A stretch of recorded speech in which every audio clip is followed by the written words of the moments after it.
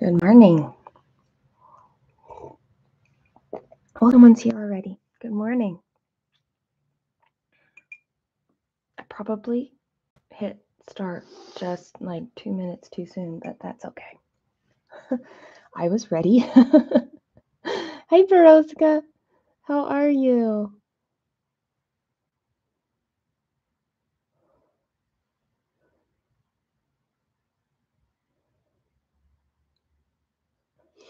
Okay.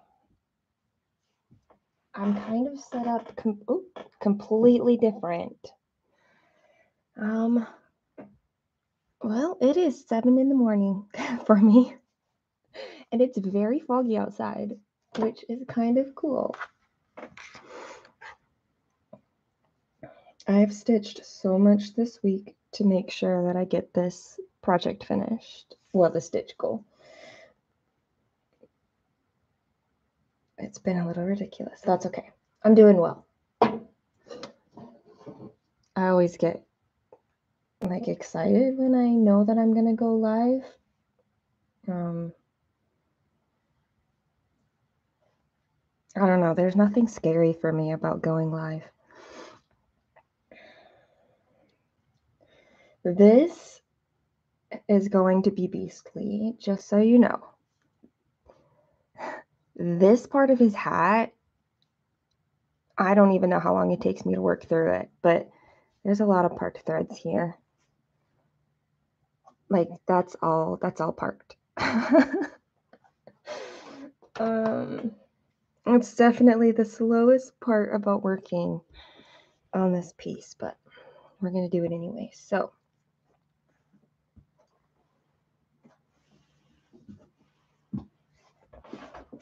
this is not normally where I stitch, but it might become how I normally stitch, and I think it'll work really well for being live. So let's see. It is my own fault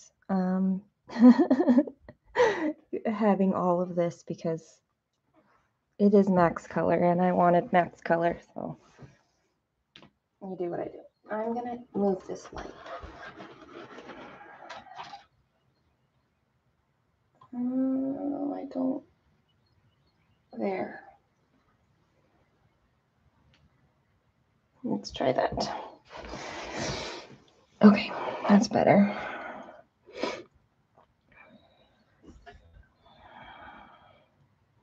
No, it's not. I'm used to my light being on my right side. Let me move my lamp.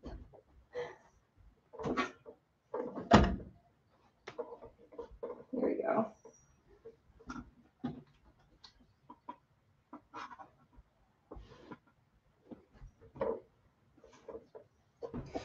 There, now I have two light sources.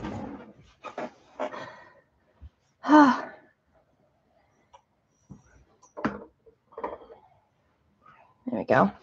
Okay. It's true, and this is working really, really well for it. And working in the diagonal like this actually is working out. Like I'm not seeing lines in it, which if I worked from the left corner this way, I do see lines. So that's very good to know.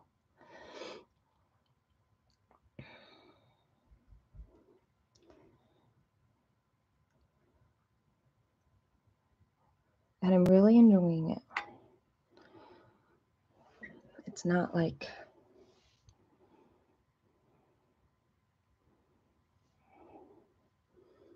oh, that's not even the right thread. This is off to a good start. I pulled off the wrong thread.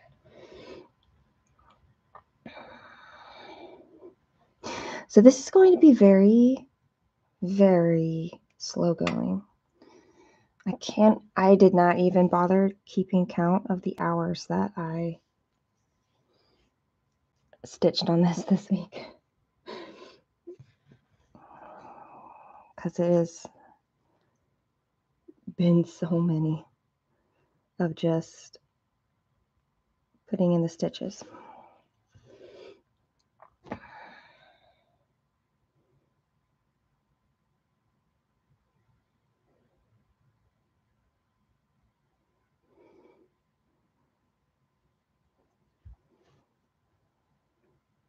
It'll take me just a bit to get this all situated right. You know, sometimes the lines do, but I've also heard from people that sometimes the lines don't, which is why if I see them very clearly while I'm stitching, I will stop that method. With tent stitching, it's not as easy. Like all the normal suggestions don't really work for tent stitching. So I'm really happy to have found that this way works. So I can like have options. But sometimes, yes, the fibers will plump up when you stitch or wash your piece at the end, and that's enough, but not all the time.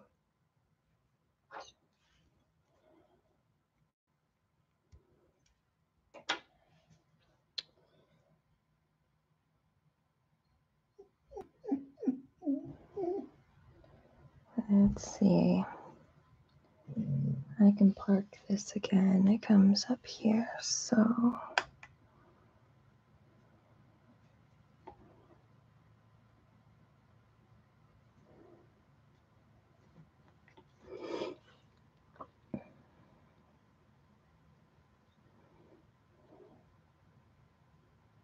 It is really interesting that some people like never experience that problem with lines and other people do. And I just think it depends on probably your tension, how you're stitching, like full cross or half cross, or even how you're doing your tent stitch makes a big difference, like whether it is half or continental or basket weave, whether you're which way it's slanting, which direction you're starting from.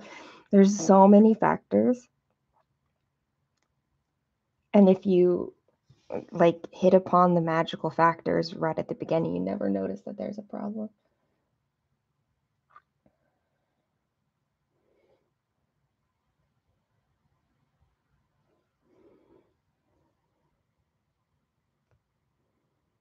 I probably should have raised this up. I'm in a different chair and it feels lower. I wonder if I can lower my chair. Oh, I can. Excellent.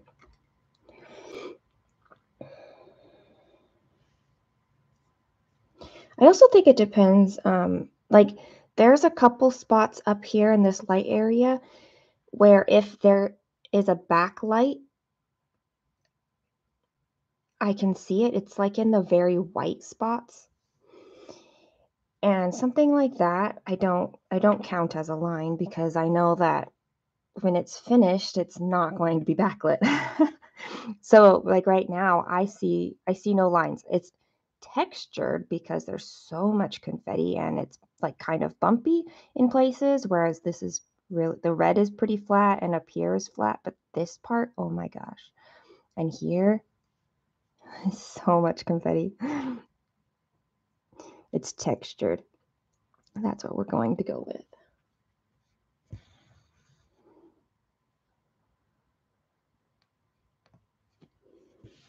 And I don't mind. I don't mind the texturing. That just makes it look like a tapestry. Like when you look at the more old school tapestries, that's the feel that they have to them.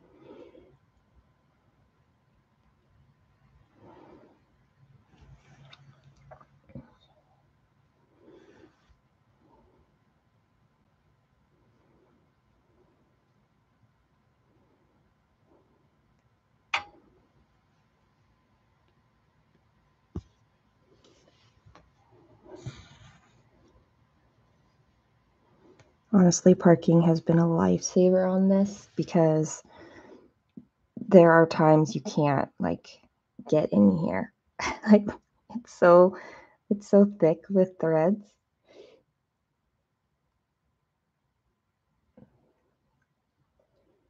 That moving it away enough to park is even sometimes hard. I would not be able to.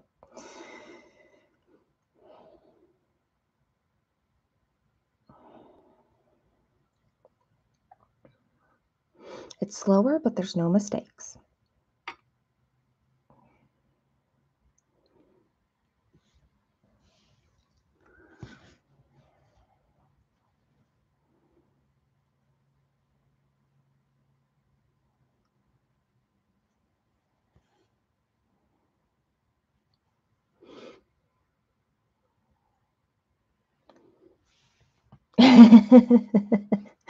It's true. We always know where our problems are. Let's see. I think on a full coverage piece though, like I know on my treasure hunt bookshelf, there's a few spots where there's like a stitch that is wrong. But there's 750,000 stitches in that piece. I don't think that, like, even I'm going to remember it. Okay, I have a stitch here, but it's parked down here. Why did I do that?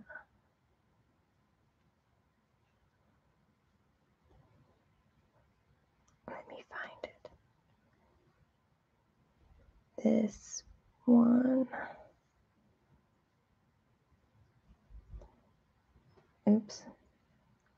I have two threads from two different, here we go. Two different thread colors. Two different parked threads.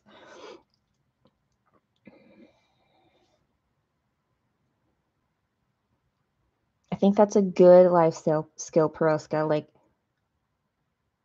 there's going to be challenges and frustrations and mistakes, and the best thing to do about them, like, you can't undo it, but you can learn from it.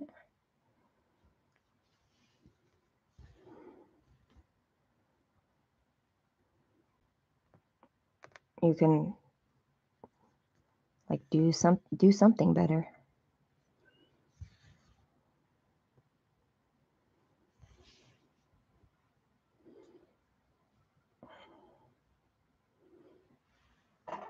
All right. Oh, look, I need a color not parked.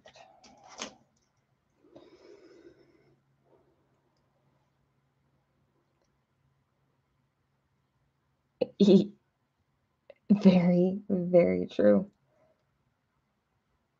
On other projects, I don't like making mistakes.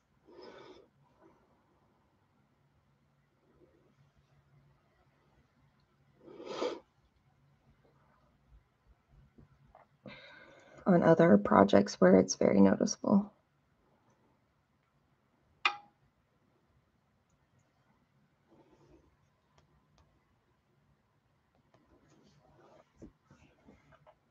I wonder if I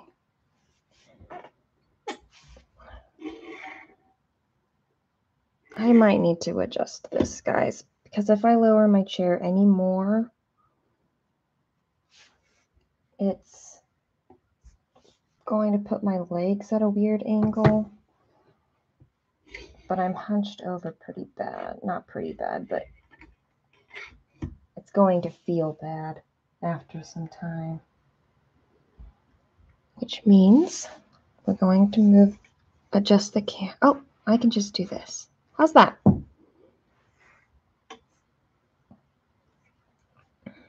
You guys can still see it. I can still see it. I don't feel all hunched over. I can move my chair. This is an exercise in and of itself, everybody. It's weird that it's the last day of 2022. Well, you know, in Australia, it's already 2023, so they tell me it's fine, and we should also join them in 2023.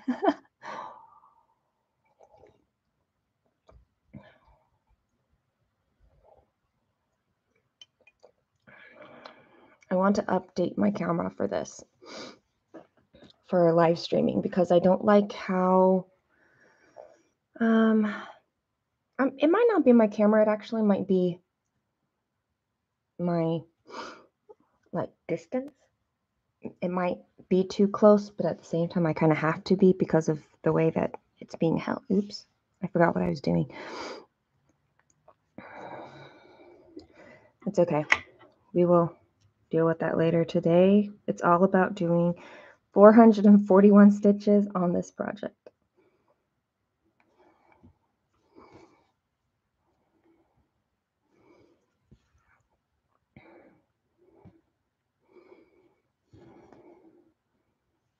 This is not the project that somebody who's never done a full coverage should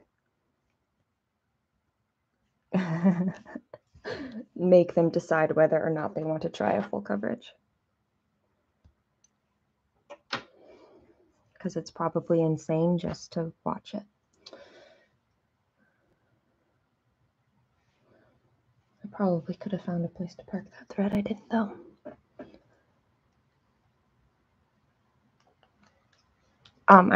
It's no problem, Roska.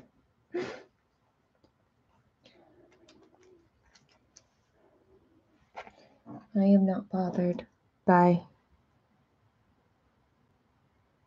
reading all the whatever between the lines, reading. I can't form thoughts either, apparently.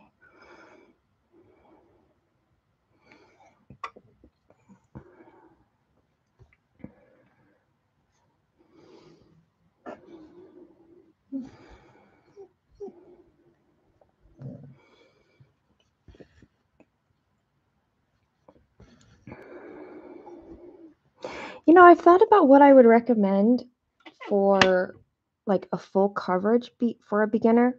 Well, a beginner for full coverage, I should say. If they're a complete beginner at cross stitch, I would highly suggest not doing full coverage.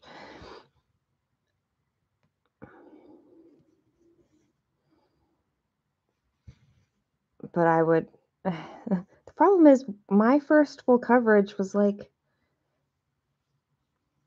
you know, Frodo and Galadriel and super-sized treasure hunt bookshelf. So whatever I recommended to people would definitely not be what I recommended to other people.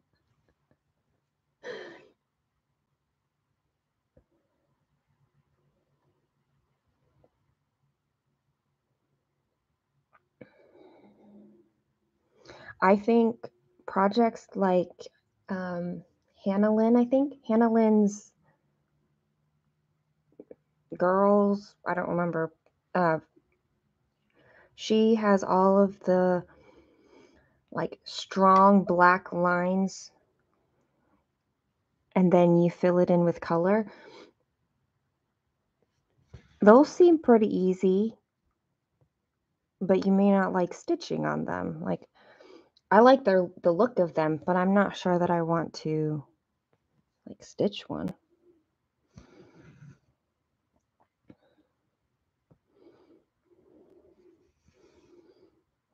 But it seems like more block stitching, but you still get a beautiful picture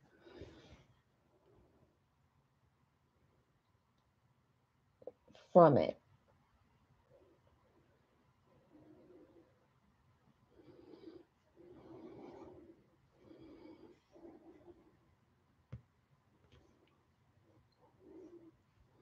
I love how many designers there are. Well, I love it, except it makes me want to stitch all of the designers. And realistically speaking, I don't know that I can. So don't give me the idea to try to do that because I'm crazy and I just might. I already have the idea to do it. And I am crazy and I just might. But not this year. This year is not about that. This year is not stitch all the designers.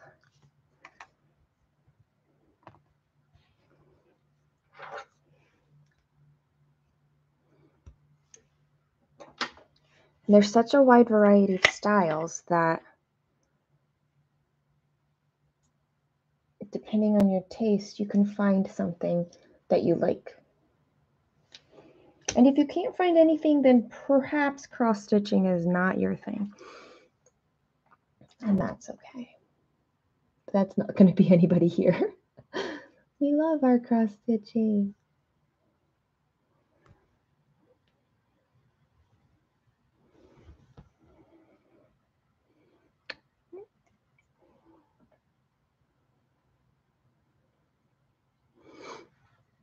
It's early enough in my day that I haven't eaten yet. have like my morning drink, which by now is cold, which is okay. I don't mind that. And I have food next to me to eat at some point, but my body just takes a couple hours to feel ready to eat. Anytime I try to eat kind of right away, it like my stomach revolts and it's not good. So I just don't anymore.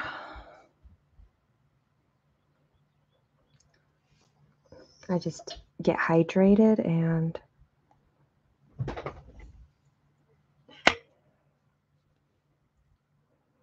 then wait.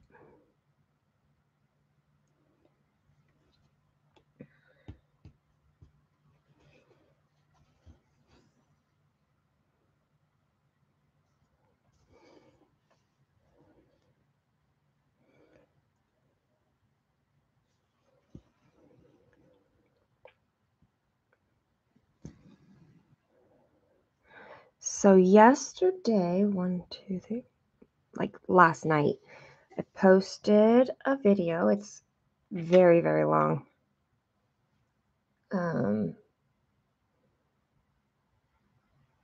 It's 2 hours long. But it's all about my plans for 2023. I mean, it's not an all-inclusive. There were areas that I didn't hit, or some things I didn't say or didn't think to say.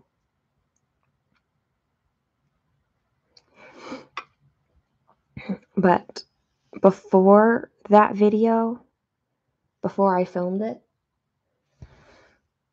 like 2 days before I filmed it, I felt maybe like 30% ready for 2023. After that video, I felt maybe 80%. By the time I had filmed it and had like those couple days to sit with it, like I felt a lot more comfortable, had made some adjustments. There's nowhere for me to park this thread.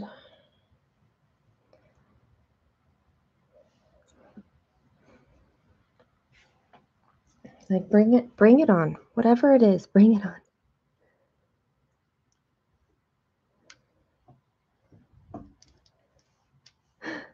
It was long. One thing I didn't say is that I still have this overall stitching goal of bringing down my whip count. So probably not to monogamy, but you know, to where I'm regularly stitching on all of them. Oh, I need a new thread.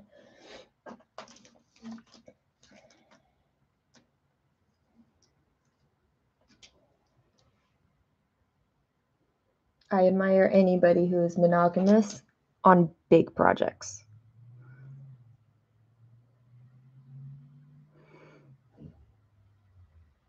Like, it's one thing when they're small projects or medium projects where you stitch them quickly, but to be super dedicated for like 1,000 days because it takes so long to stitch them.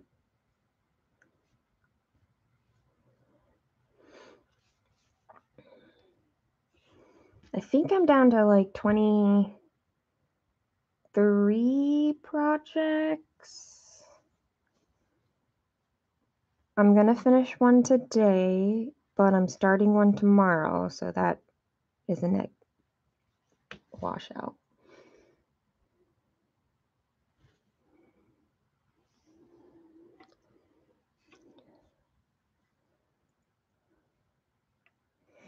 It's happening. Bringing down the numbers, it's happening. I really do believe that my treasure hunt bookshelf really helps in bringing down the numbers because I'm stitching it by section, and so it's constantly feeling like a start and finish. And so I don't feel like that, you know, oh, I want something different. let me start something new feeling a whole lot.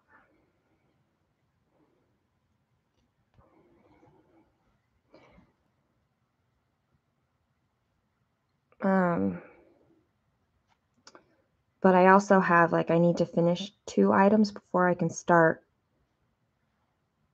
1 item. I feel like eventually that'll get me into a spot where all I have is, like, huge projects, but for now, I'm okay with it. I have enough little projects still. Little? My concept of little is so warped.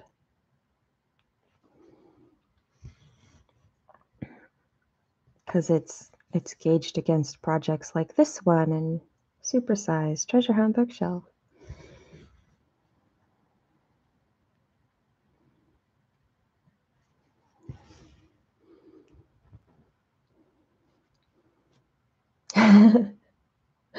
I think we all end up with our preferences, don't we? I love hearing about how other people approach their stitching and their projects, or even other life things, because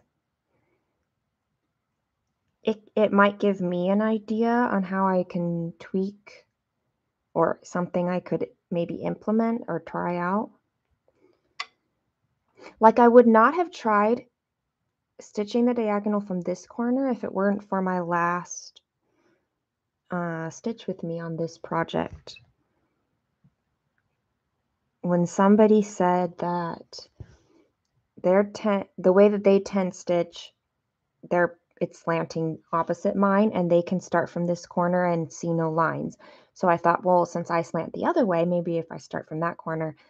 And so I worked the rest of this page that way and didn't see lines. However, there were pre-stitched areas, so that might have made a difference. So when I started this page, that's what I did. I started from that corner and I have seen no lines whatsoever. I love it.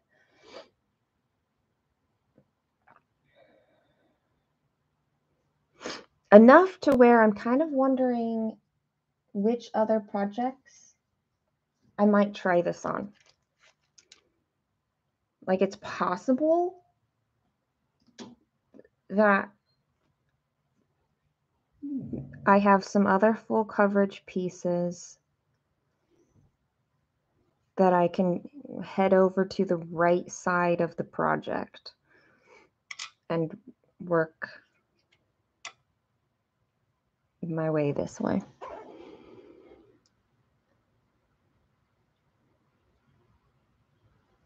Oh, I love that mentality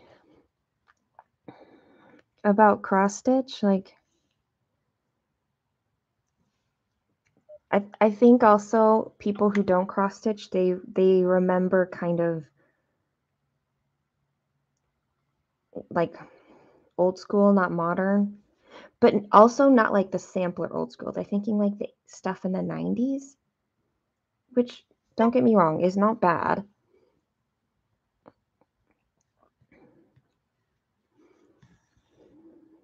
But it's not what you can do, for sure.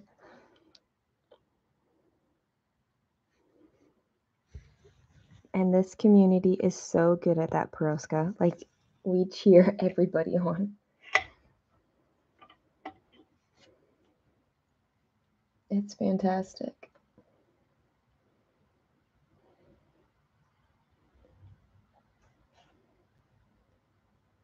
I'm a little...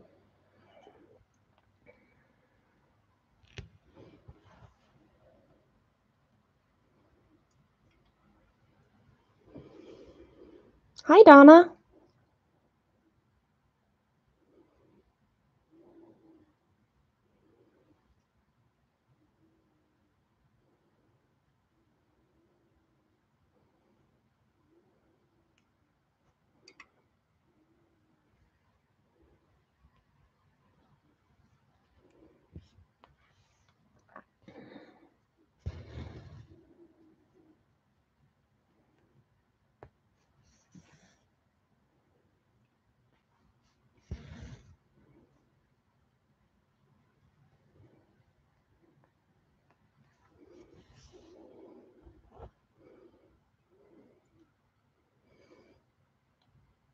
Cost of material too definitely has gone up. Not that long ago, I don't even remember why my mom was talking about when I was young, like a young kid, she would make clothing sometimes, not all our clothing, but she would make clothing sometimes for my older sisters and I and the brother underneath me. By the time the fifth kid came along, I don't think she was doing that very much anymore. But she was saying how at that time it was cost effective to buy your own fabric and make clothes. But now, with the way the industry has gone and fast fashion and a lot of things, it's not, fabric prices have gone up, but clothing costs have gone down. And so sewing your own clothes isn't something that economically makes sense anymore. You might do it for other reasons, like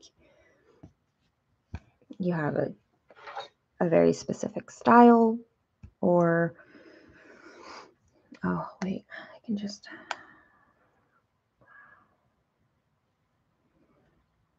or your body shape needs it. But economically speaking, mass produced is always going to win out. Hi, Dawn. Welcome to your first live. Hey.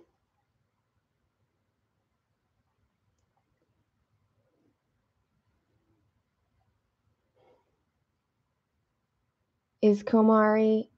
I think I've heard of Komari. If I ever take on another bookshelf,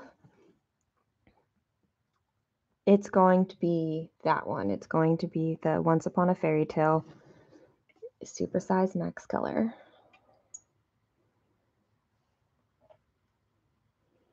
Hi, Starlet.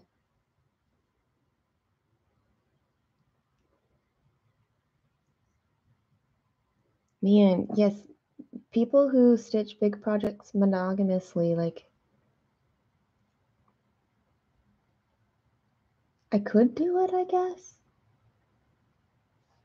But I really enjoy having variety.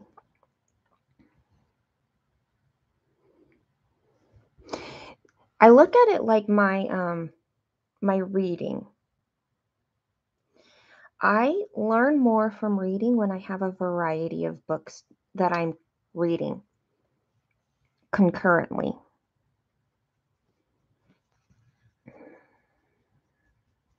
Oh gosh, I need to get right in the midst of this madhouse. I can't.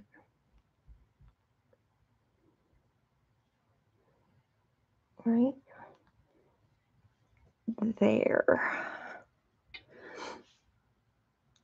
And it's kind of similar with my stitching. When I have a variety of projects, it's not just that it keeps my interest, but I feel like because I have to switch back and forth between different techniques and approaches, that I'm able to flex those muscles and adaptability skills more.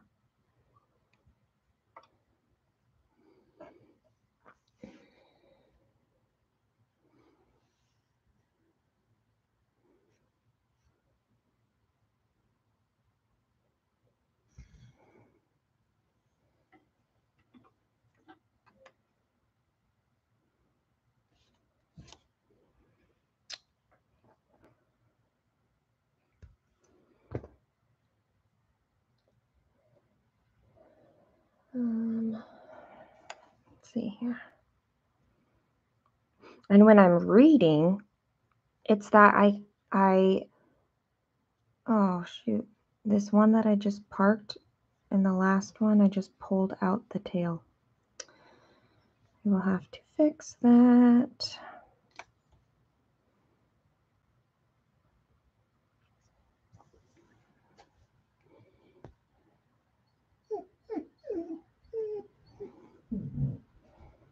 How am I going to fix that? Because I'm trying to park this thread.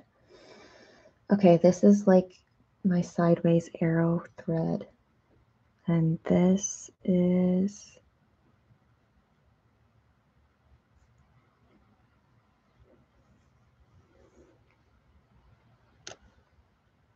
what am I pulling here? This one, the raindrop.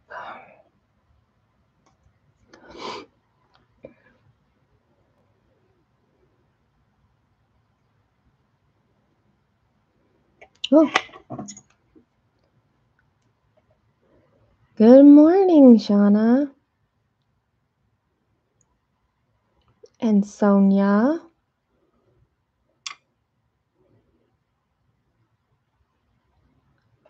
Oh, that is another good reason, Tanya. I like having different stitches depending on my location or time of day. This is usually when I'm stitching my treasure hunt bookshelf. And I'm a little sad, but I chose to forego it to make sure that I could get this one in.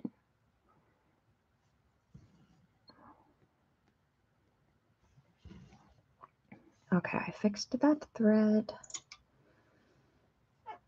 Now let's go back to the one I'm doing, the arrow one.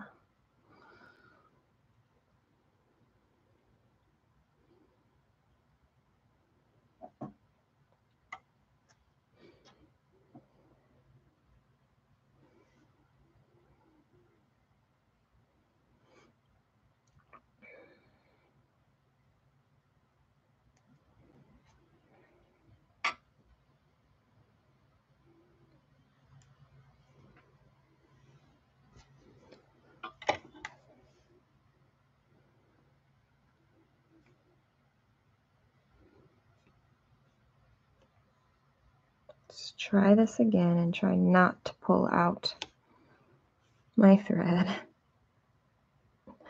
Success.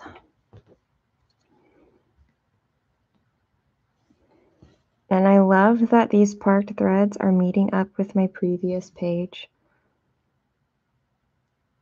I don't think that I'll get much stitching done.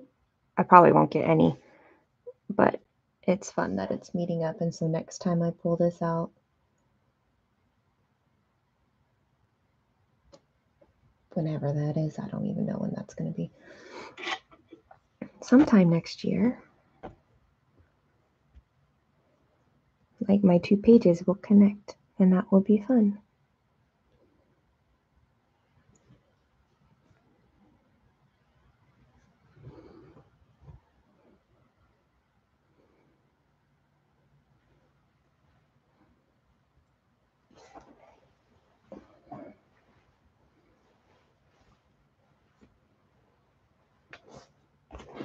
Okay.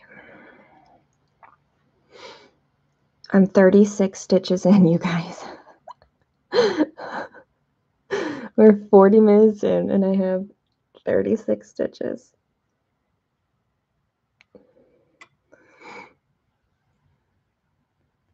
This part really is like the craziest part, though, so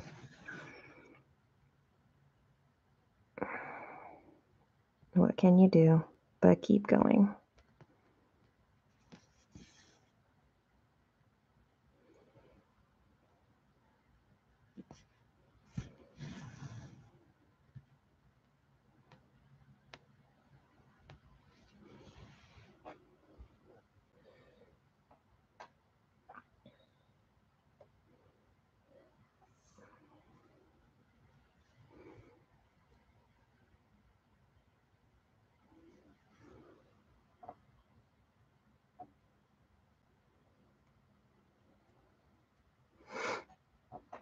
I forgot that I had a drink that used to be warm and is now very much not.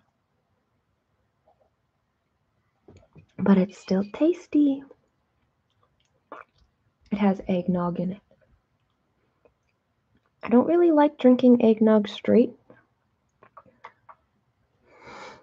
It's kind of too, like, rich for me. But I do like the flavor of eggnog. So using it like a creamer is a really good option.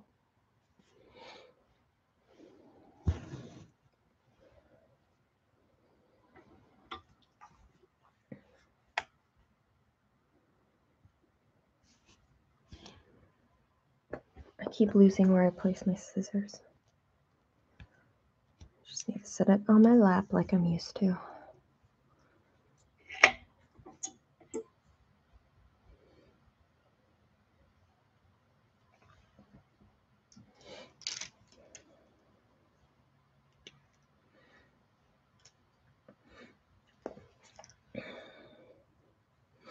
So since we are heading into 2023,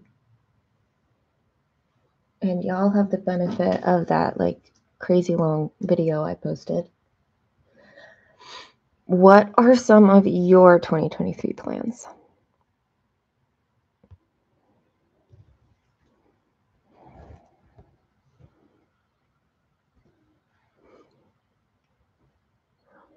Like, is there anything that you're looking forward to happening, or something you want to accomplish, or is anyone finishing a big project? Always too much. your plans are too much. My plans are ridiculous. It's like, let me upend my whole life. That's not really what it's like, but it does feel like that sometimes.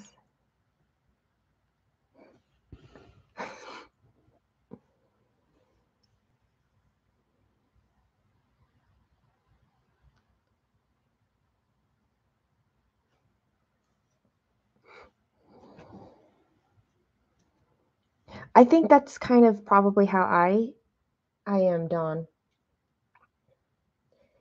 It's not that I don't think I took long breaks because of boredom at times, but I don't stitch as much if I'm only working on one project.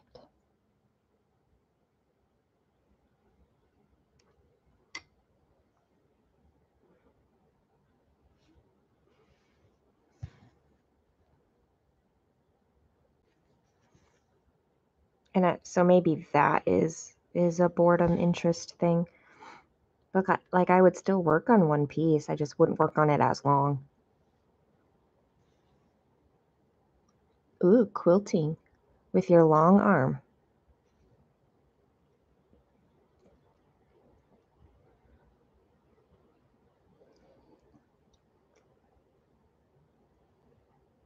Oh, Tanya, you're gonna try to finish Unicorn Poop for Sale? Wait, which 2 cells are you doing?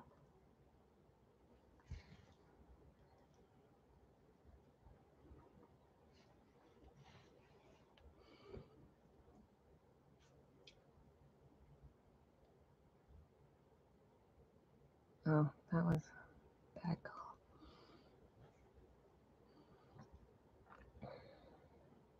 Teresa made me do it. And house is on Peppermint Lane. Nice.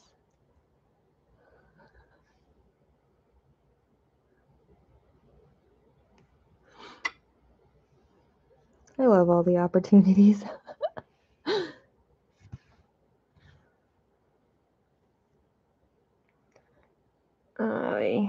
Again, I need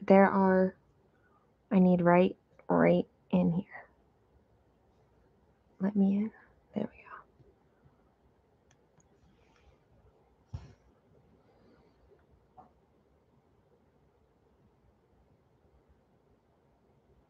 Having finished Under the Sea and Mystery Town, which were stitch alongs in 2017, I'm kind of wary on starting another stitch along.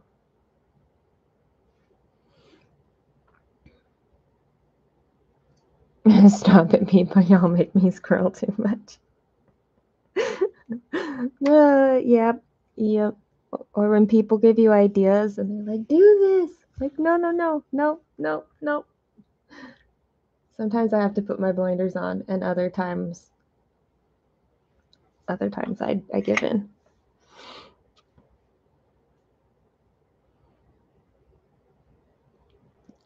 Dawn is going to start more because of Facebook challenges. So clearly you're not doing no new starts. You want to have a finish, Shauna?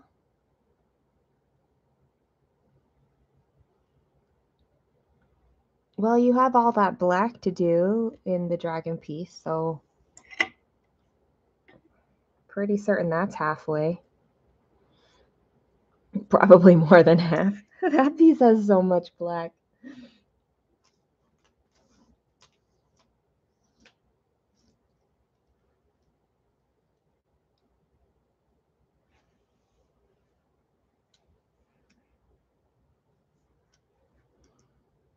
I've been thinking about it, but apparently not. Ooh, Donna's going to her first retreat.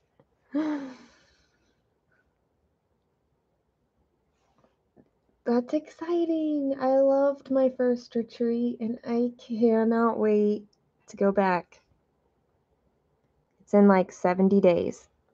I'm so excited.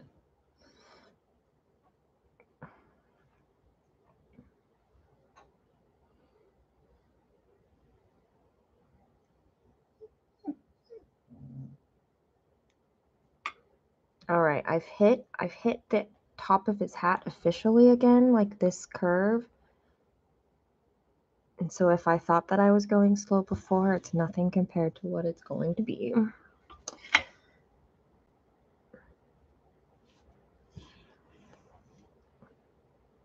Seeing the live stream timestamp, I'm just going to try to ignore the fact that it makes me feel really, really slow.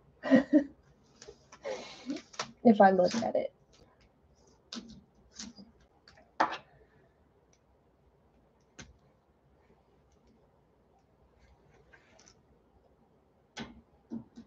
Oops, I just dropped my floss. There we go.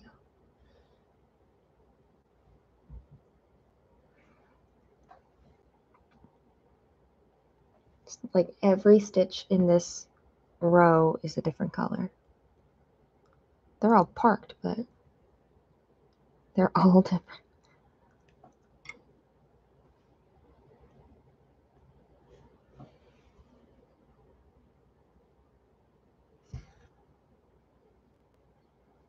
And then it doesn't, okay, it's fine. It's fine. I'm not complaining about it. I kind of enjoy this, actually.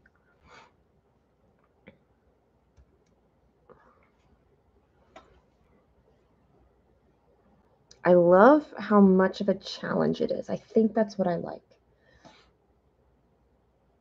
Is that it's a challenge and I'm doing it.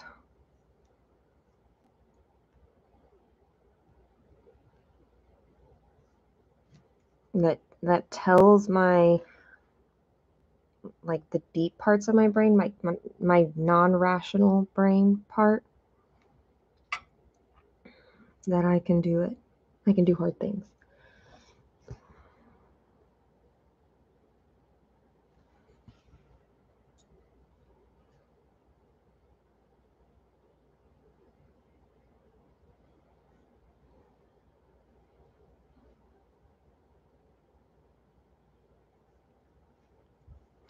I don't think it's something that I really realized until I was reading The Body Keeps the Score.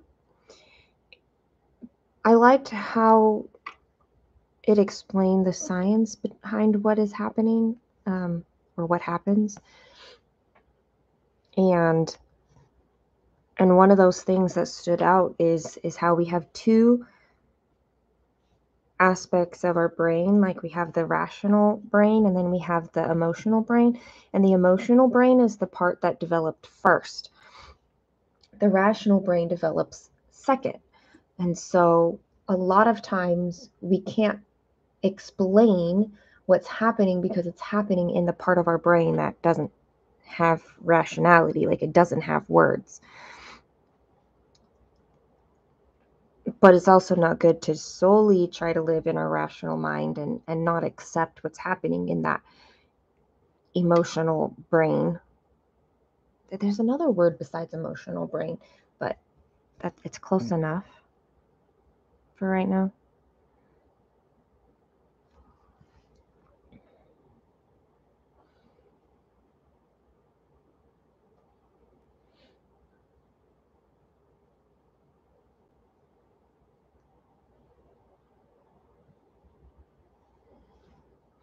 And that, like, understanding that about the two parts of our brain has really shifted some understanding for me. It's been good.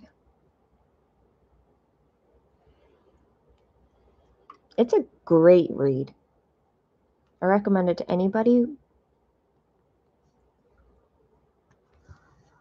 whether or not they feel like they have experienced trauma, because likely you know somebody who has, and it helps you understand them better.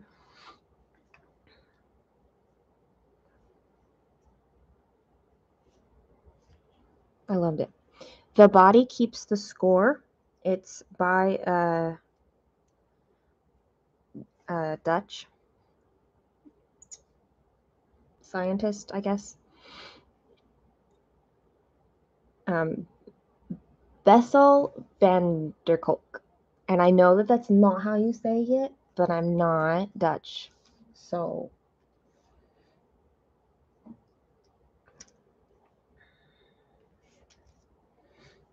but he's been in the field for long enough that he has seen the progression through a lot of the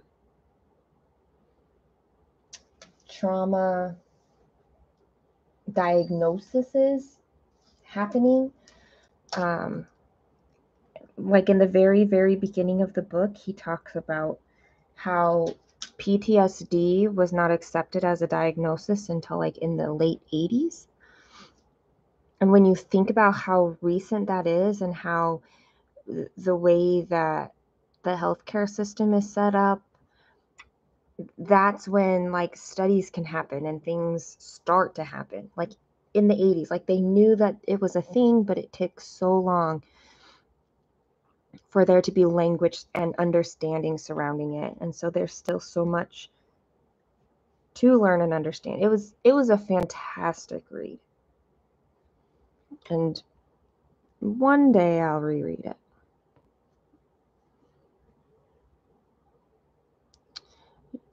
Shauna.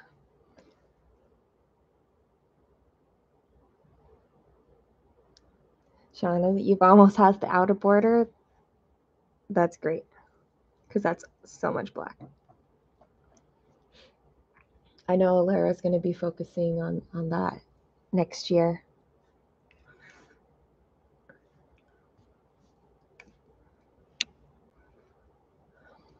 Okay, so I've heard of Whip Warriors, but I don't know like any specifics about them.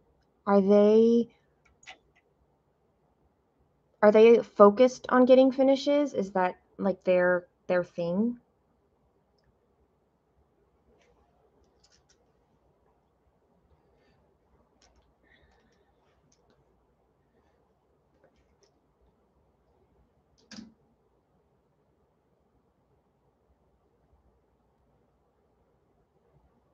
Literally like the next 4 rows, there's hardly any duplicate symbols.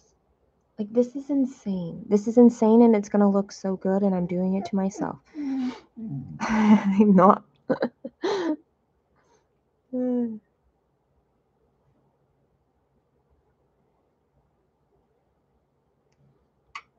I was listening to a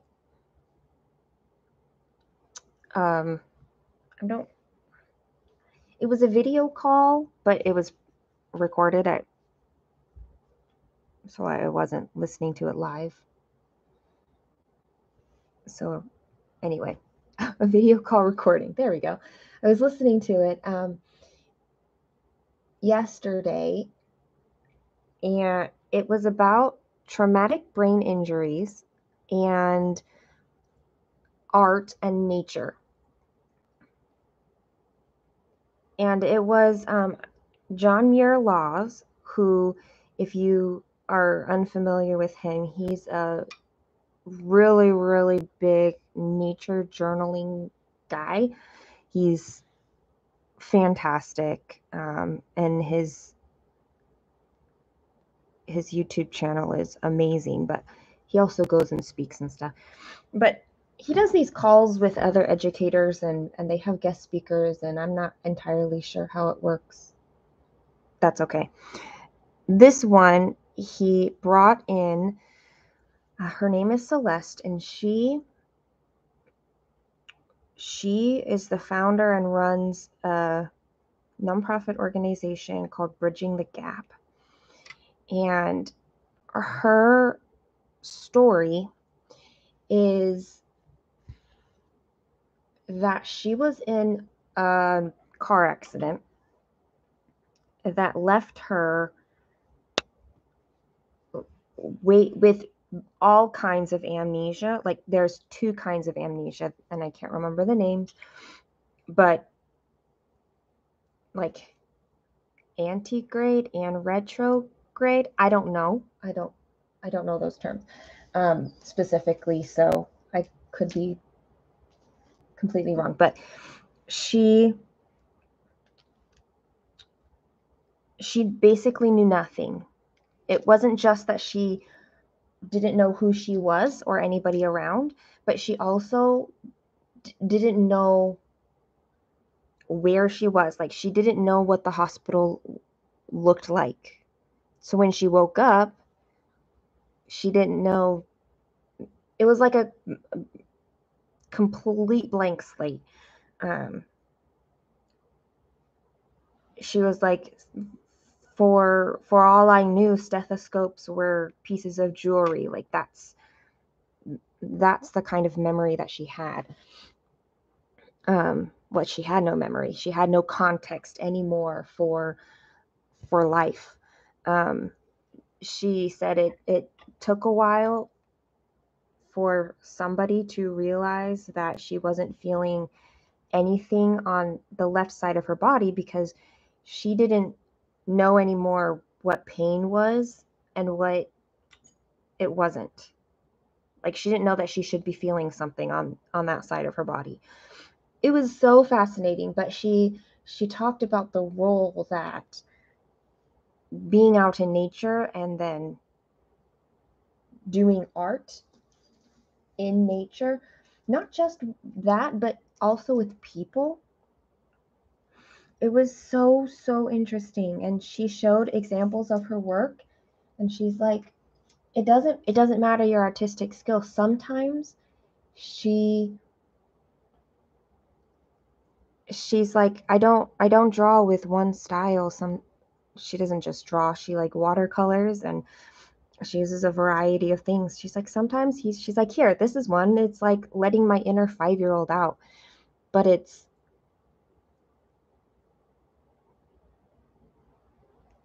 wasn't like, and this was one of my first ones. It's like, sometimes I deliberately do in this kind of a style because it is there in a therapeutic way, not in like an artistry way.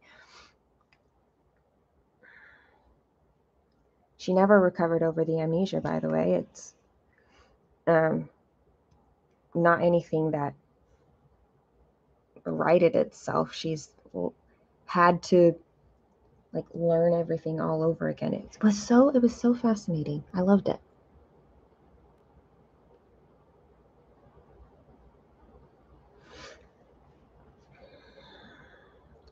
All right. It's the new name for the No New. Oh, I didn't know that No New Starts changed their name.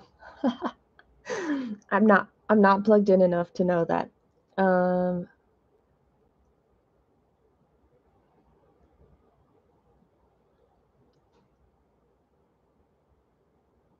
So they have a Focus 10. See, I obviously knew nothing about these no new. I only knew that no new starts was a thing, and that they had a group. That's pretty cool that they have different groups based on some of the nuances of no new starts, though. I like that. So you can get the support for the right thing.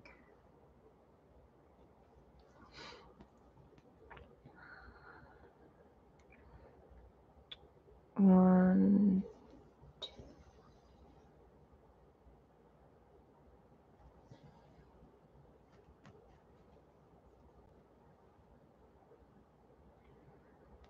one, two, three.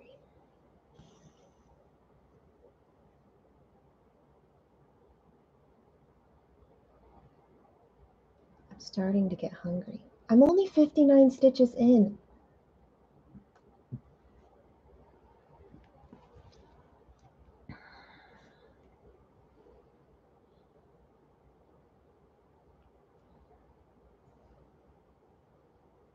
This is crazy.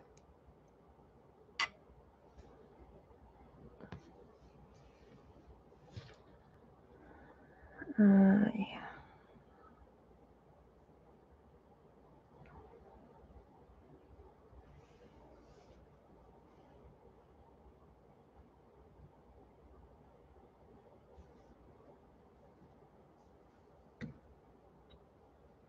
And there's my needle. There we go. Now,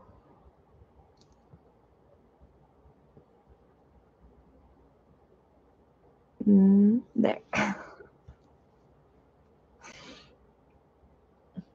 Am I convincing anybody to start a max color project? Oh gosh.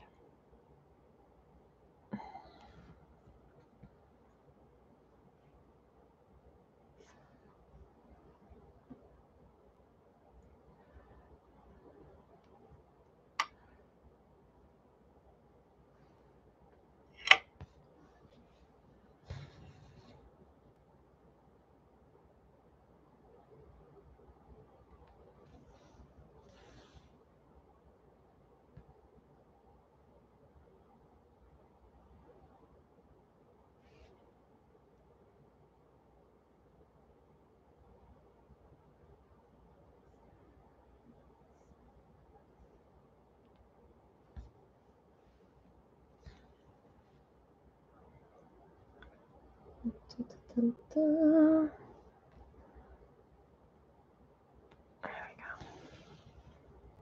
I mean, the colors are fantastic though. These blues. Like, it looks so good.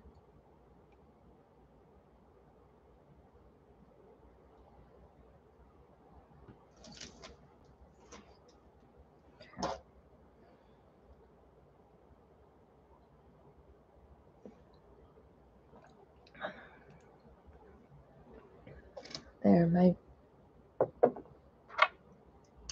used to be warm drink at over an hour ago is finished now. I do love stitching blue colors.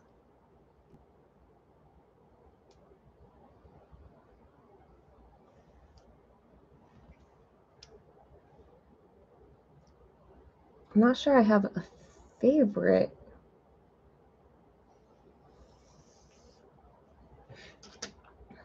I love stitching like the saturated colors.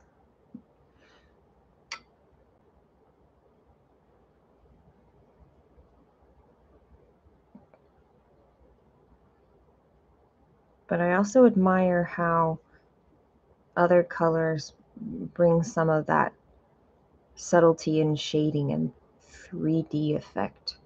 3D probably isn't the best. I need a stainless cup. I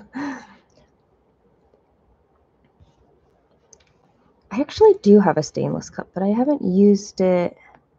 I don't have a thermos stainless cup. That's the problem.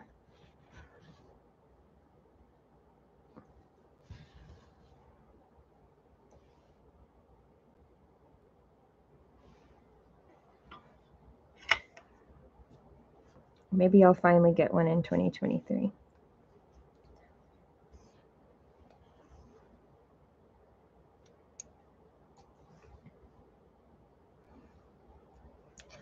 If I say that a thermos will help me get outside more, then I can legitimize the purchase in my mind, right? Like, there's nothing stopping me except remembering to buy a thermos.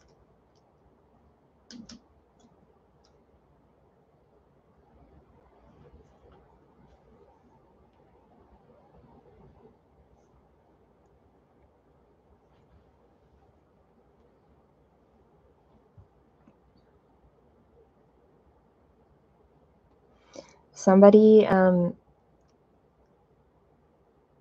my 2023 planning video, I talked about getting bit by mosquitoes a lot. Somebody suggested like a canopy tent with mesh siding, which is brilliant. And I don't know why I didn't think of it before. I need a mesh suit, like a bodysuit that's mosquito netting. And then I need one of those hats that have the mosquito netting over the brim, so that I'm kind of like James and the Giant Peach. James, yeah. Isn't James and the Giant Peach the one with he lives in a bubble?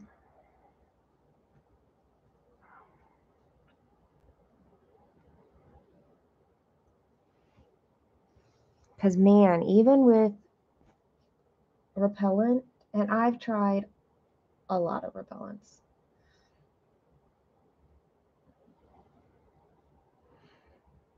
they help, but not enough.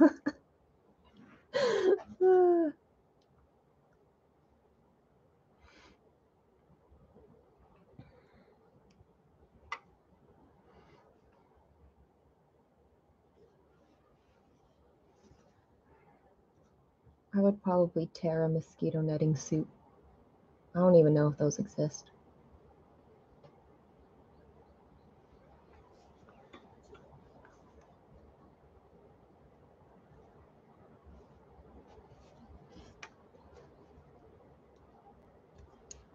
I know the hats do. I've seen them done.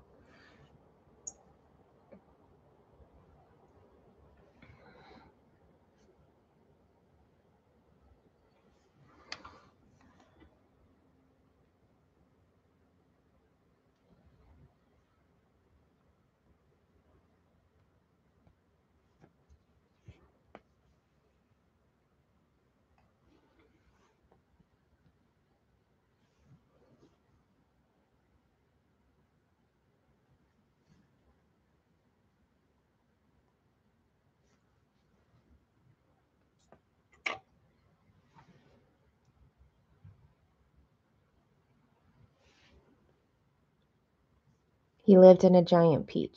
Well, which would make sense. James and the Giant Peach. So, I wonder if that's the same story that I'm thinking of. Isn't there one?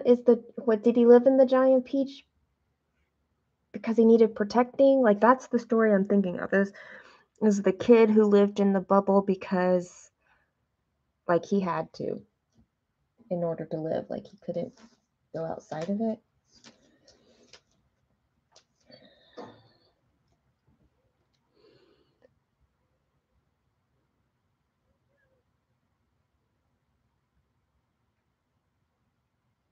Oh, wait. Are mosquitoes really called the state bird in Wisconsin? Like, is that? Yes. Okay, yes. They totally bite through clothing. I definitely get bit through my clothing here.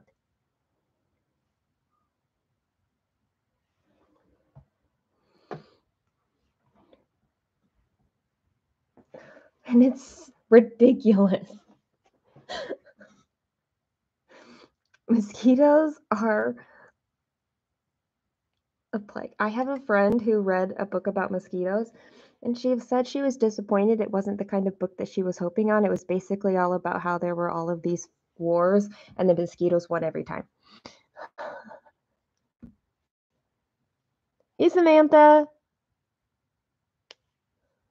It's a funny Wisconsin thing people say. Oh my gosh. Well, I'm not living in Wisconsin. Mosquitoes are so bad here. Well, I mean, I feel like it's just bad wherever I am. Because, ugh, I do not want to get bit. You're awake for this. You're from California. California is a little different from Wisconsin.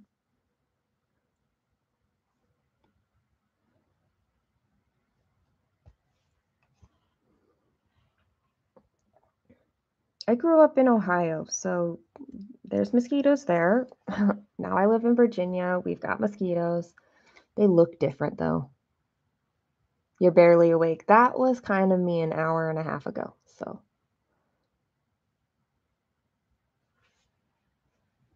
But now for me, it's 8:30, so.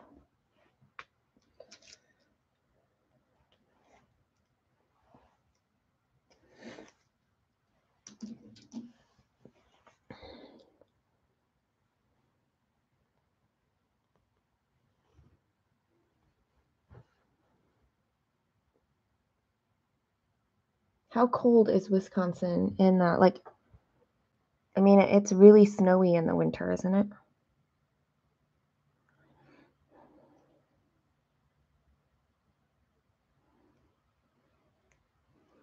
Like, when is your spring thaw? Does that happen? I mean, I'm sure it happens sometime.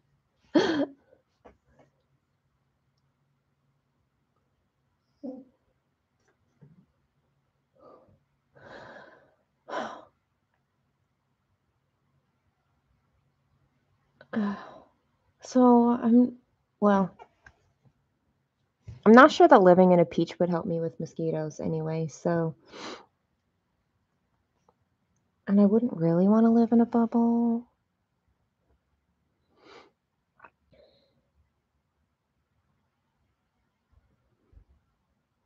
It's been too long since I've read the book, and I'm not sure that I've ever seen the movie, so. James and the Giant Peach is very fuzzy for me. I'm not a huge Roald Dahl fan.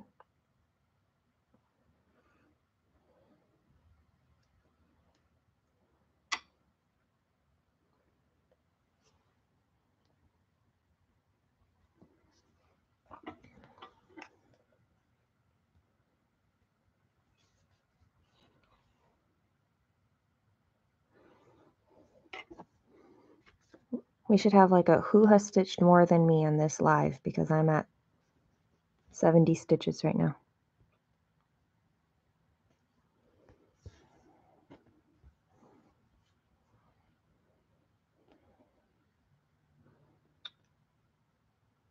Four and four. 1, 2, 3, 4. 1, 2, 3, 4.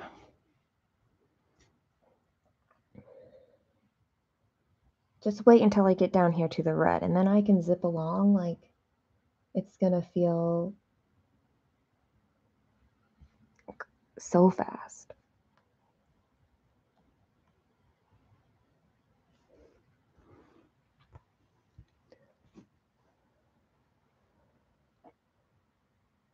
The last couple of years have been mild.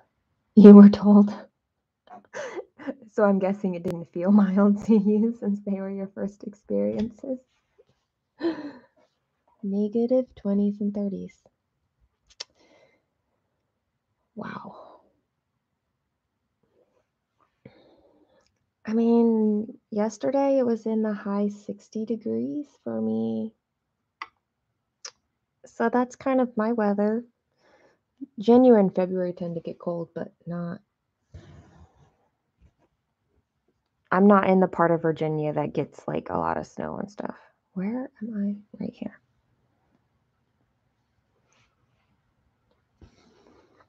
like the western part of Virginia and the northern part up by DC,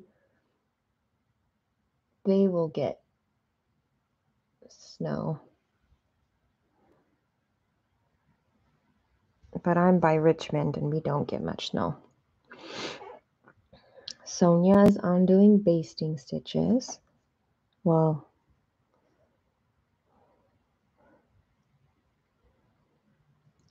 mid-May before you can plant anything.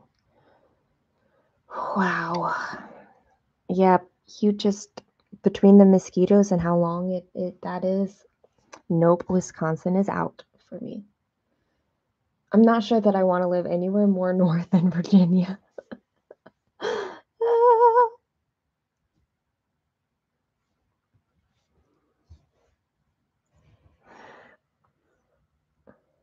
I can live in the cold, but I don't want to.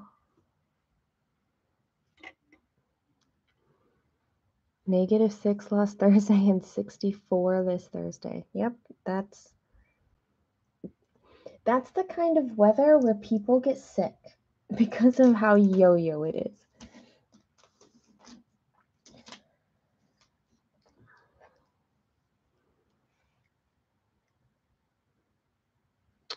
Wind chill is hard. Wind chill is so cold.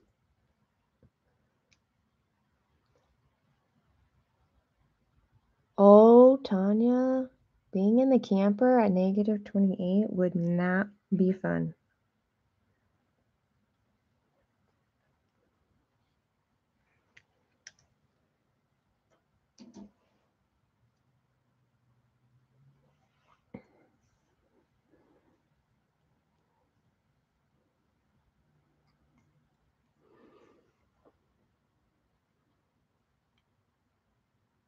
I know Midlothian. Well, not like, I mean, I go there sometimes, but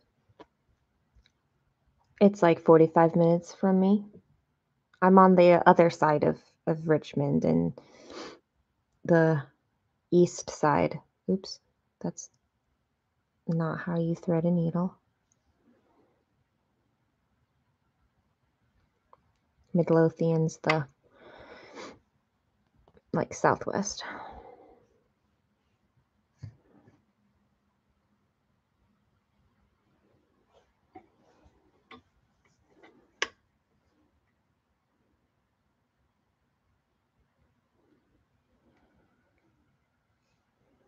How long were you in the camper, Tanya?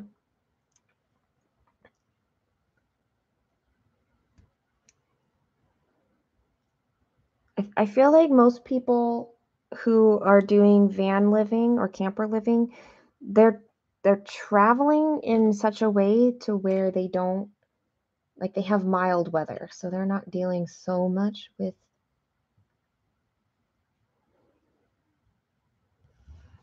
having to heat in the winter and stuff like that. 2 years.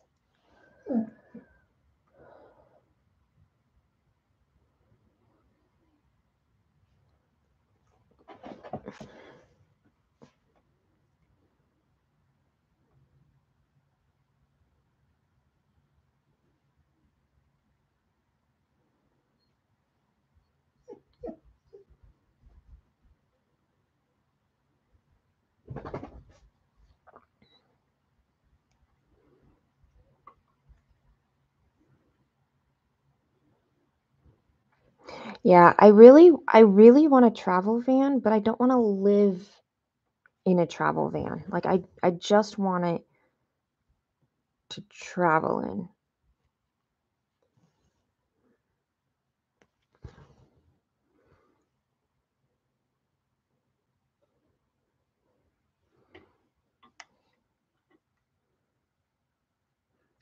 And if I ever have one, I want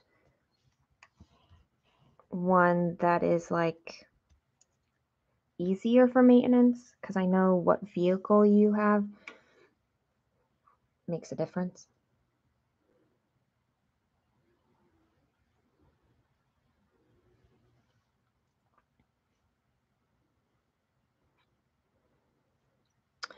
There are like memberships that you can have, like kind of like timeshare memberships, but for like parking, or not parking, but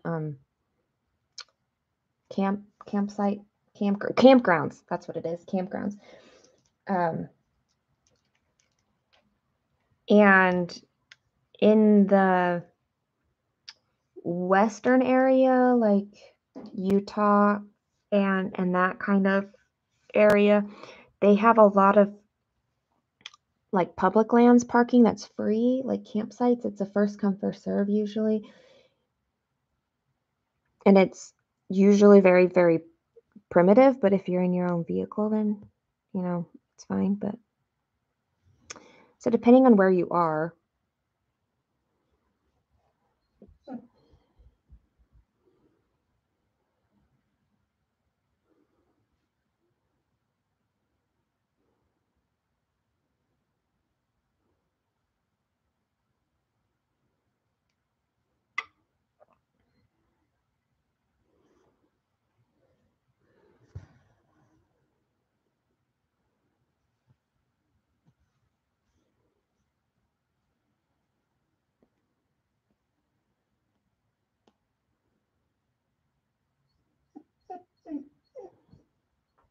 I also think cost of everything has changed, and so what used to be cheaper is not any longer.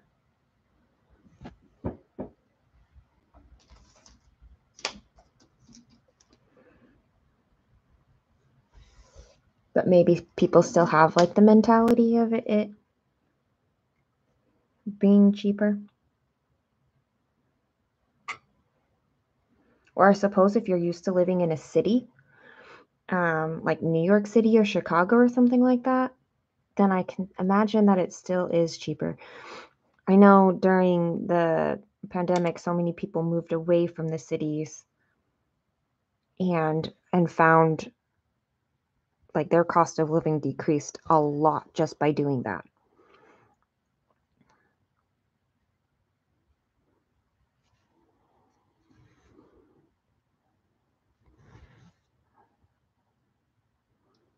Oh, it's $5.50, my favorite purple, and I get one stitch in it. Okay, where am I trying to park this?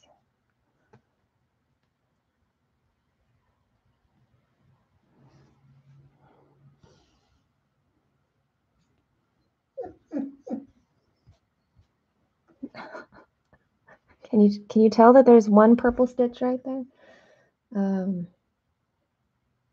It's okay.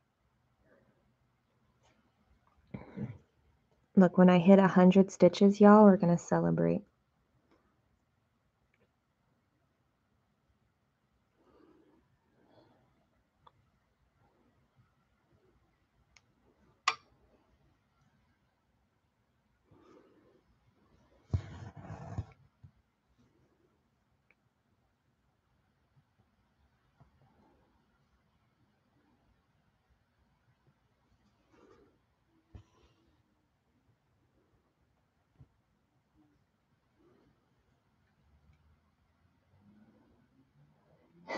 If he wants to do it again, then you say that, you say, have fun, honey.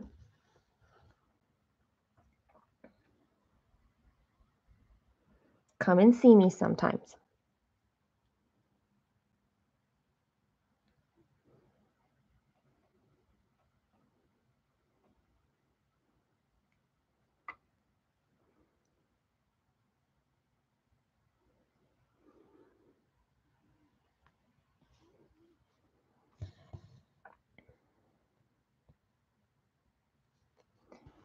You mean you can't fit a piano in a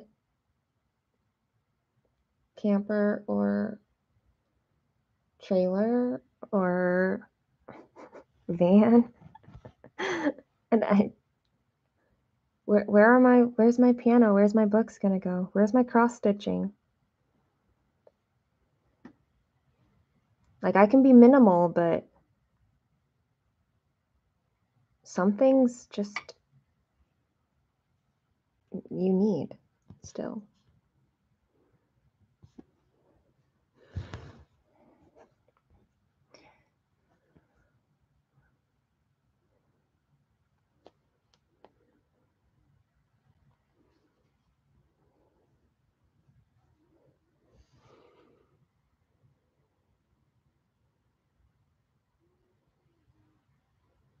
That's a good point, Tanya. Like,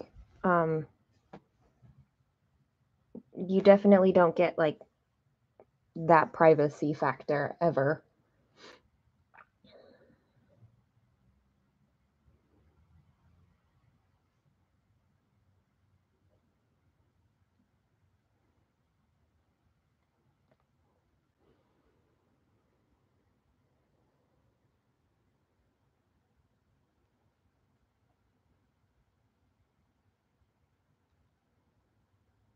Oh, the cross stitching would definitely need to come with me too, but I might think I probably would limit myself more on what it was that I worked on. You know, I don't know if this thread will last as many stitches as I need it to last. That's sad.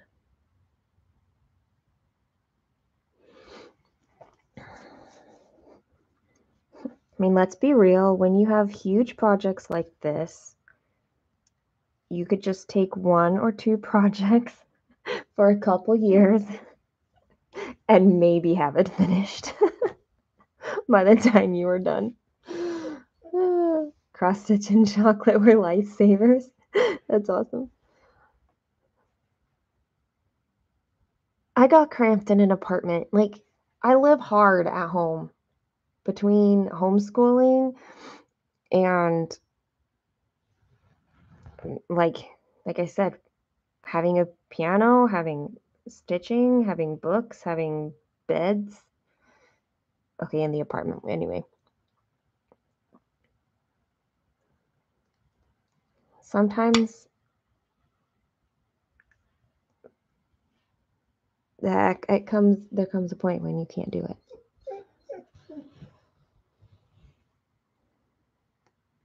Limits aren't a bad thing at times. But limited duration for those limits would be nice.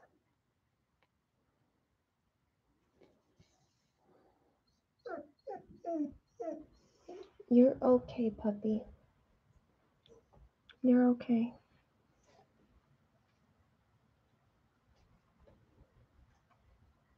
She does not think she's okay.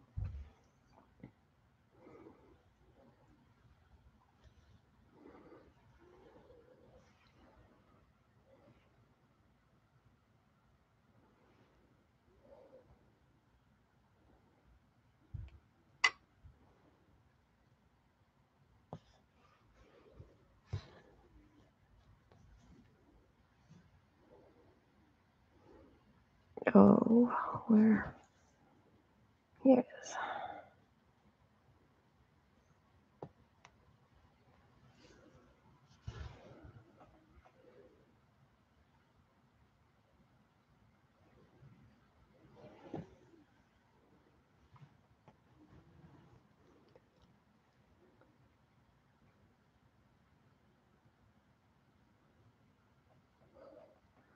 Oh, that's rough, Tanya.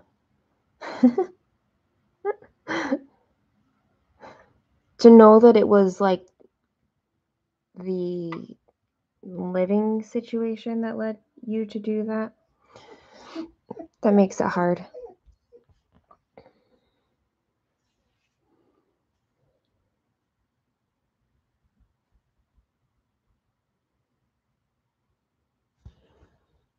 We're cheering for you, though.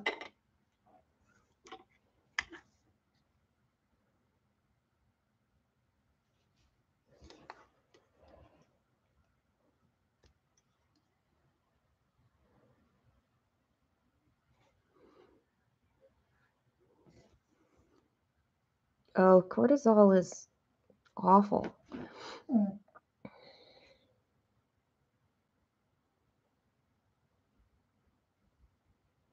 I mean, a certain amount of cortisol is good for us. And it has something to do with our circadian rhythm.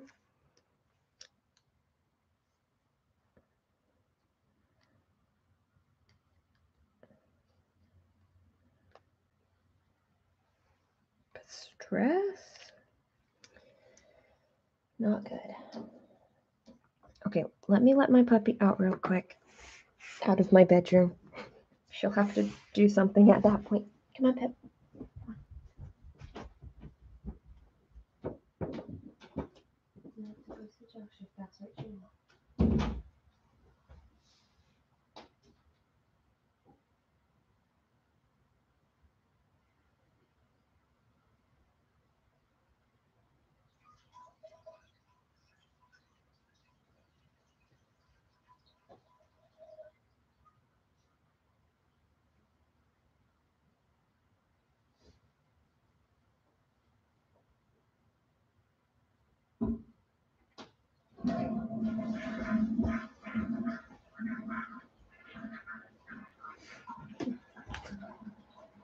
I grabbed a sweatshirt while I was at it.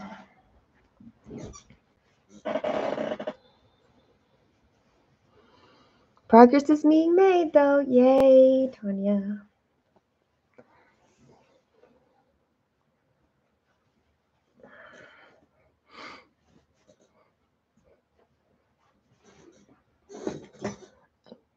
This is super blurry. Oh, probably because I brought it higher, my stand higher. Let me adjust this a little bit. It's a little bit less blurry.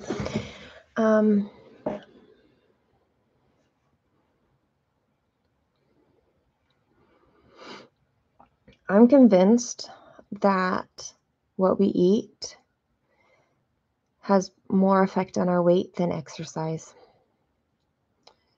which is hard because of emotional eating a lot.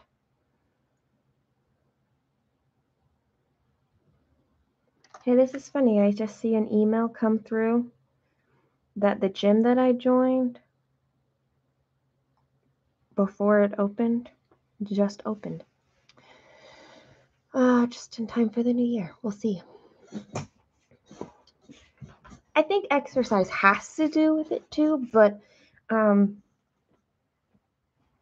think being sedentary definitely is troublesome. But sometimes our bodies, it's definitely a big part of it. Can you please highlight? Thank you.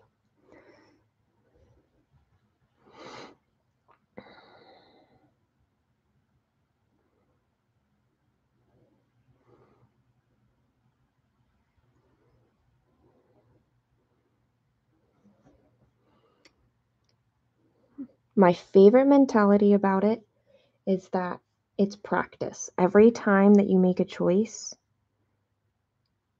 that is in line with your values about eating or being healthy or anything, literally anything, like that is some practice that you just got in. So I don't have to be perfect at it. I can just practice at it. And that helps a lot. Because eventually all that practice does lead to improvement. Practice makes better. Practice makes permanence.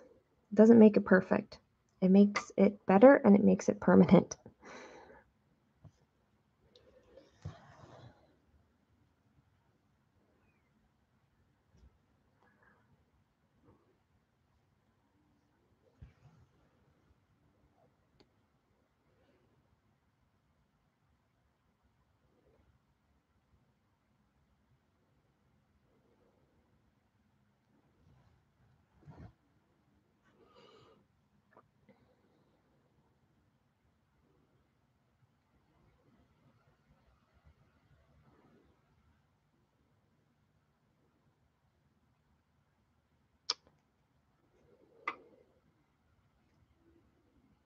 Oh, that constant hunger feeling, if it is true hunger, that's a hard one.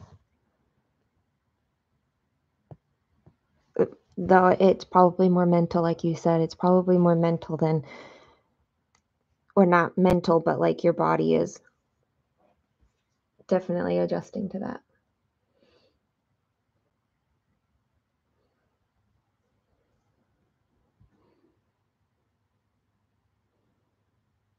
Is there any way to make veggies taste like chocolate? Dip it in chocolate. That sounds disgusting though, but you could do it if you liked it.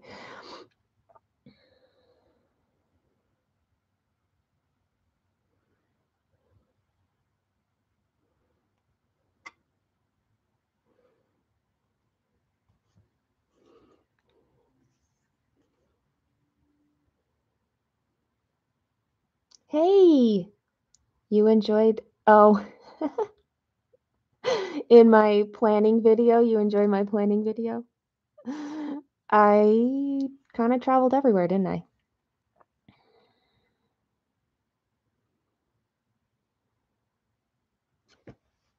See, I just don't know how it would be with a vegetable, like having something sweet like that with a vegetable. Oh, I don't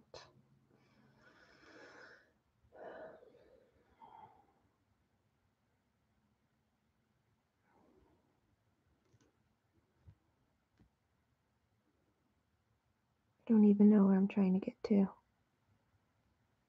In here? It's like parting the Red Seas.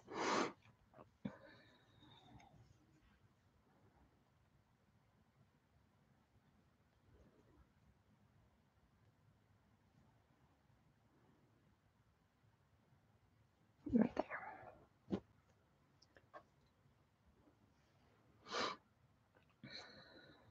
If you tolerate dairy, you could make your own like chocolate fruit, like yogurt dip. I've done it with fruit. I don't know that it would work for vegetables, but it's pretty inexpensive to do that. You use some like chocolate powder and some yogurt. I like Greek yogurt.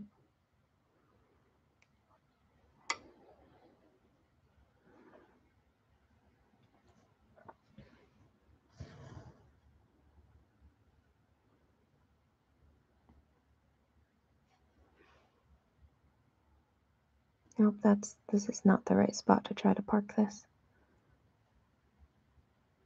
This one is, where'd my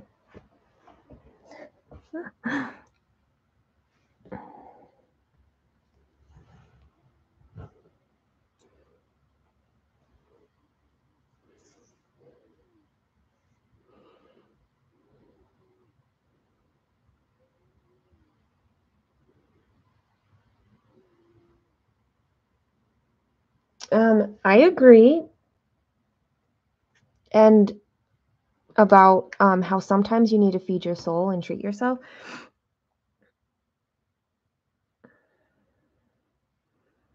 I I think that's a true thing, but if you do it all the time, it's not a treat anymore, right? But sometimes it's in line with your values to do so.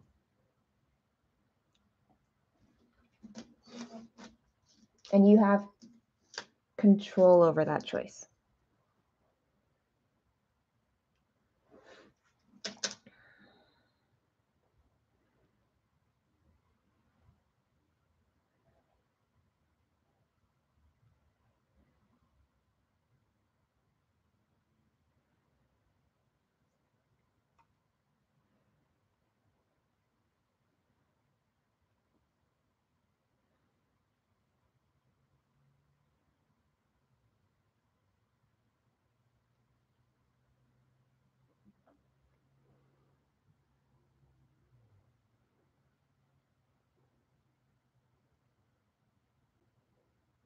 I make my own dip for veggies. I actually just made a batch yesterday. And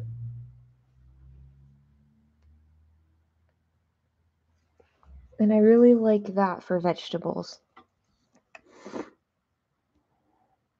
I don't see why you can't make them taste better if you don't like eating them on its own, but you still want to eat them. It's better to eat them non-optimally than not at all, right? I'm not even sure that it is non-optimal. Like my dip it's mayonnaise and yogurt and mozzarella cheese and like spices. Seasonings, herbs is probably the better. If I say seasoning, does that cover the gamut?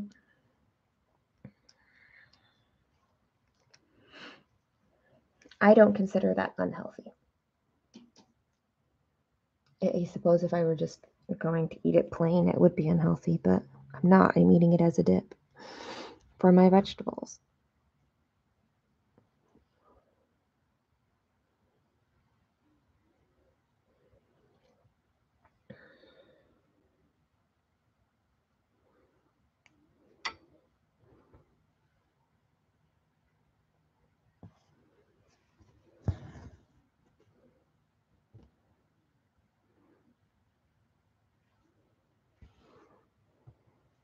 I stitched like 700 stitches on this piece yesterday, so that today I only had 441 stitches to go, and it is still going to take so long.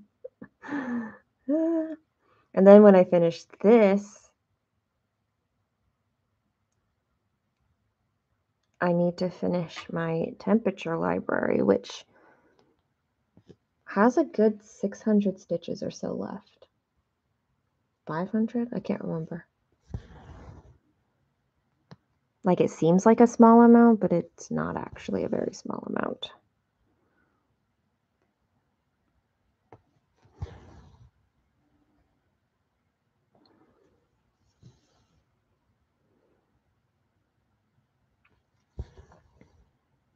You know, it seems like his hat brim is ending here, like this top part. And then it'll come down here and get wider again. That means I'm almost done with this top band of confetti.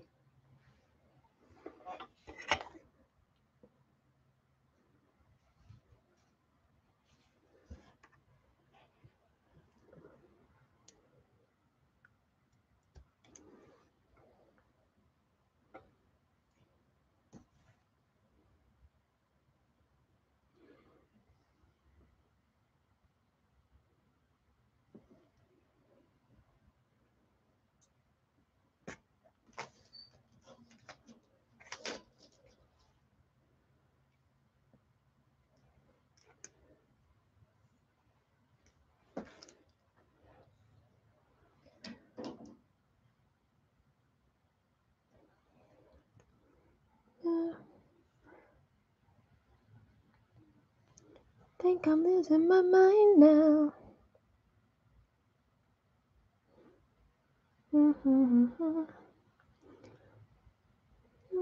were here when I need you the most, so don't let me down. Don't let me down. Okay, 1, 2, 3. 1, 2, 3.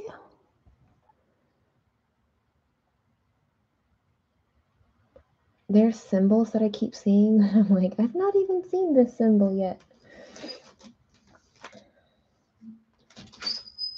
And like this color, there's 11 stitches remaining, and right now I'm about to stitch 1. It's a beautiful color though.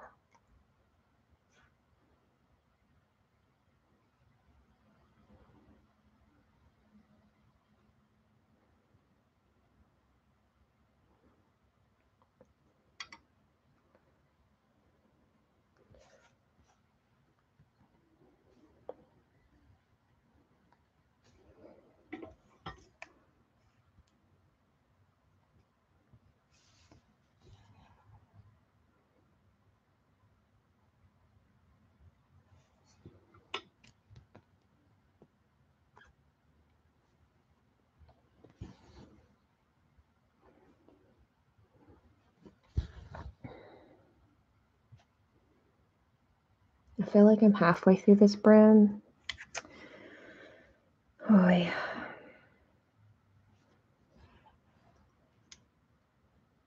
Okay. I still have that list of questions from my last stream. We did not make it through even, I think we only got through 4 of them. But they were good questions. But I need to pull them up again.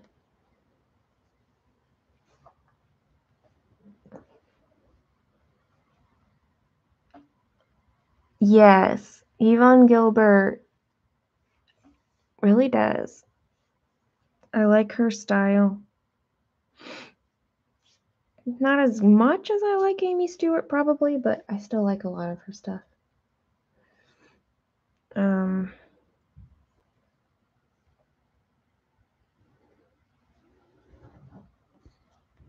of course, when you're stitching a max color, then you get 3 times as much of her color choices.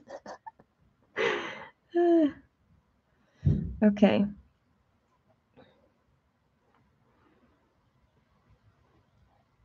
I have a package out for delivery from 123 Stitch. It is arriving today, this afternoon.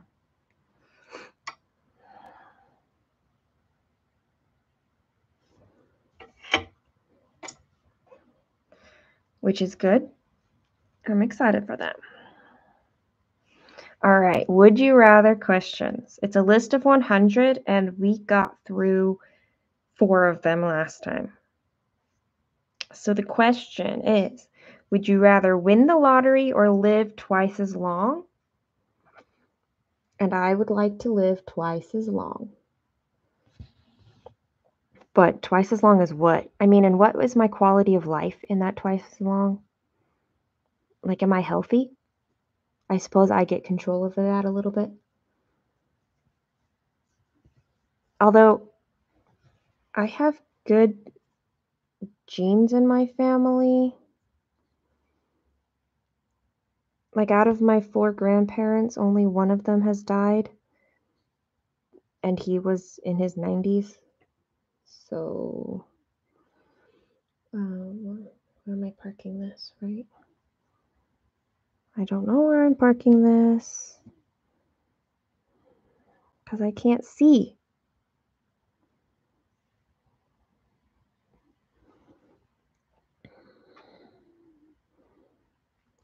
So I guess I can see a case for not wanting to live twice as long because that's like 160, 180 years old, and that sounds not so fun. So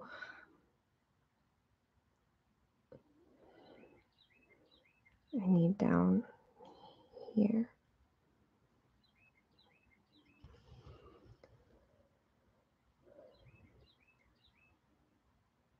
Ooh, Shauna just found 2 old whips.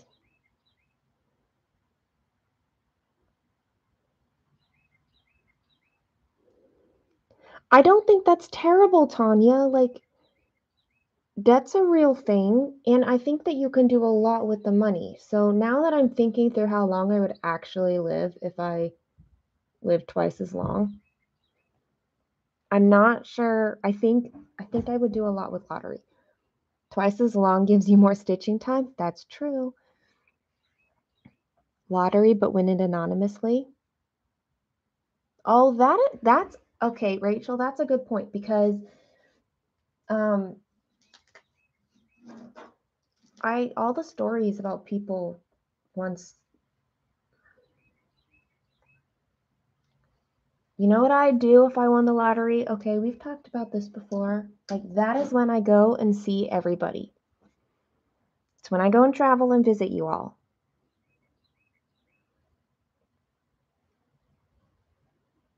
In my travel van.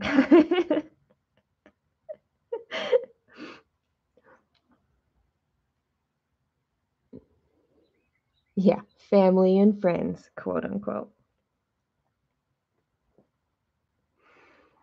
Yes. When money or like fame too, like if you have success, they're like, oh, let me be attached to you now.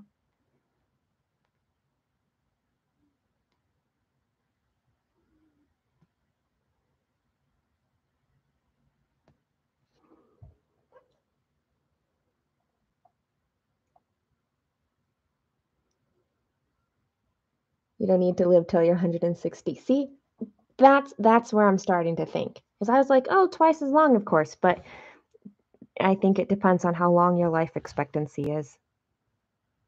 I don't need to live that long either. A lot of stitching retreats. Ooh, I like that use.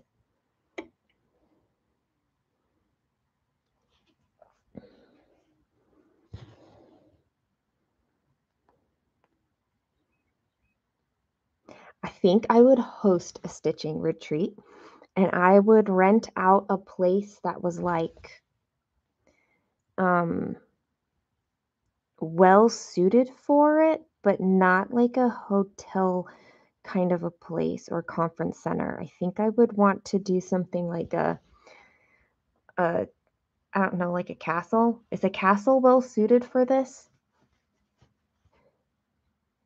Because I would totally love kind of that homey feel throughout a retreat.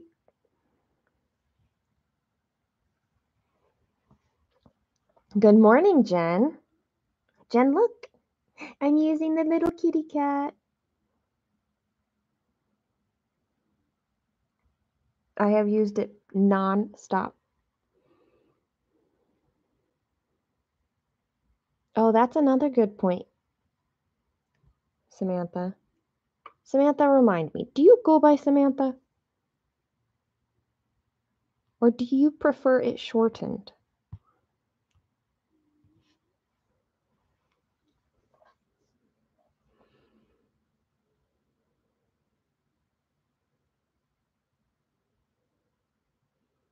Shauna, you need to move before you win the lottery. However, maybe with your lottery winners, you can like hire a personal assistant to deal with everybody who now wants to talk to you because you won the lottery.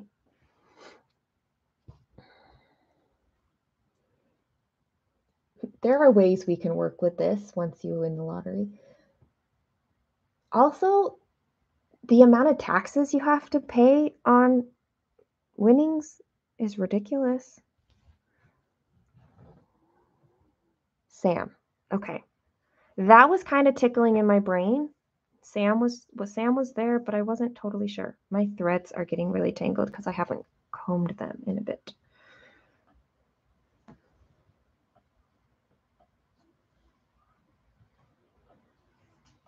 There we go. I mean, it just looks so pretty. It's just a nuisance. Oh, I reached 130 stitches. I'm just going to take a bite to eat. I bought some of this stuff. Where is the camera? Cranberry chicken salad. I've never had it before, but it sounded good, and I saw it at the store yesterday, and I was like, this is going to be perfect for a I don't know how long I'm going to be stitching day tomorrow. It's the kind of thing I need for 24 hours of cross stitch weekend. Ooh, it looks good. It smells good. That's what it looks like.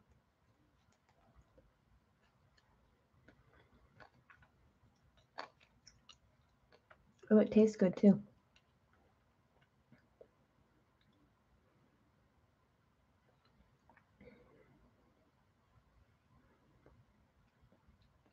I read the ingredients yesterday when I was buying it. It mentioned horseradish, but it's like part of a mustard that's near the end of the ingredient list, so it's still pretty safe.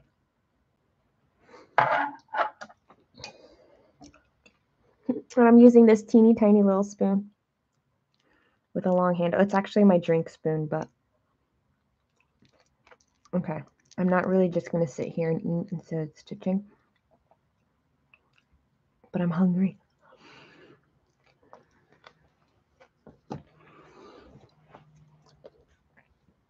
Ooh, Jen, you're starting it. It's your new year, new start. I remember that. Don't have to get food. What did you miss?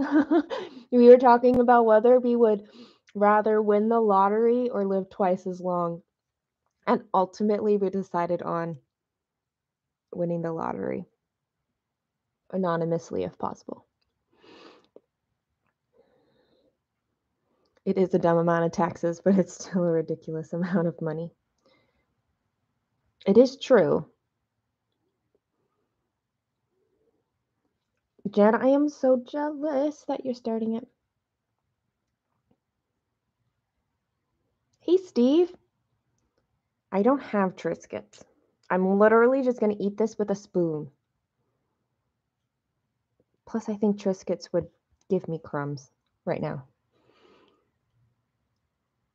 With the money, we could find a good doctor that could help us live longer. This is reminding me of one of the questions from last time, which was something about having a maid, and we just kept finding so many uses for having a maid. Like if you had a maid, they can take care of those things.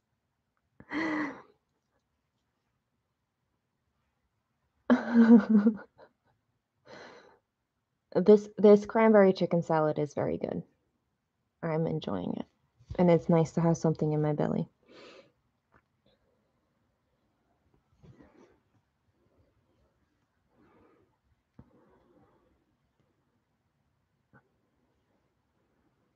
I do have like vegetables ready to eat. I was considering like, oh, I could eat them with some raw veggies, but I'm not dealing with those right now.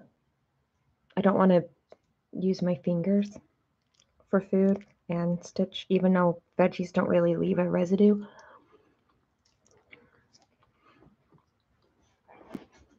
Okay, next question is, would you feel worse if no one showed up to your wedding or to your funeral? Wedding, because you're dead at your funeral. And if at the end of your, like, if you believe in like being a spirit or something afterwards, consciousness after you die, you probably have problems if you're like floating around watching out for how many people are at your funeral. Like maybe you have some different priorities that you need to straighten out. 1, 2, 3, 4, 5, 6. 1, 2, 3, 4. Oh wait, I lost count. 1, 2, 3, 4, 5, 6.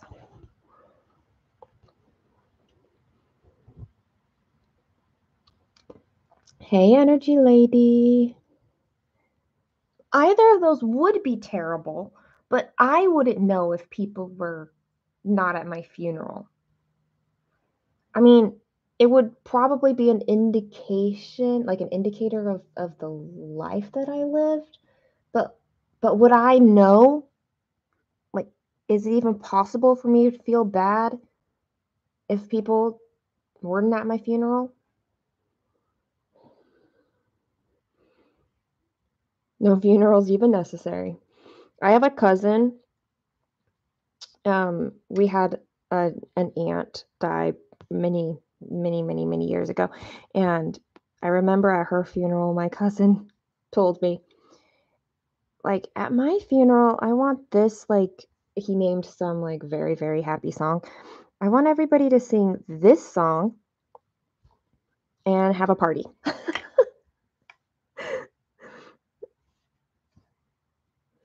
Like, funerals aren't really for the person who's dead, it's for the person who's living, the people you've left behind. You were married. Justice of peace, though, so not many could be there anyway.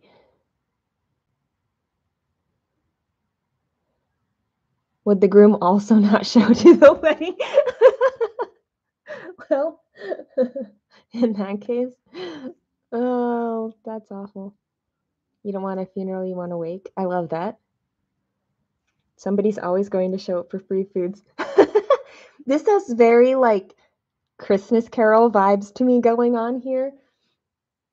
Like in Muppets Christmas Carol when when the pigs are talking and they're like, I don't mind attending. if lunch is provided.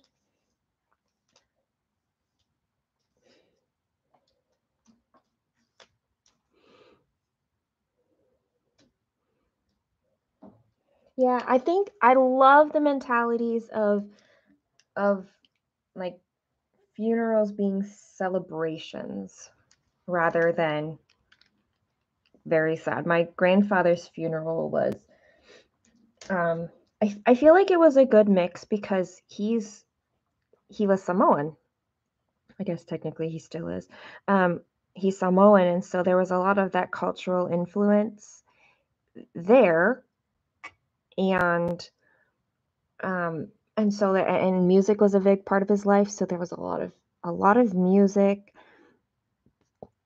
and so there was emotions and sadness, but it was also like filling and sweet.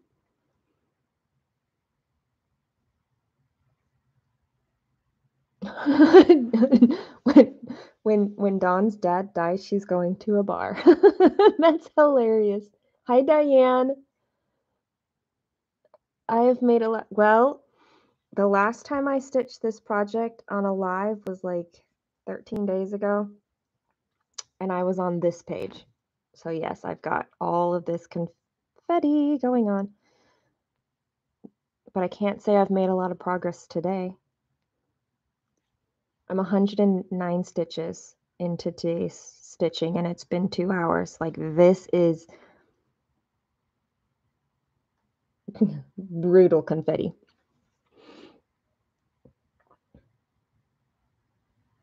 If nobody came to my wedding, it would indicate that I made a bad choice of spouse and I don't want another terrible ex-husband. Ooh.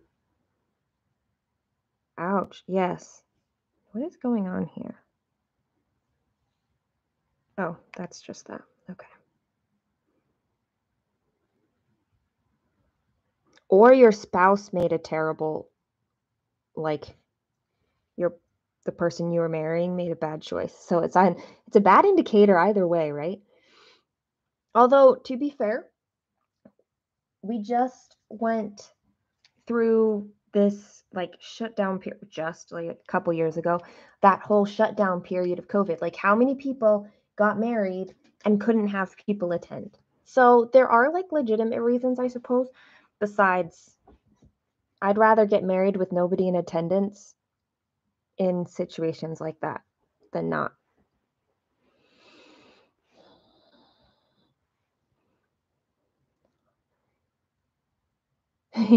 Your dad doesn't need a funeral and your mom knows exactly what she wants. That's fun. It's funny that you have the two extremes. I honestly have no idea that my parents have even, like, there's been no discussion about that with my parents. But they're like in their 60s and probably not really thinking about it. Or maybe they have and we just have no idea.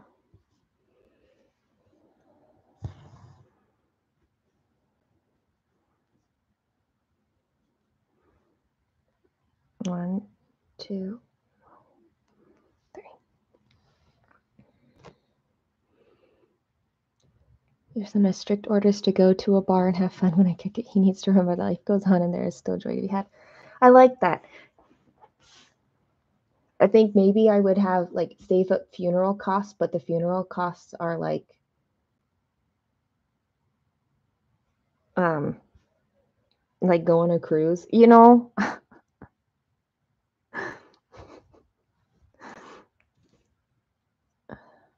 Go to the beach. I really like this conversation that's happening right now. Your sister-in-law got married in our living room over Zoom during high COVID time. See? I love it. Because life does go on.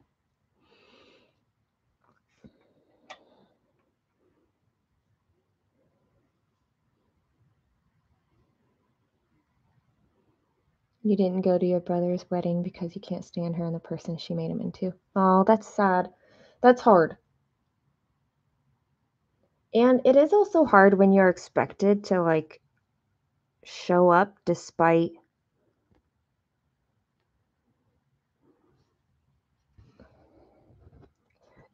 that reason, like, oh, it's family, you must do it. Like, that's not really true. I have one sister who's absolutely no contact with our mother, and one sister that's like barely contact. Her husband is a no contact. And the rest of us, most of the rest of us are like, we tolerate it, but barely. We complain about it.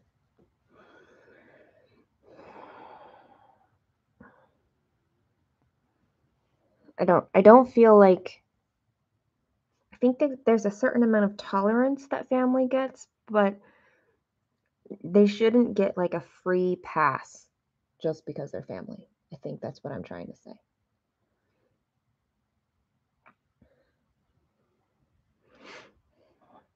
Like, there still needs to be certain boundaries involved.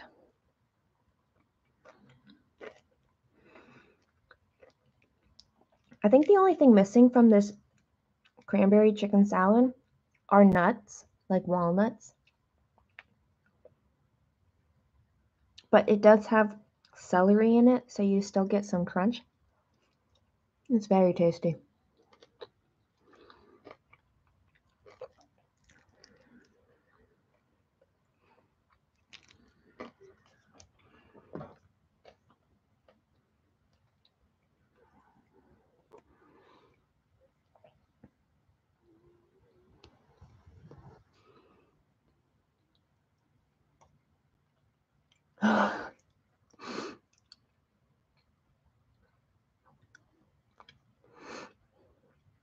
Sometimes families are hard, but sometimes, like, I hear of people who have like great relationships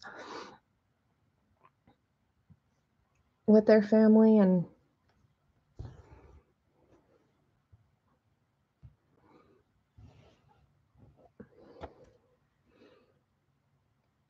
I like that. I like that it works out for some people.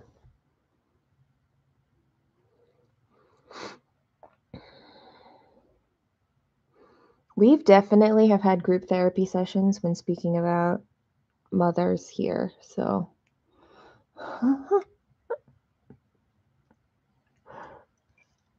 I'm pretty sure we had one the last time.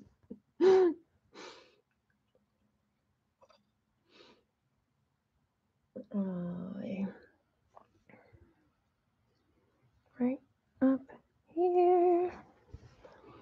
Different levels of dysfunction, absolutely. And I'm okay legitimizing it, like normalizing it in a way. Like, I wish that we didn't have anything to normalize, but maybe validate is the word I'm looking for. To say, yes, this happens, and yes, it's terrible, and what is the thing that you can actually do about it?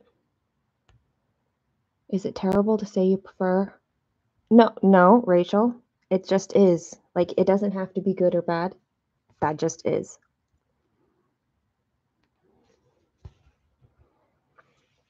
I think the people who make it morally good or bad are probably the people who are trying to be manipulative.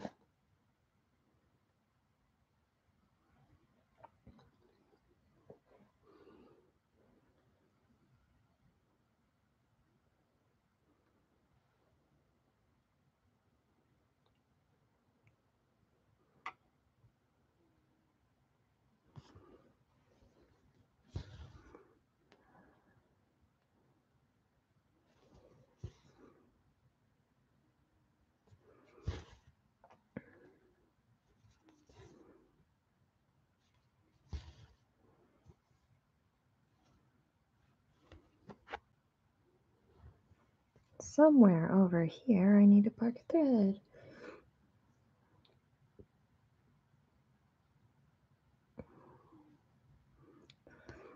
Right there. maybe. There we go.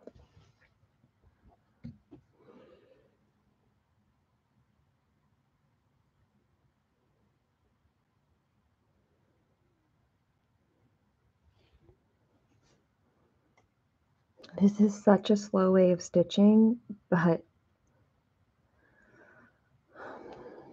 it guarantees I'm getting it right, that I'm not jamming my needle up through tons of floss. Okay. Would you rather be without internet for a week or without your phone?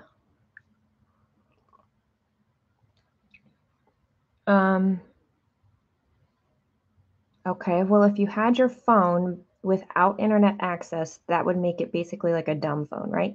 I'd rather be, let me think about this. My gut reaction is I'd rather be without internet. But I'm not sure that's true. I think I'd rather be without my phone because there are so many ways via the internet to connect with people.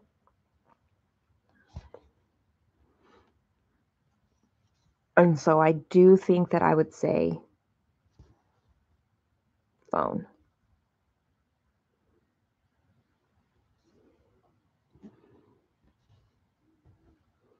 Some people are weird, and being weird is not a crime. It just is. Yep. Right. Like what you can actually do, you can't. The greatest thing I learned about boundaries, besides learning that boundaries are a thing that you should have and they're not a bad thing, even though at first they feel like a terrible thing, is that boundaries are about what you can do, not about how you can force somebody else. Like you can't tell somebody else, like, you can't call me, but you can say, if you call me, then I will do this.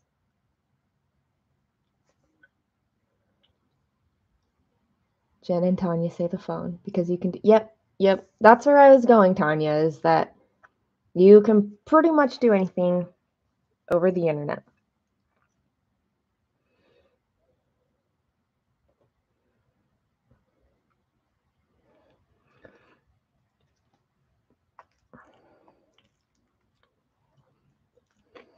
And once upon a time, that's how we lived anyway.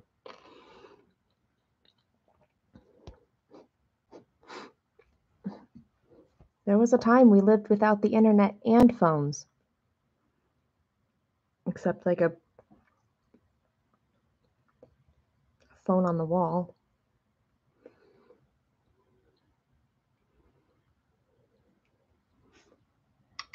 Oh, yes, healthy boundaries pairing with advocating for yourself. Yes, they're hard skills.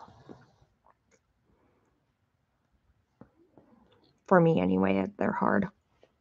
I'm getting better at it. You're that old.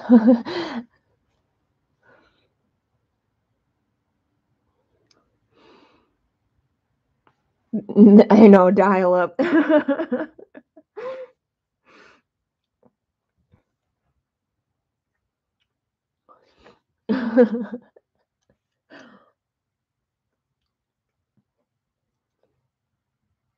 My dad's always been into computers. He's always worked on computers. So I grew up with, I remember when we got a second phone line, so that one of the phone lines was for the internet, and the other phone line was for phone calls.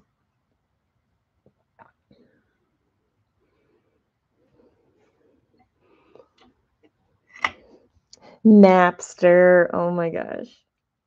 That's a trip down memory lane.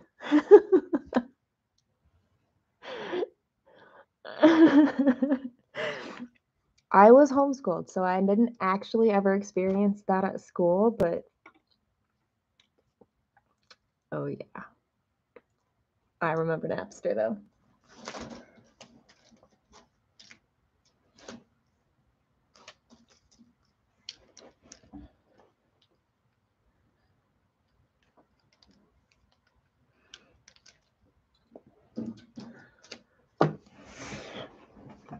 I need to turn on my little space heater.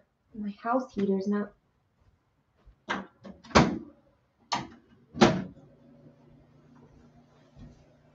It's not like especially cold, but I'm feeling cold. And that's enough. That's why I have a little space heater.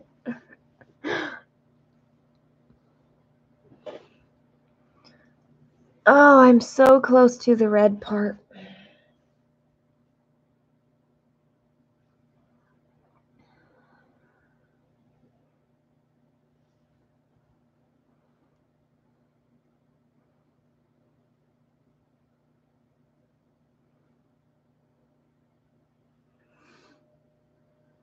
Would you rather meet George Washington or the current president? Is that even a... Okay, I suppose it depends on when you're asking this question, but George Washington hands down every time.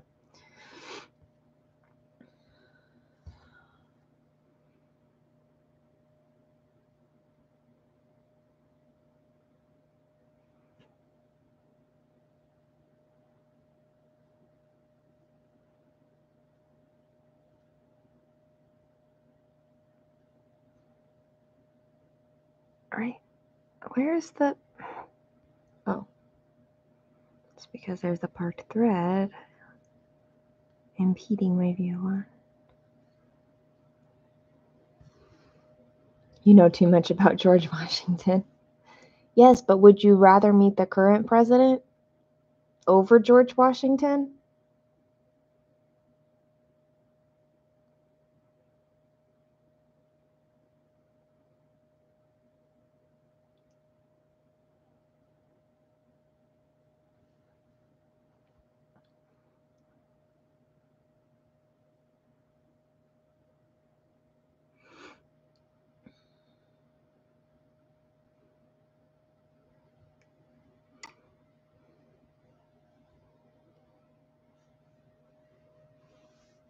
His teeth weren't, they were healthy teeth. They were pulled from his, without anesthesia.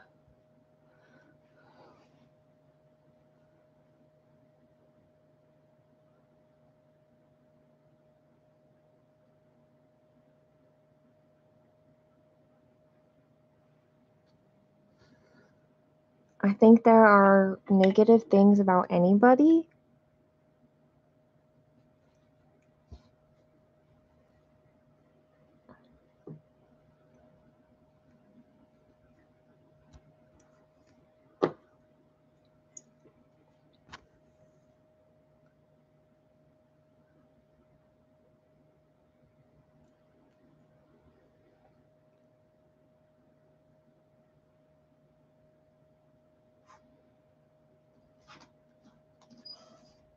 In general, I don't do political things though, so I'd honestly would rather choose neither of them if I were like picking somebody I was going to meet.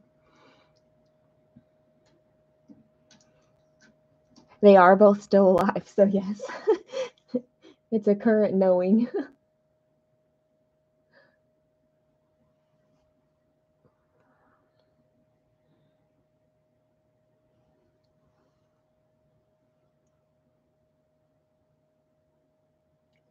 Jen is abstaining. No vote for Jen. From Jen. Whoa. Jen, I vote for you.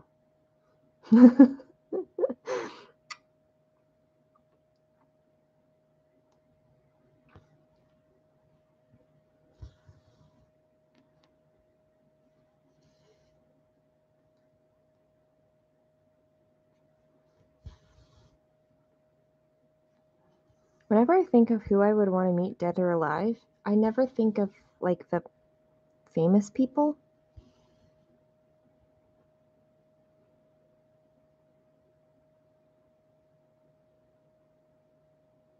Which makes questions like this interesting because it specifies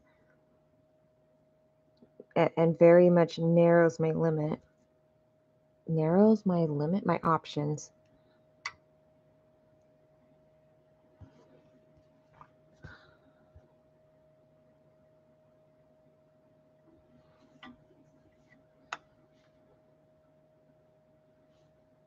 Man, I wish you could feel how thick it is in some areas and how thin it is in other places.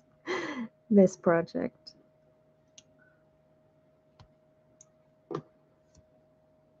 I have cut so few threads, like finished them, made them an ort.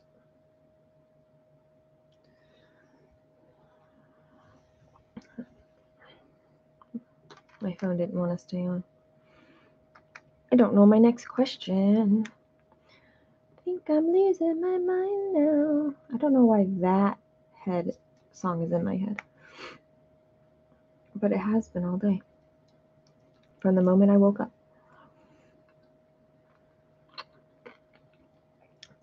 Oh, this is a hard question. Would you rather lose your vision or your hearing? Both are very important to me.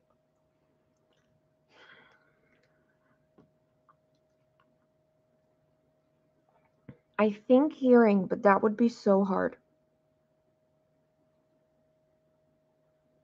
Harriet Tubman would be awesome to meet. That's true. Ooh, you watched Rent? I still haven't watched it.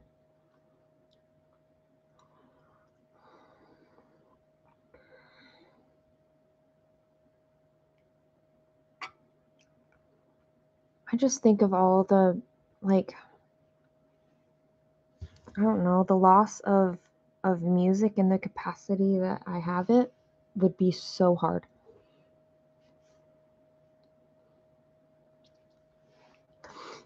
You can learn sign language. Like, there's definitely still would be. It's really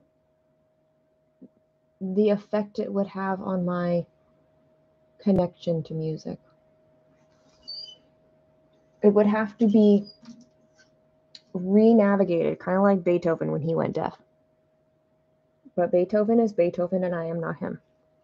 So I don't know how that would be.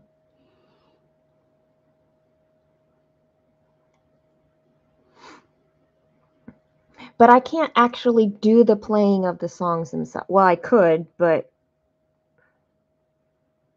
when I play piano, I feel it inside of me.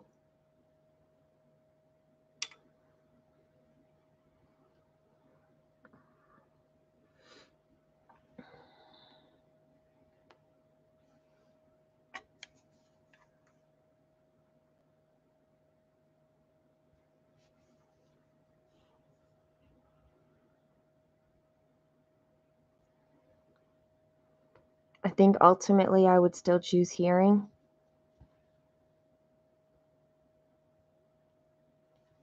But that's a hard choice.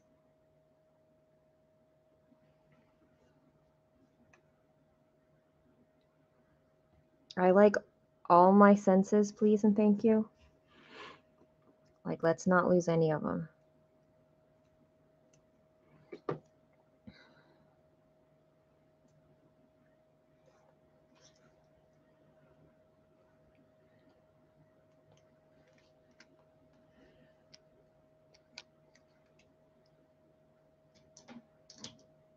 I know that's what Beethoven did, is he felt the vibrations, but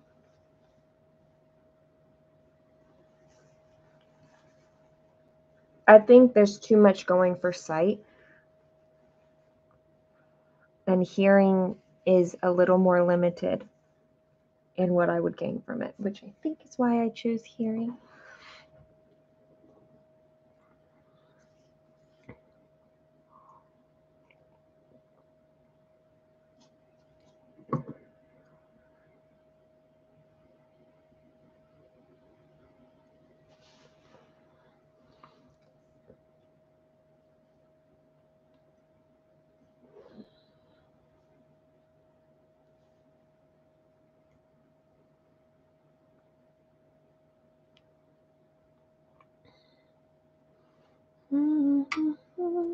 Oh, I need a new song to get stuck in my head. Because it's not even the full song, it's just a portion of it. Don't let me down. Don't let me down, down, down.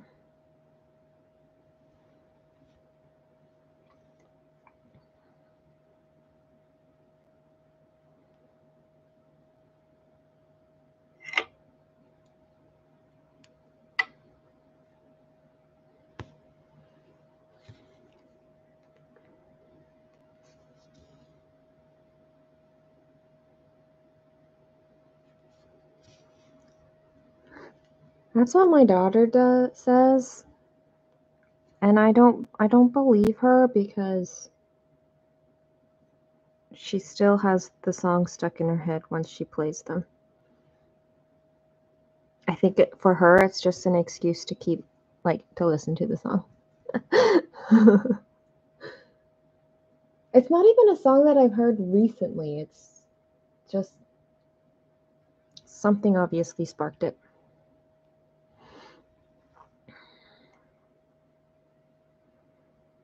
Okay. Where's my next question? Would you rather work more hours per day but fewer days, or work fewer hours per day but more days? That was a very wordy question. Well, that's hard for me to answer because I don't have a traditional job. So, but I have heard people who have done 4 10-hour days that they have really liked it.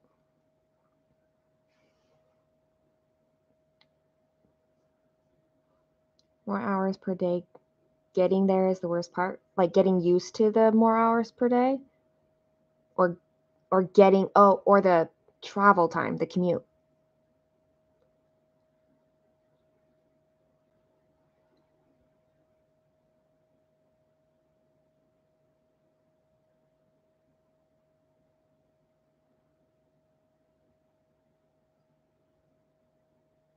Getting ready, etc. Yeah, okay.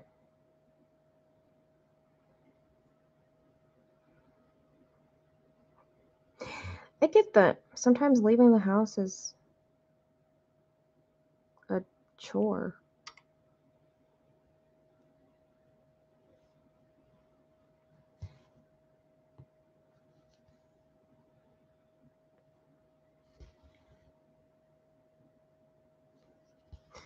Look, this section has not that many parked threads anymore. I'm getting out of the weeds.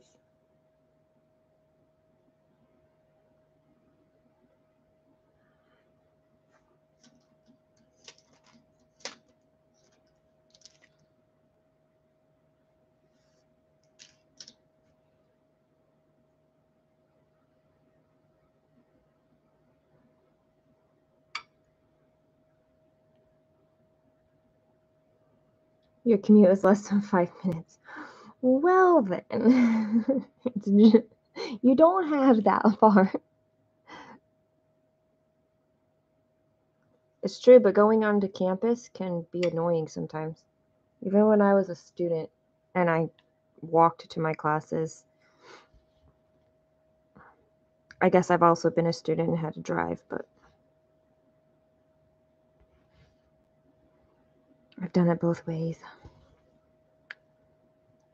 Potato, potato.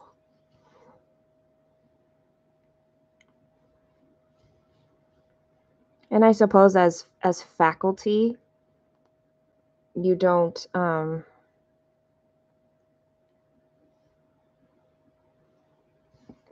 parking might be a little different situation for you.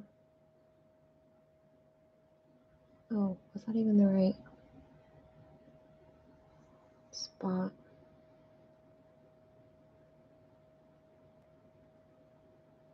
It was.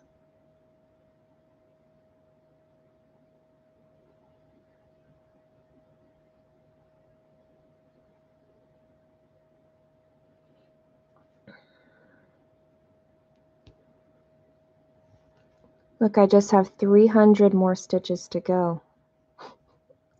It's only been 2.5 hours. The parking still sucks. Well, I guess small campus, small parking lots.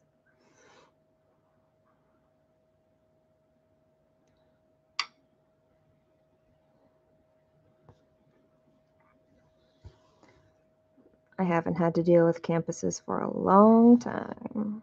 It feels like a long time.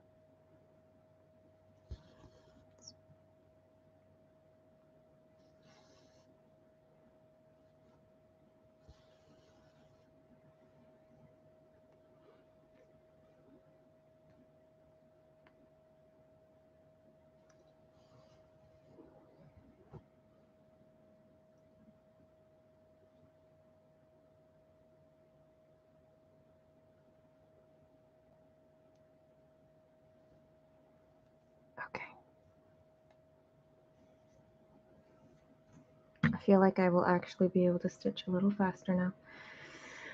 Would you rather listen to music from the 70s or music from today?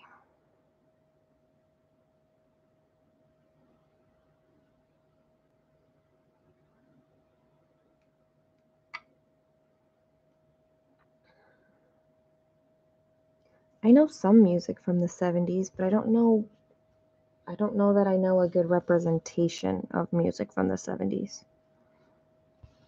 All the music. Jen is rebelling against all the questions.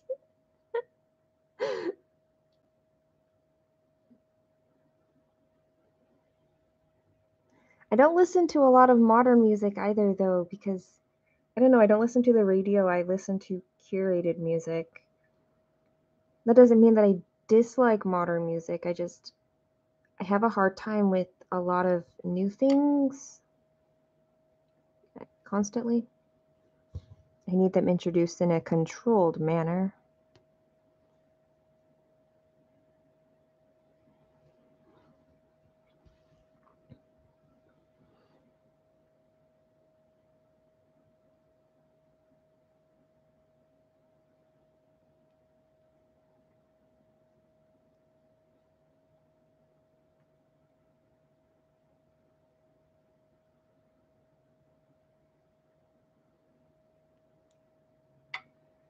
Grew up in the 70s, so you're gonna say that? You like your classic rock.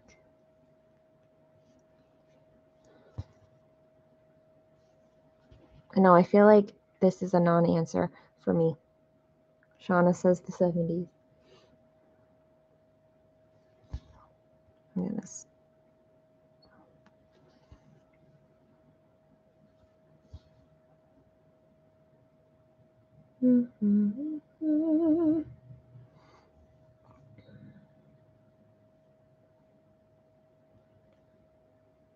One here.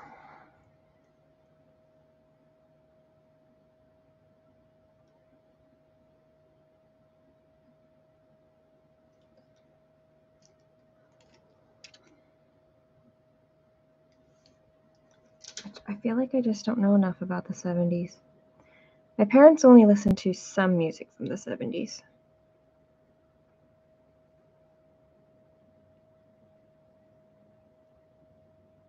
So I'm not very familiar outside of those groups. Would you rather become someone else or just stay you? I'm working very hard at staying myself or being me. Nobody else can be me. That's an obvious answer to me.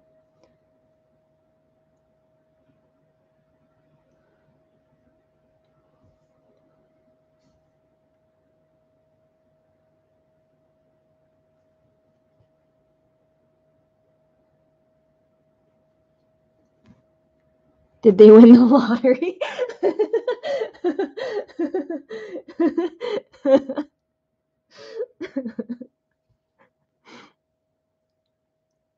I'm not sure that I can answer that question. Depends who your choices are. George Washington or the current president.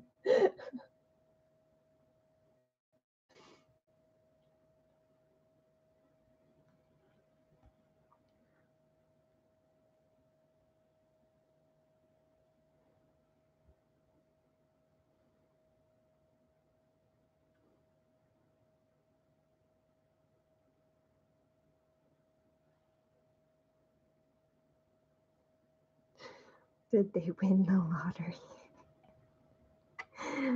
Oh, that's so funny.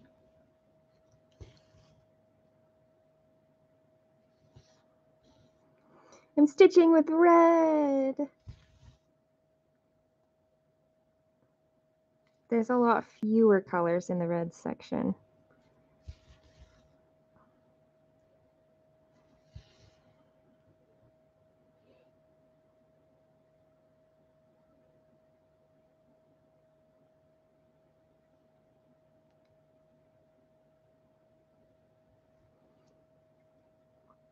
You'd love to try someone else's brain or life.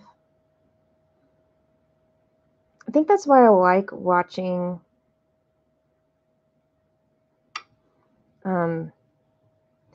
people's floss tubes, especially when they do share a little bit more about not just their stitching, but they do share a little bit about life.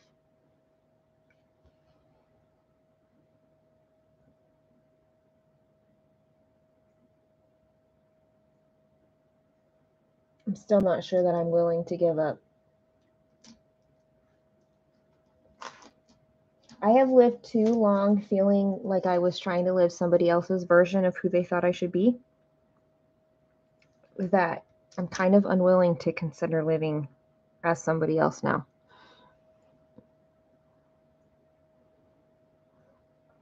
Yeah, Sam. It's like once you finally start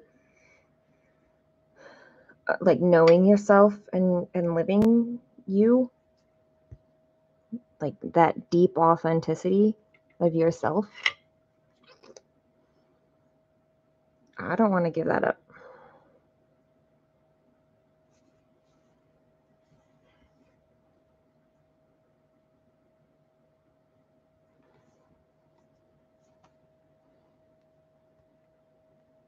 And you know, all those movies about like being in somebody else's body or something, like Freaky Friday, at the end of the movie, it's like, oh, and we gained empathy for each other. Like, we understand each other better. Like, I don't need help on that. I am a very natural, understanding, and empathetic by nature.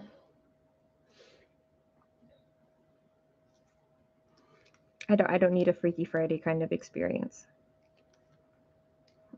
And if that happened with my mom, oh, that would not. No, thank you. Already too empathetic. Yeah, see, there's some things that we just don't need to learn through the experience of being in somebody else's body. We can already kind of understand. Or at least give space for their experiences, even if you don't quite understand it.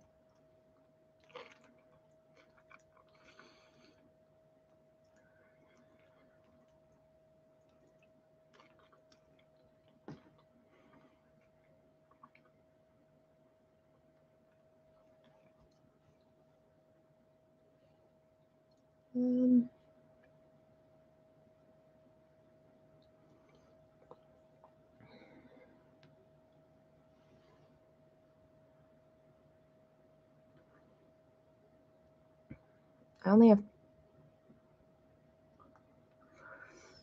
Okay, that's fine.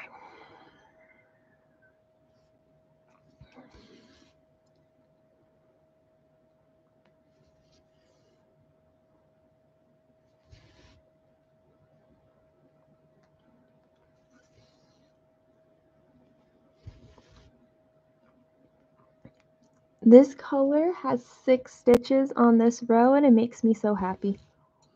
I can stitch 6 stitches in the same color. I don't think I've been able to do that at all in the last 2.5 hours.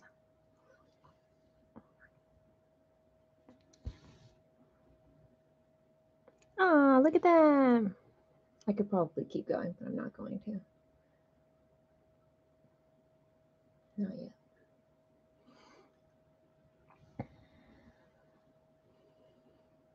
Rachel's gonna stay herself.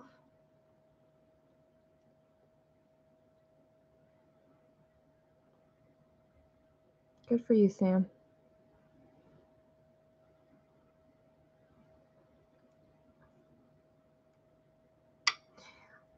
I'm sure part of that process was hard.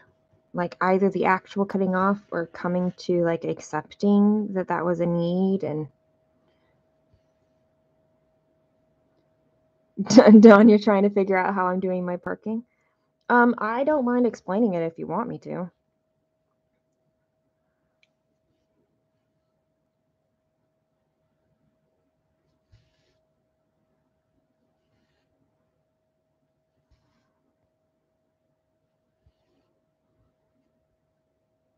It was all hard. Yeah. I think it is just sometimes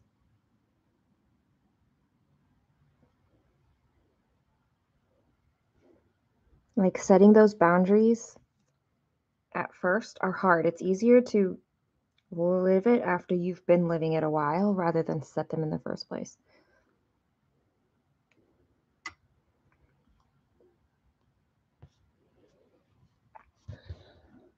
I remember feeling like such an aggressively mean person the first time I like set a boundary and advocated for that boundary.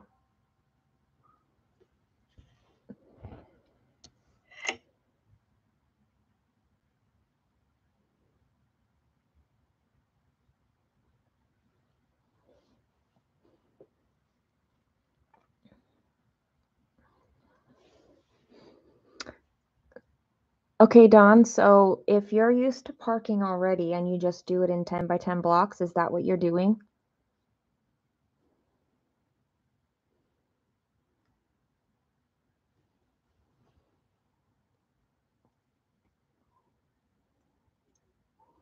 Sometimes the family you make for yourself is better for you than the family you were born into.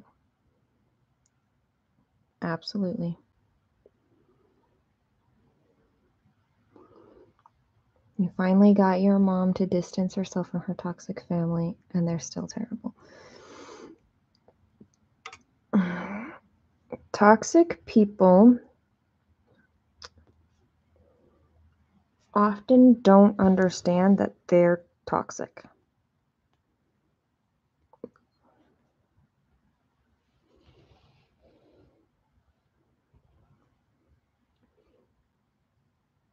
They're too self-centered to see themselves as such.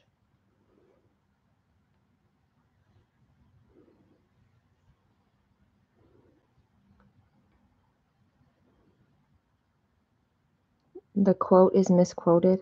Wait, what quote? It's not blood is thick. Oh, yes, I know what.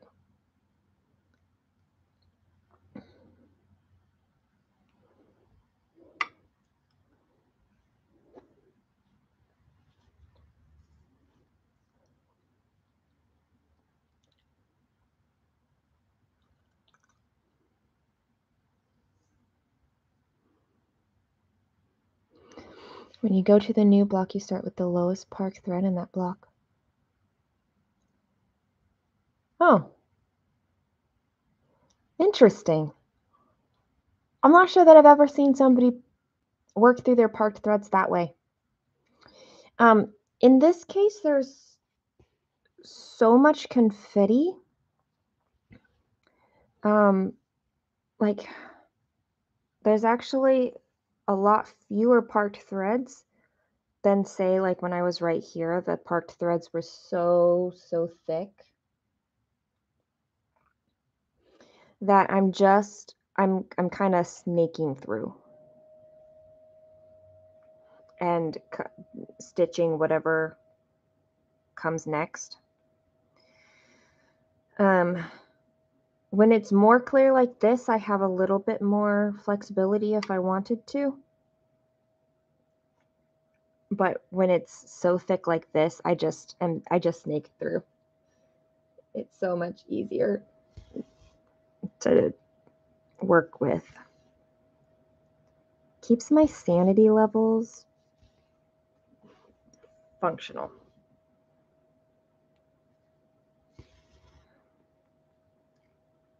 And this color, I'm going to be able to work all the way until I get to this part thread. That's beautiful. I love this red section so much.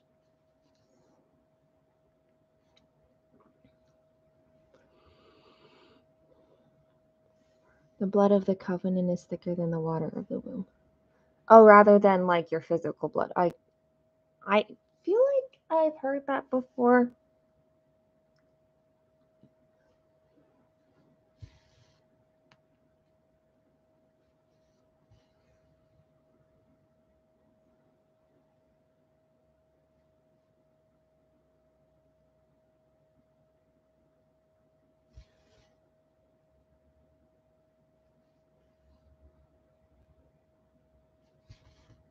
It's hard when we start saying like that we're worth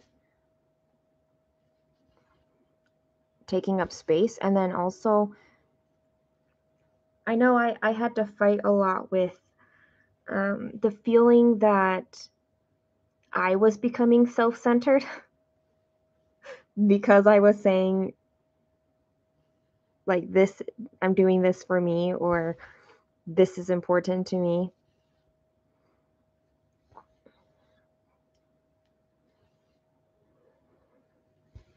Like I didn't want to become a like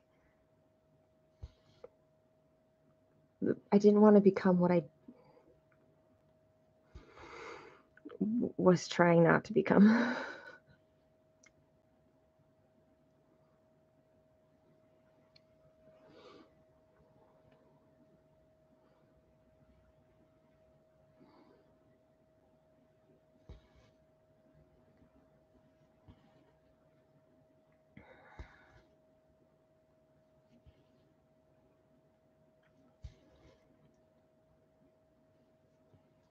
I'm not sure that any of my siblings, well, I might have a brother who would say yes to living with my mother or having my mother live with him.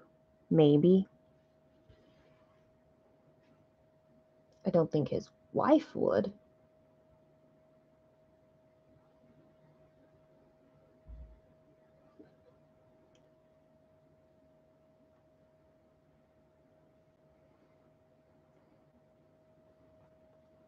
Water tastes better than blood.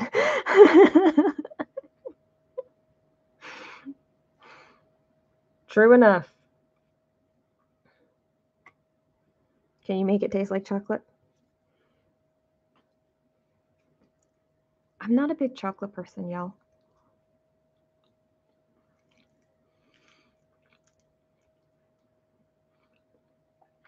Last Christmas, like 2021 Christmas, I was gifted a lot of chocolate. And they were like, here's your yearly supply. Like, you're going to be stocked until next year. This year, they still gave me chocolate, but not as much. I still have chocolate from 2021.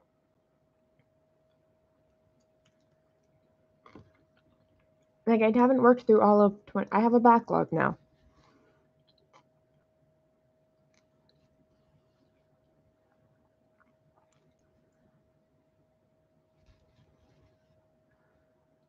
I don't dislike chocolate.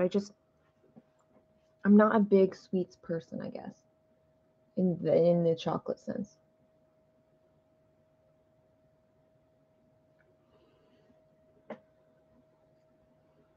Oh, that's probably a good point, Jen. American chocolate is very, very different from other chocolates. When I went to England, I love their Cadbury chocolate, but I do not like the American stuff because they have all of these additives and it's not very tasty. Well, chocolate is still chocolate. It's true. It's just going to take me a while to work through it.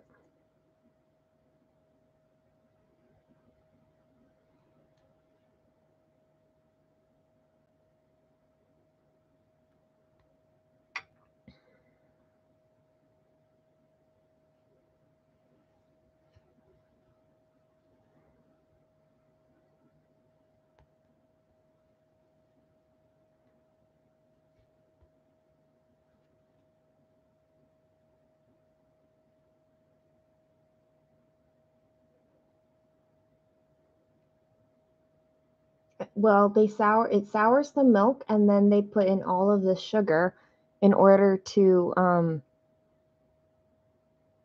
make up for it. Like to try to hide the taste of all of the processes. It's so sad. Just give us good stuff. Why does America have to be like that? I keep trying to put my little threads. I've got a mug that's empty. I have an empty mug, and I have a cup that's not empty. And I keep trying to put my threads in one of those. instead of my Oreo container.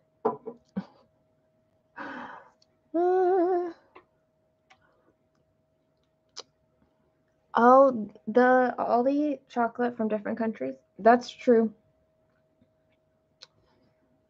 I think there's some other places that you can get like international market, international chocolate, like true international, but like Cadbury, it's the Cadbury label, but here in America, it is made by Hershey's, and it is a slightly different recipe.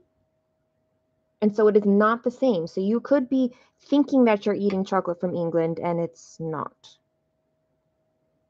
So, hi, Angela. Good morning. You have that same jar next to you. I did see your mustache mug, Jen. I love it.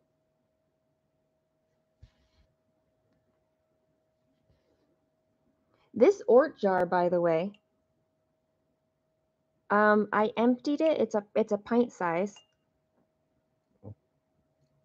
I'm pretty certain I started this one when I started my third shelf of my bookshelf. So that's a lot, and these aren't long threads. Like they're not long orts. So like mid-November, it's been a month and a half, and it's already pretty full.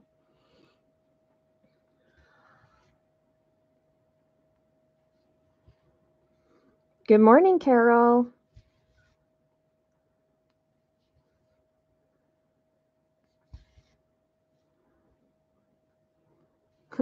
Those of you who are just joining, we're in the speedy part of this stitching.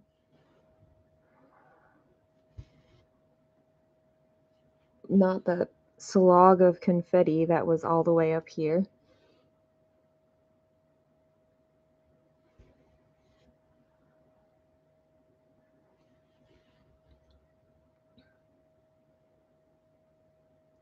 Lead and metals in our chocolate?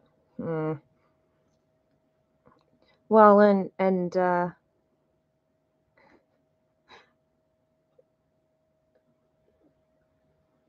just food practices in general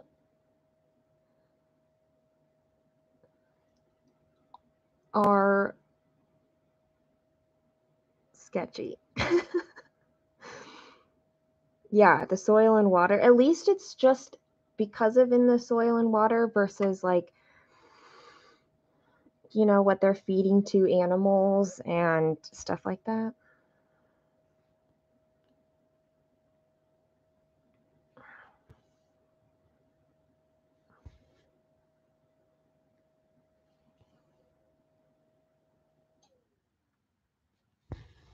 See, if I win the lottery, then I can buy all the organic and from small farms and avoid some of that.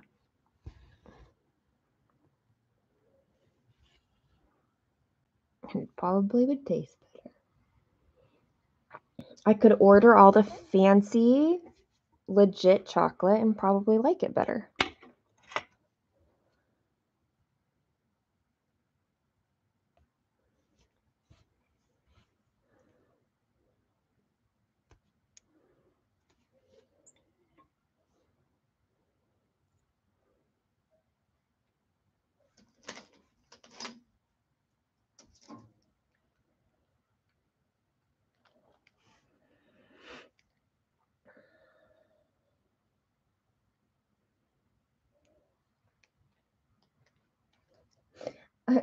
I'm actually a little happy.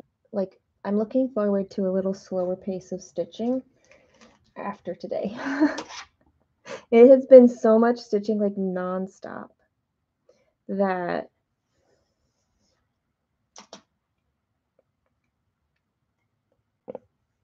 it's just a little too much. Oh, I have it parked. I didn't need to. I just didn't mark the parked one. My bad. I probably wouldn't mind it as much, except it's all been on a tablet. Like my treasure hunt bookshelf is tablet, this is tablet, even my temperature library is tablet. And that's just, it's a lot of screens in one day for me. Without much like break from it.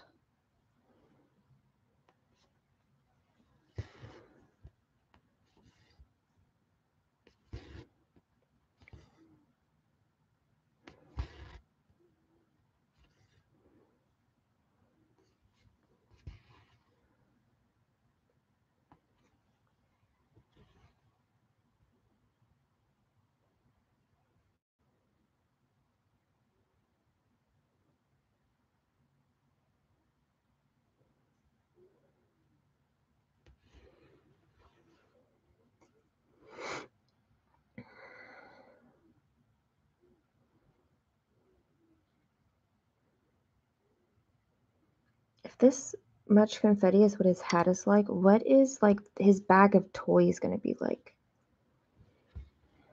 Are they going to be big enough objects where the confetti's not as bad? I really do accept it. It's kind of fun. It really is fun. I think it's the pace that makes it brutal. Knowing that, like, I'm going to stitch on this until it's at 441 stitches today. I think that is what is getting to me more. Which is why I don't have any specific goals set for next year. I have no, like, I want to see this finished. I have to put this many stitches into something. It is just like work through my pieces, and I have a way in which to work through them.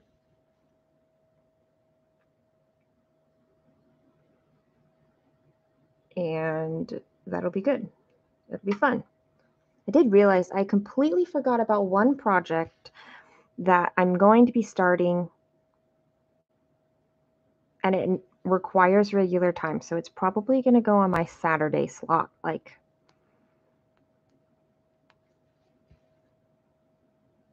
that piece. It's only 30,000 stitches though, so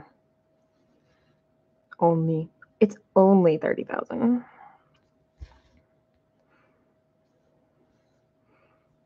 But the fabric is such a little piece of fabric. It feels like nothing.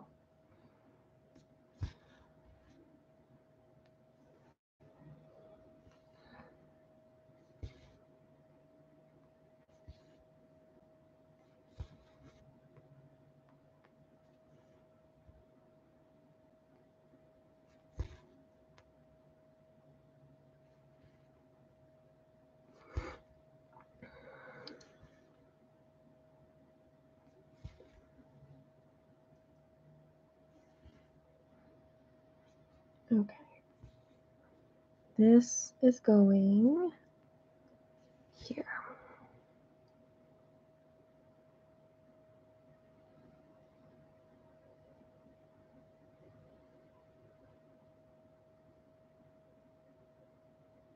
That was the easy section. Now it's time to go back into the confetti section.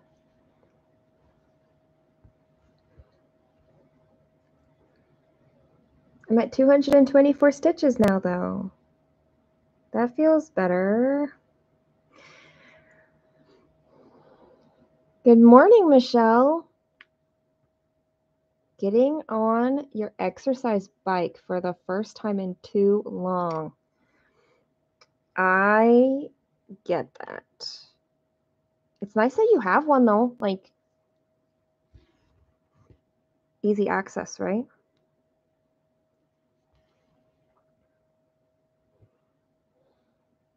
I'm proud of you, Michelle. Get it. You didn't even wait for the new year. Or is it new year for you? Where do you live, Michelle? Good.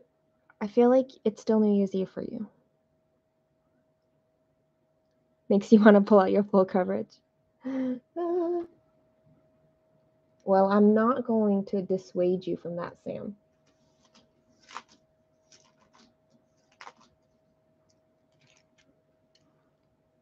Toronto, see. Yeah, okay. New Year's Eve. I feel like those who it's New Year's Day for, they're still asleep. They're not awake yet. The ones who are on here. Sun coverage works too. That's true.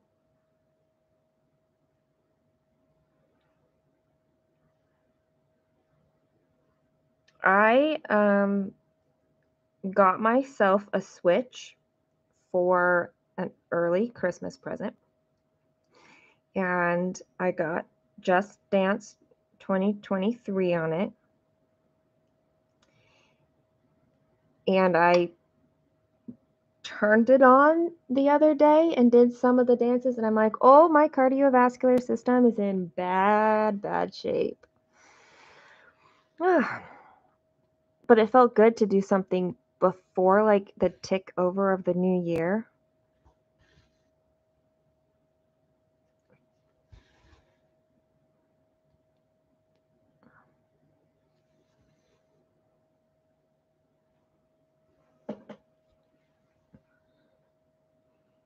Ooh, Jen got a scroll frame adapter and Omanic frames. That's fun. Hearing me talk about my goals and plans makes me want to switch.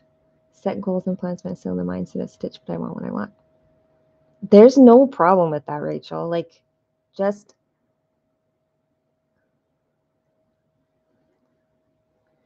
I think my goals I really tried to set to give me like a variety, but just ease my brain. Like that is just what I needed, was to have something to go to give myself a process. And that's just not where you are right now. And that's okay.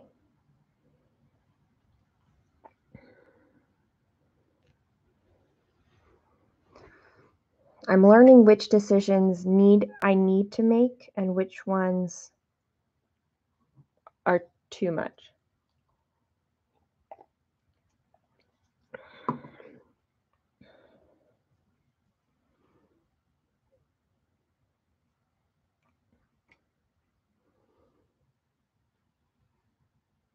I like my to-do list. They give me motivation. Like, I like checking things off.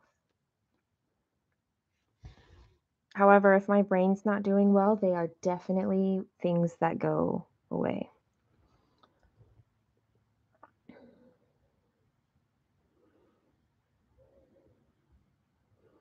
I like video game, like, exercise options for, bad weather or for ease.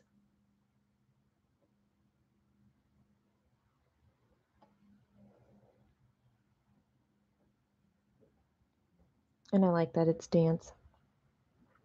So I like my to-do list enough to where I really like bullet journaling. Like, it's a really good system for me.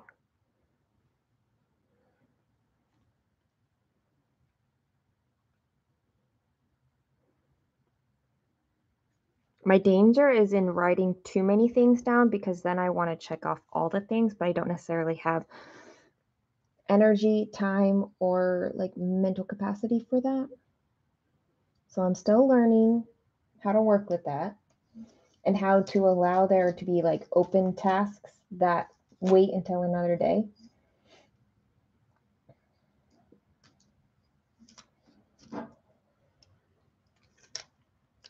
Life is a never-ending learning process.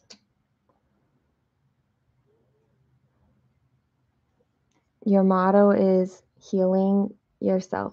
I love that. Healing me in 2023. That's basically my guiding principle is I'm taking that next step. I've made progress, and it's time. It's time to keep going. It's time to be brave and get out of my comfort zone to do what I feel is like absolutely the best thing I could do for me at this time.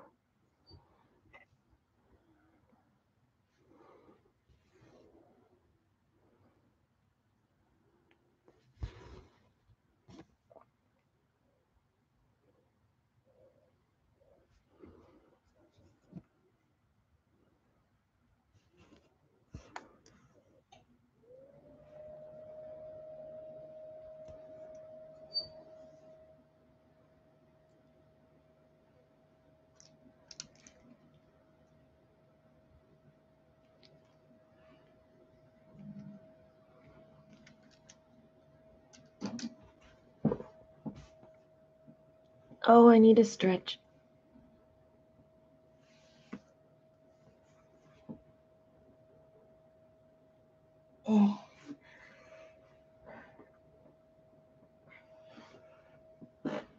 Jen, I used one of those peacemaker needles. I think yesterday, my needle on my treasure hunt bookshelf broke. And so I pulled out one of the peacemaker needles.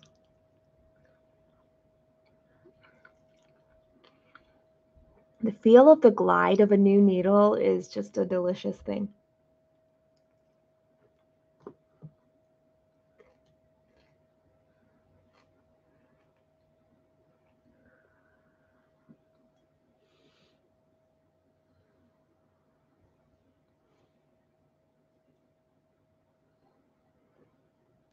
Like, I will use needles while they're, like, this one is definitely bent. But it's not so bad that I can't use it yet. I will wear them out.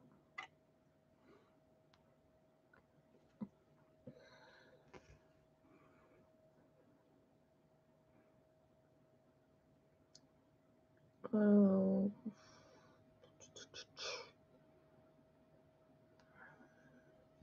Here.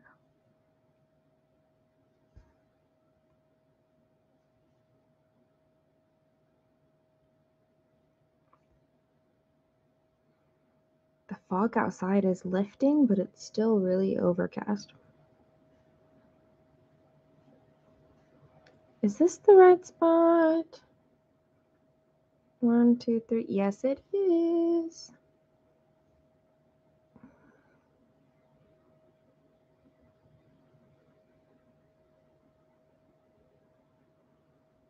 You switch needles for fun? Well, if you buy needles in bulk, it's a lot easier to do that. I just ran out of my needles. Oh.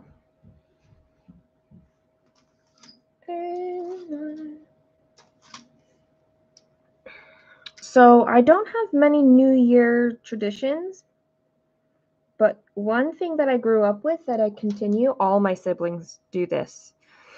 We make rice pudding. It's our New Year's Eve food is rice pudding.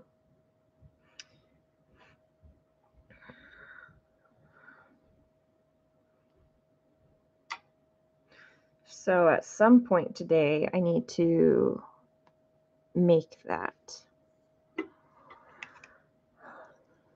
My daughter's at her dad's, and they invited me over for the evening. And I'm fairly positive half the reason is because of rice pudding.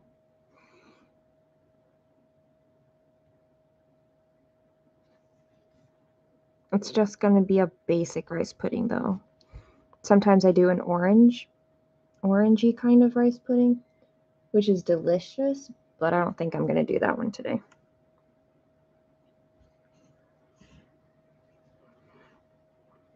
I am, however, going to make it in almond milk, which I've never done before.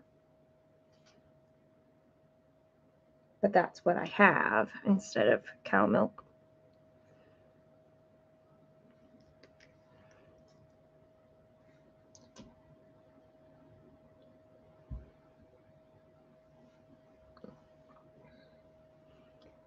Happy birthday, Angela. Belated birthday, but we can still say it. You made your husband go to Michael's and pick out 70 skeins of floss. He was in misery, but he enjoyed it so much. He probably hated the checkout process so much more.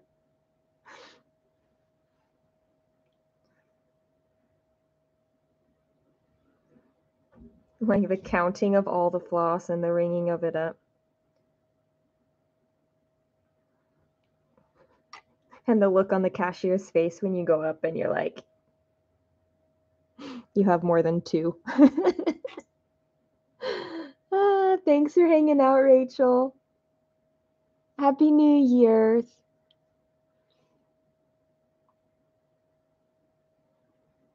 Ooh, a surprise birthday party.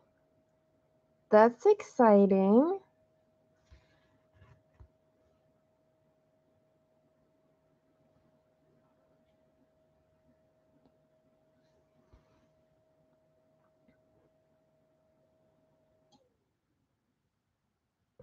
Once they're on Annie's Keepers, it's amazing. Like, then it's just maintenance and so easy. I love my Annie Keepers and my system for it. But yeah, conversion took a while. I guess that's true of setting up any system, right? Wow, lots of yesterday birthdays.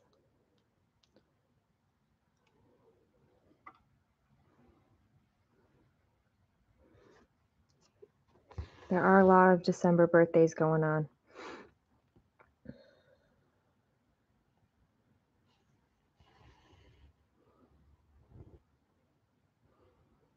Has it been hard to keep it a surprise? Like while you've been planning it and stuff?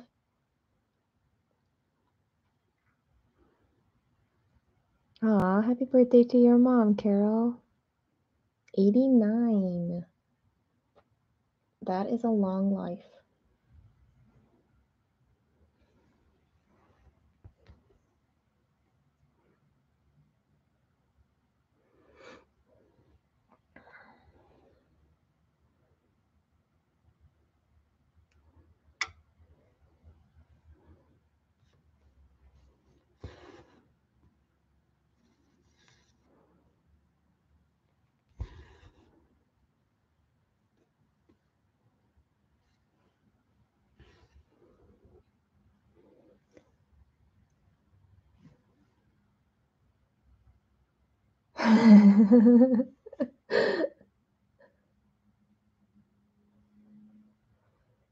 Surprises can be so hard to pull off.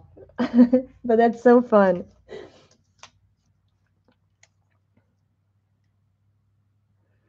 When my daughter was 4, we planned a trip to Disney. It was with her dad's in-laws, her dad's family, my in-laws at the time. And I did not want to be plagued with questions about like when we were going, because at that time, kids don't have a great sense of like next week, next month, whatever. So I banned all talk about it while she was awake. And I even packed while she was asleep. And in the morning, our flights were early, so I had to wake her up, and she was like, "What's going on?" I'm like, I need to get you dressed. We're going. We have to get in the car. And then she's like, we're in the car, and she's like, "Well, where are we going?" I'm like, "Oh, we're getting on an airplane. Like, we're gonna take a little trip." And she's like, "Oh, okay." But I didn't tell her where we were going, and then we landed, and it was like, "Oh, we're in California." Like, "Oh, that's fun." And my sister was there, and we surprised both my sister and my daughter by going to see. The video of it was so cute.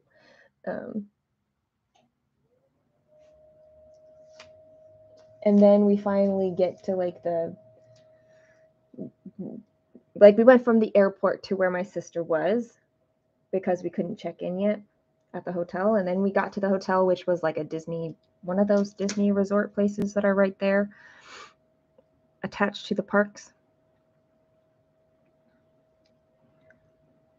And my daughter still kind of had no clue what we were doing until we were there. And then she was noticing like Disney character things around. And she was like, oh, we're at Disneyland.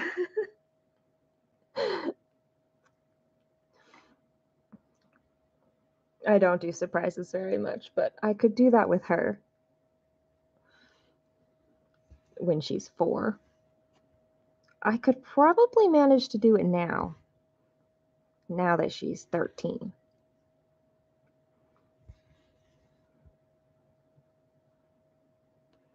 She would love it if I planned a trip to Korea. Whether it was a surprise or not, she would completely love that.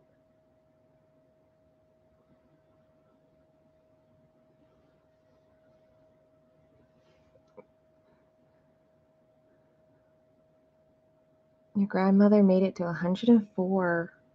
That's amazing.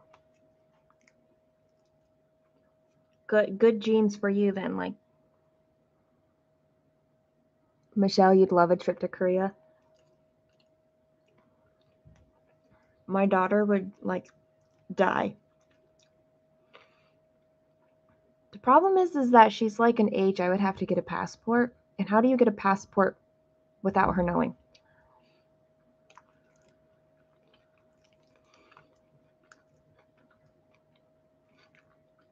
But it would be a lot of fun to surprise her with something like that.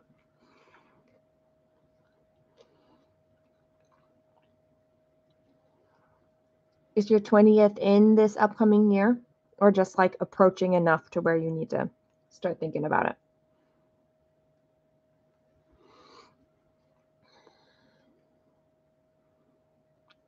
Yeah. See, that's what I'm thinking. Like, you can't get a passport without her. But I suppose I could get her a passport and just not tell her it's for like a trip I'm planning, but it's preparing for a trip, like some future couple years from now. I don't know.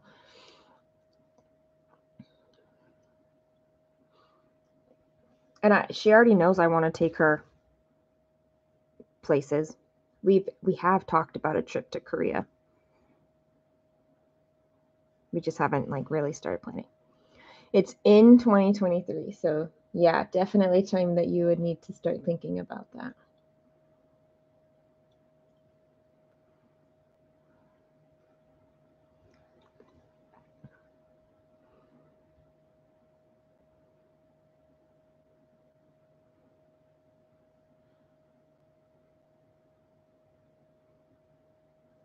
I'll just use that, Carol. Everyone should have a passport, so it's time for me to get hers. That's what I'll do.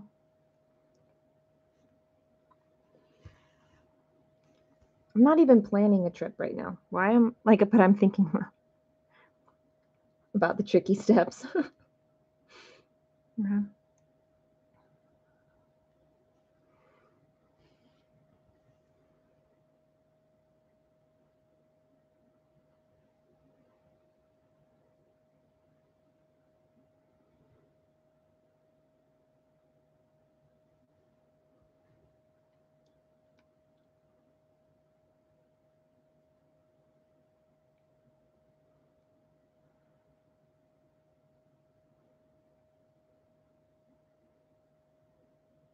The school doesn't like that he only has a US one. Where's my other thread?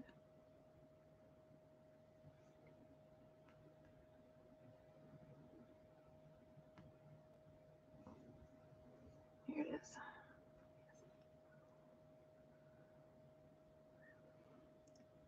She is finally to the point where she needs a form of identification. Oh, she's 13 now. Does she need one to go on any airplane, domestic or foreign now?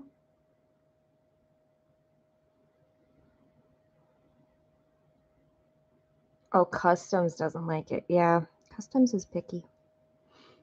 I guess there's a reason that they're picky, but... Okay, not domestic yet.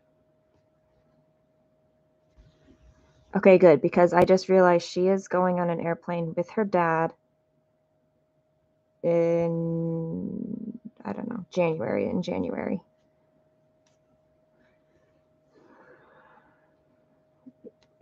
But I haven't had to deal with a form of identification for her yet. So I hadn't even considered it. And now I can still put it out of my mind.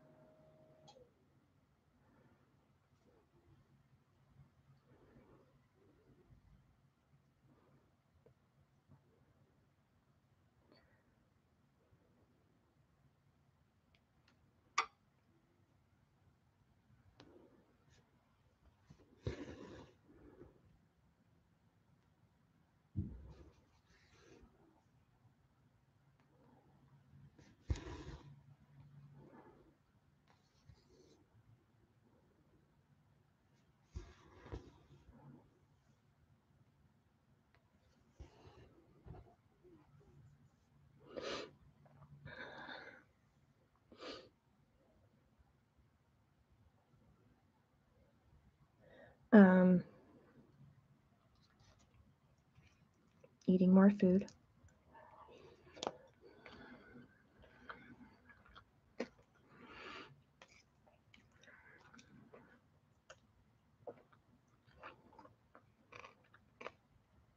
Would you rather be Batman or Spider-Man?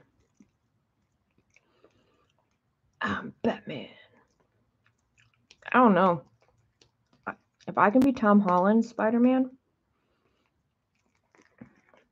that would be funny. That would be a blast. He cracks me up.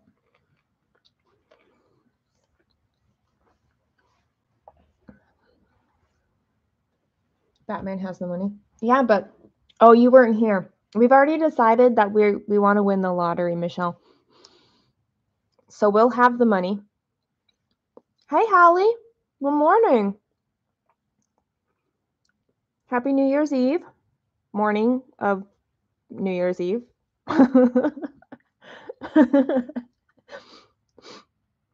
We had an earlier question of if we would rather win the lottery or live twice as long. And we decided the lottery was the way to go.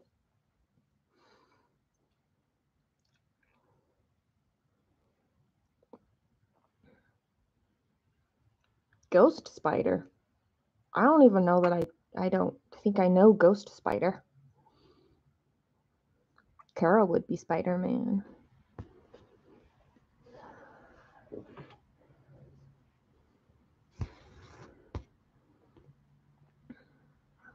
I mean, Spider-Man deals with dark things too, but I feel like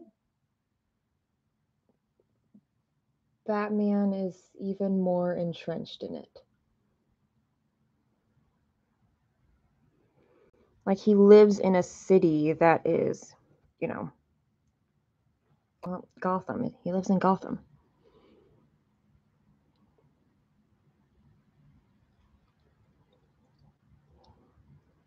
Oh. Michelle, I think I know what you're talking about now. The mega is 785 million. Yeah, we could probably, even after taxes, we could deal with a few million like that. It is. Batman is just dark. It's not just his environment, but it is he himself. Emo. Batman was emo. Spider-Man is happy. I mean, Spider-Man always has like the, teenage angst to go with it.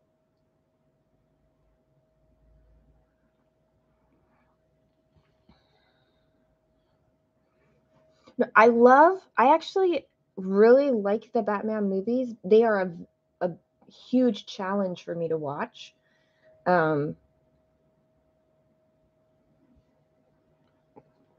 But there is something about his brand of darkness that feels,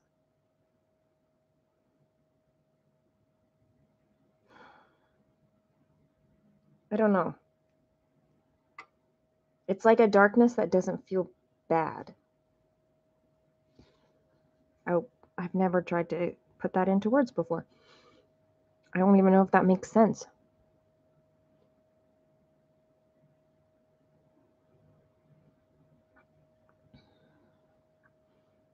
You want to be Harley Quinn?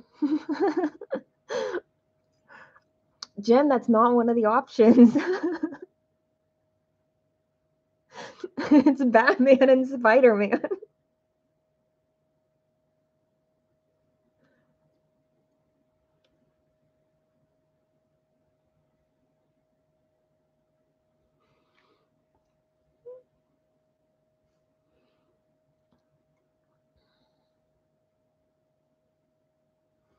I listened to a podcast that mentioned that when children have like oh gosh, okay, it's like this is going to be a bad explanation. It's like the fluid in their ears is very like mobile, but as you age, it like thickens. Maybe it's not the liquid that's thickening, but something in your ears is thickening. And so that's why adults have a harder time on movement things like swings and stuff like that. Swings, merry-go-rounds, like because our bodies can't calibrate as quickly anymore as they could when we were children. But how it's good for children to have that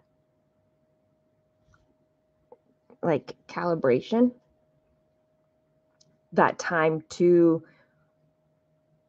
like swing and circle and spin and all of that.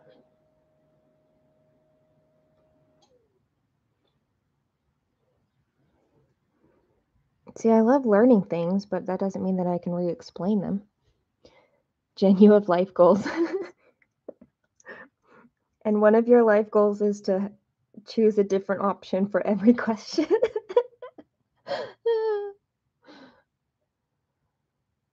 Okay, Dawn, but didn't you say you have like extreme tinnitus, right?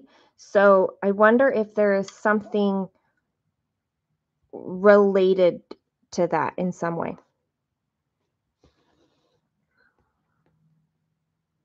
I get eczema in my ears, and I think that when it's acting up, it it definitely affects sick nausea levels. Like I've gotten like fog has made me sick when my eczema is acting up in my ears.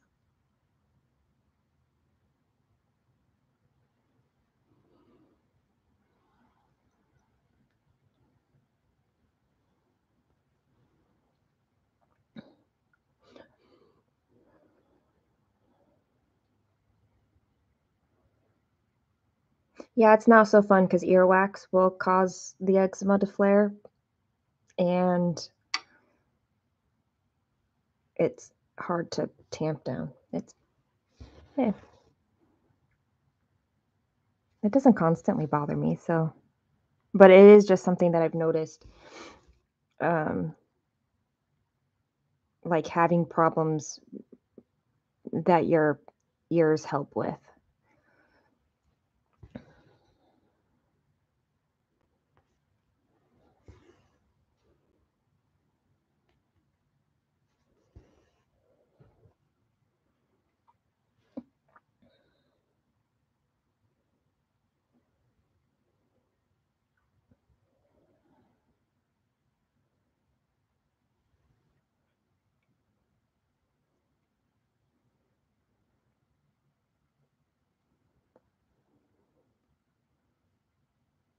I am almost through the section between the red and the like fur part of his hat.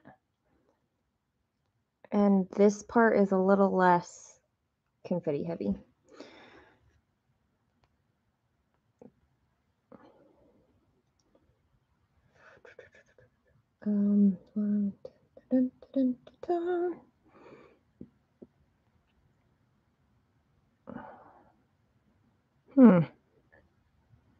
Something's not right here.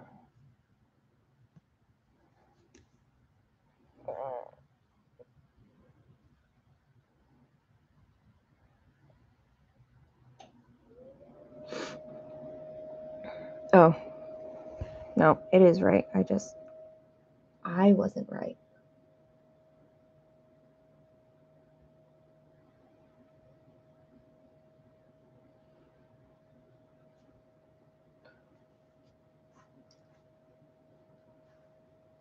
You can barely walk straight and stay upright. Yeah, that's probably a good bit of your ears going on. And there's like not really anything they can do about that. That's my understanding anyway.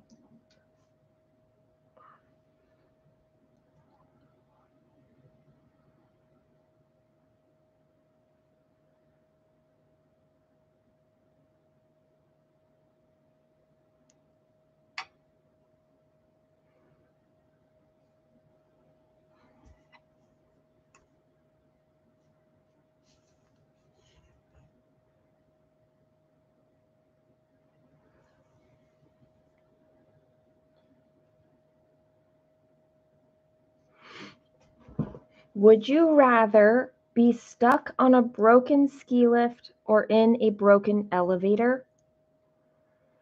I've never been on a ski lift.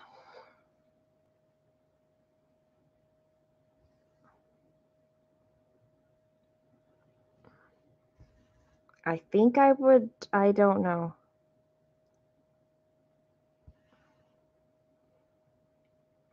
I'm gonna say ski lift, but at the same time, like how long is it gonna be broken? You could sleep in an elevator.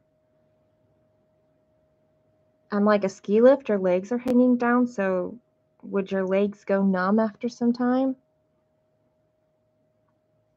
And then you're like all decked out in your winter gear, so it's gonna be cold. But the elevator is gonna get hot. If it's broken, it probably is hot. I don't like either of these options. Finally got to go back to chiropractor last year and it helped. Well, that's good.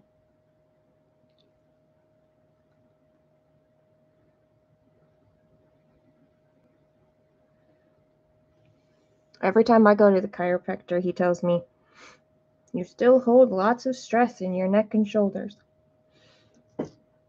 And I say, yes, sir, I'm aware of this. I'm working on it. They both sound like nightmares. Absolutely. Sam chooses elevator, afraid of heights. See, there's this one's hard because you're activating fears either way.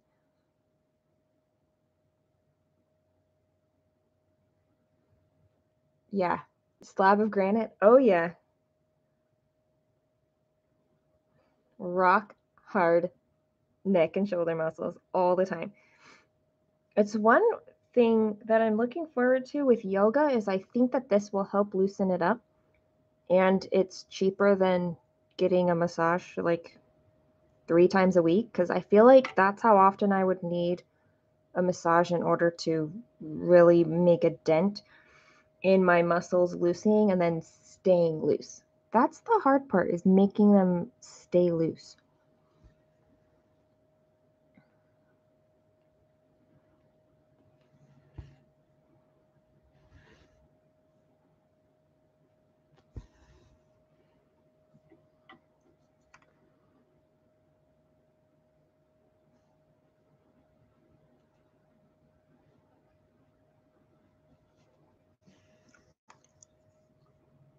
I know yoga's so much more cheap. Even if you went to classes, it's cheaper than getting a massage.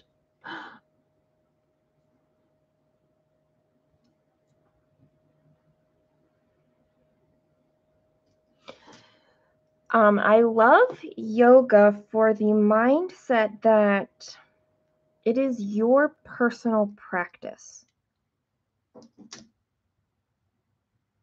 Like, you don't have to do difficult poses. You can learn a lot about yourself, and when certain poses are like emotionally challenging, there's usually reasons for that.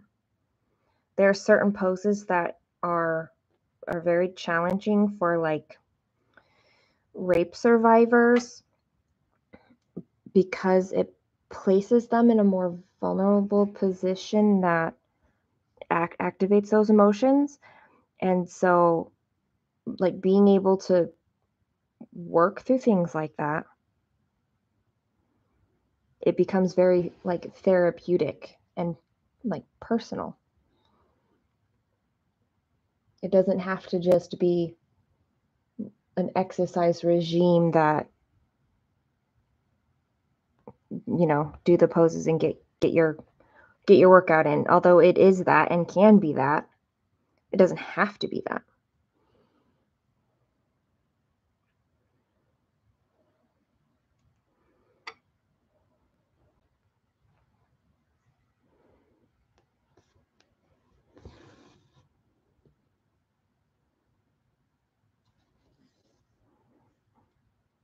In The Body Keeps the Score, in that book, there's an entire chapter on yoga and talks about this kind of space that yoga is for healing, like as kind of the therapeutic healing tool.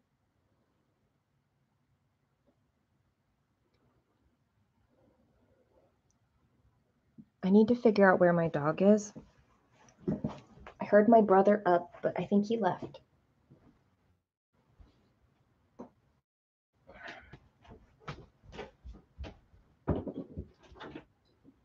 Hey, come on in.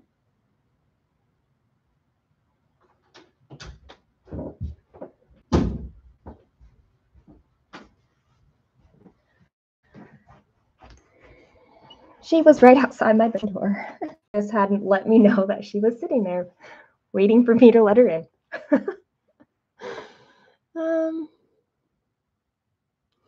Yeah, the yoga chapter's in the later half of the book, that's for certain.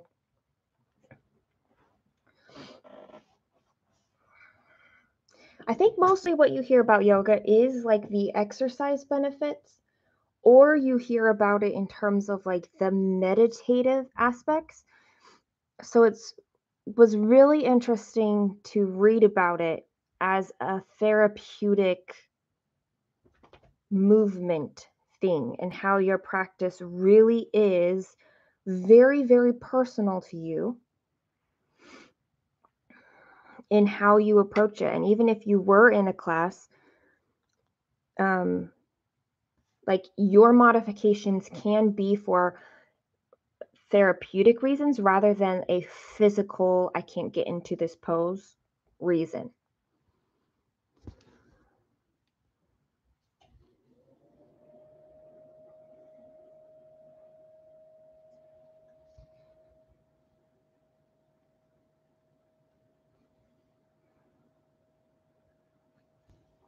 I'm excited to pair yoga with being outside and to like experience the dual benefit of both of those.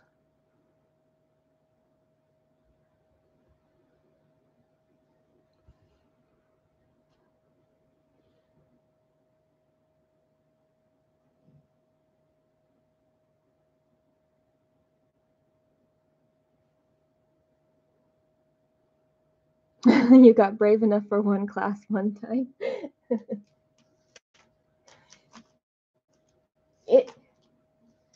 The teacher makes a difference. That is what halts me on taking classes, I think, is because I would want to know that I would want it to be a very good teacher.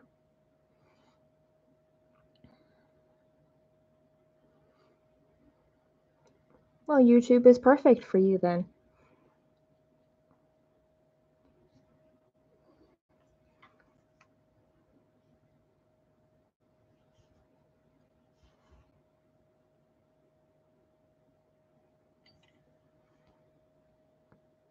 I'm not really sure how I'm going to go about it. I don't really want to utilize YouTube for me since I'll be outside.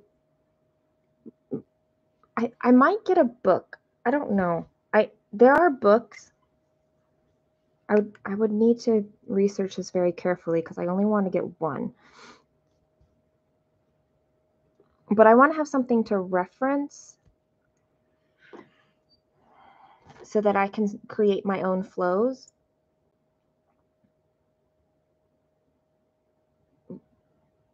Because I want to keep it analog. I've heard so many people love yoga with Adrienne. She's recommended a lot.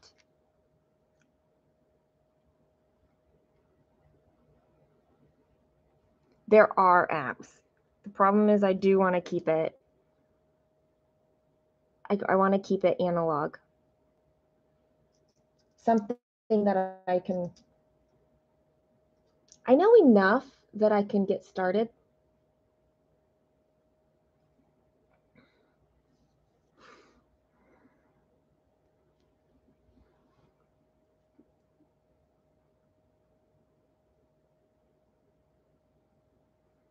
A women's health book.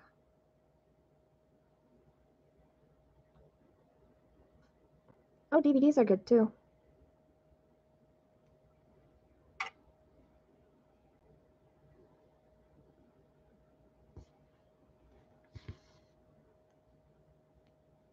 There are so many resources. I'm just being very particular since I want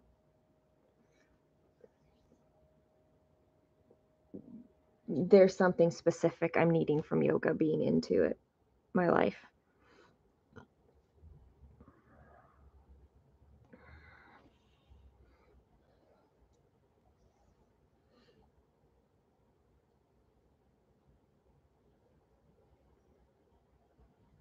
I just realized I didn't answer someone's question like a long time ago, and I can't remember who asked it.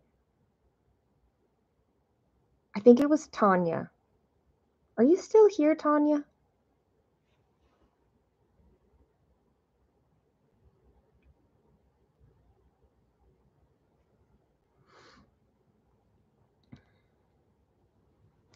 Okay. I mentioned I was getting a package from 123 Stitch, and you asked me what I was getting.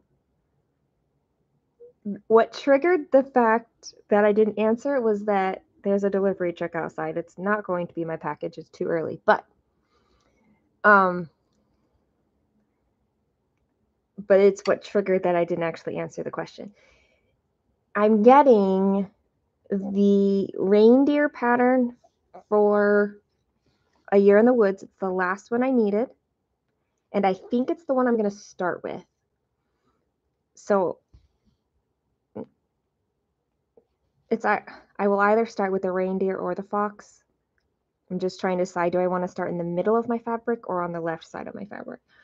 And it has a bunch of the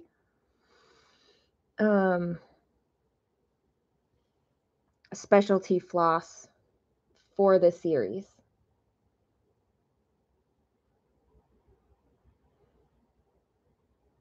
Like several parts of them.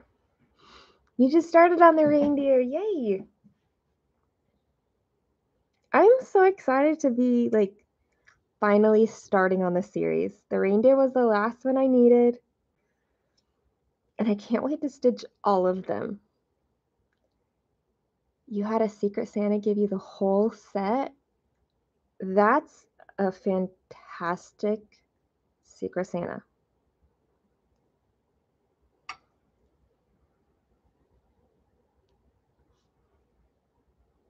The reindeer is your favorite? I don't know if I have a favorite. The ferret is so cute though.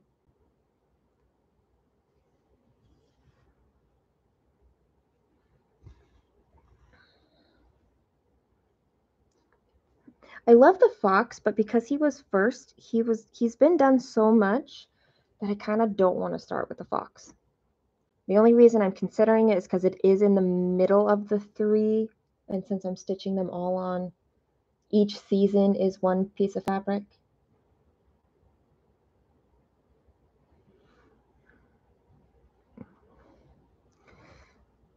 I just don't know if do I want to do the middle or start on the left side like I normally. I will probably start on the left side. Let's be honest.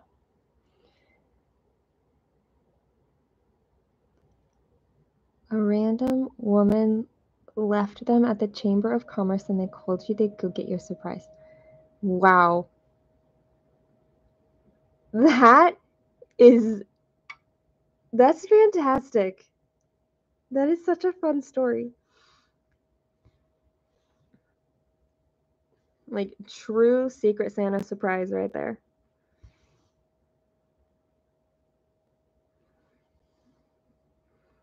Here's a question. What do you guys do with your patterns when you're finished with them? Like, do you pass the stash or do you keep like do you keep them like for whatever reason?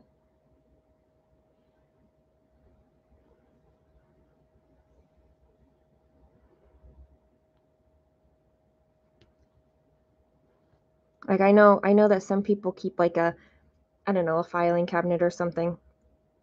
And they keep all their patterns in there whether they've done them or not.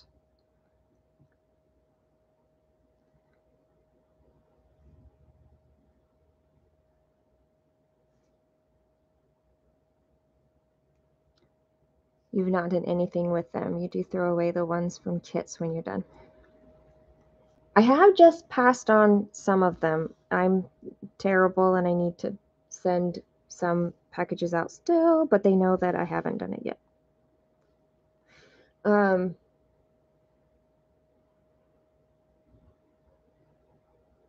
See, like, if you stitch long enough, then maybe you want to keep it, or if you have family members who also stitch. I get that there's reasons to keep them. I just haven't decided where I fall on it yet. If it's a kit, I know I'm not going to probably do it again because the reason I had it was for the kit as a whole rather than the pattern singularly.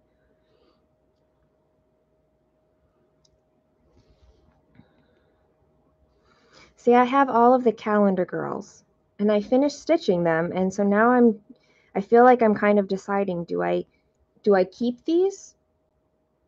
Or realistically, is that just going to take up space? And I don't want to just take up space. I think I'm leaning towards passing it on to somebody else. But shipping is obviously not my thing.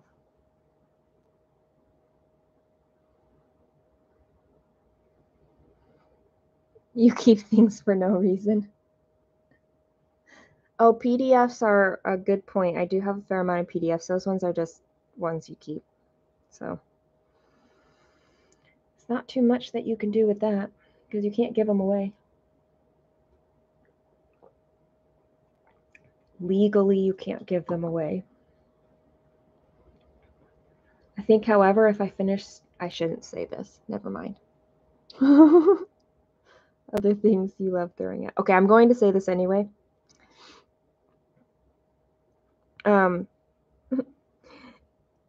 For PDFs, like if I finish stitching something,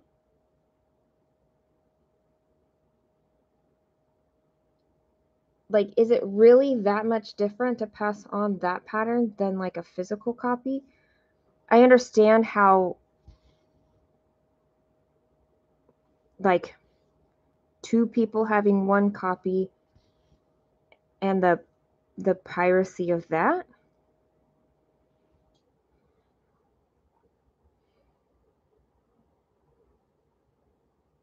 And so they had to do legal things surrounding that. I'm not saying that's what I'm going to do or anything like that. It's just in my mind. It's like people have done bad things with it, and so it makes it to where it would be illegal for you to do something different.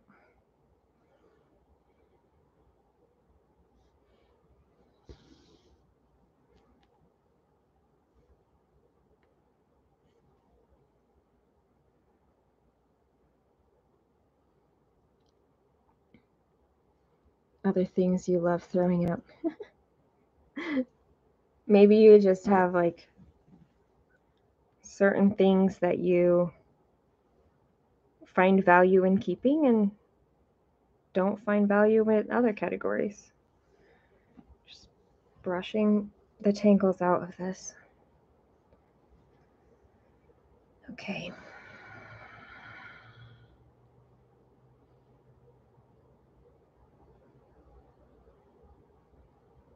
I know, like, I know that I could pass on a PDF and feel ethical doing it.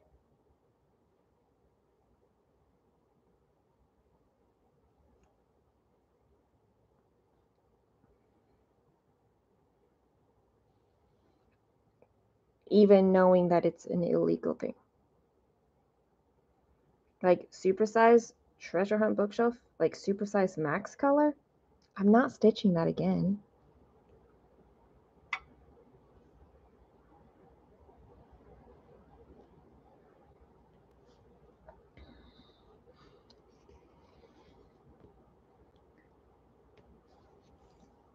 Like it seems like it's almost illegal for, even if you were to like die or something, for you to be able to pass on your digital PDF things to another person. Like that's how stringent it feels, or strict it feels.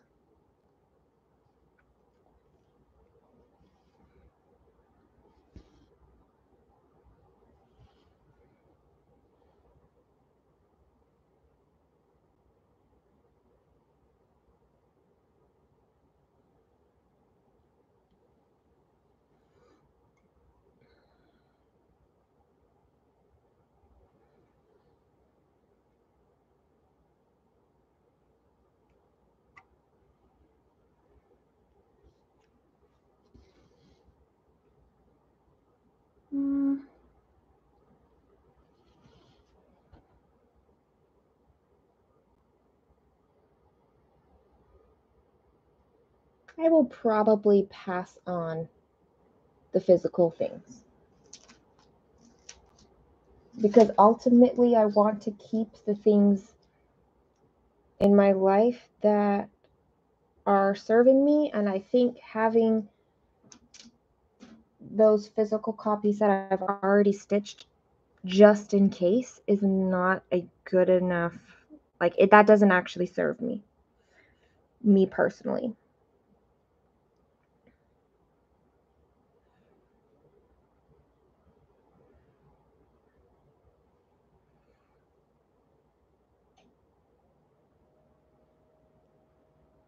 I'm not really a minimalist at all. I'm not at all a minimalist, but I am an intentionalist. Is that a thing? Can we say intentionalist? Um, Not that you would think it from the state of my house, but I'm practicing it.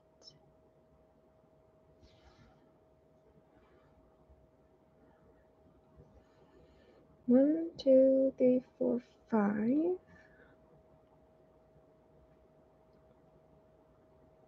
One, two, three, four.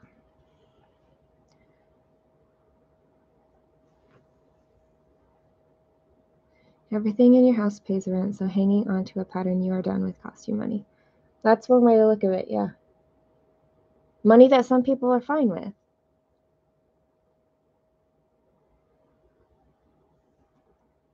I need to park this one more over. You don't think it's a just in case thing? I don't know. I had a great aunt. She's passed away now, but you know, she lived through the Great Depression.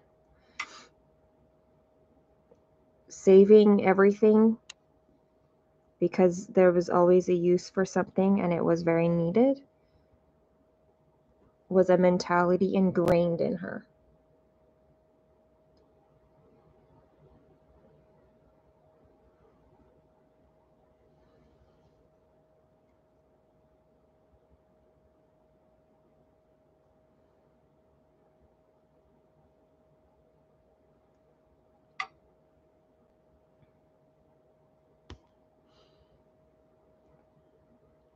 Hello! The stitching is going. It's slow at times and slower at others. I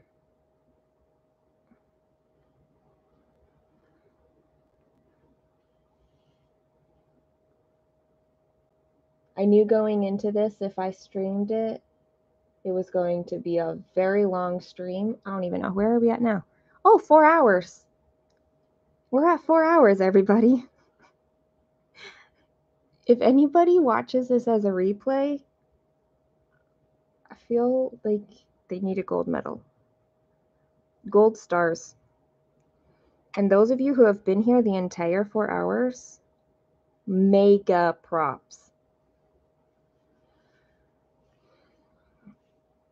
As long as I'm enjoying myself. I am enjoying myself, and I'm very happy that I'm hitting this goal. Sam, I am at 295. So I have 146 stitches left. Oh, Dawn, it's like a scrapbook.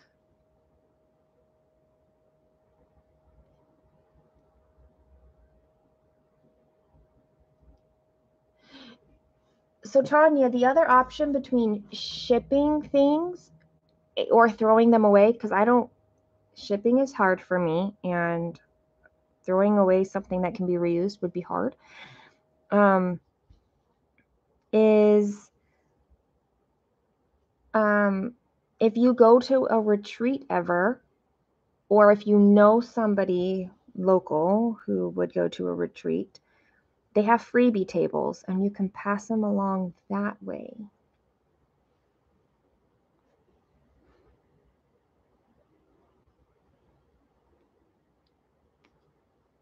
I make working copies so that if for some reason my working copy gets messed up, I have something to go back and work off of.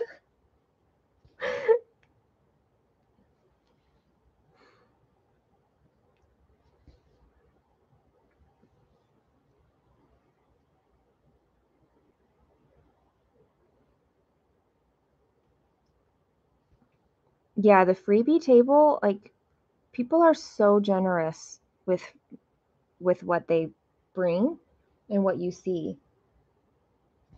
Like, you'll see fully kitted up things and you're like, I know that wasn't a cheap acquisition.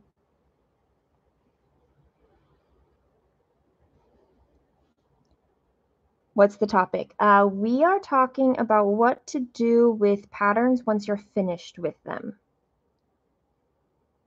I do not like donating to Goodwill. What they do with books makes me mad. You have found really good patterns at the thrift store? Well, let me go to your thrift store. I never see crafting stuff at my thrift stores. I guess I really only go to one. There's not many options here.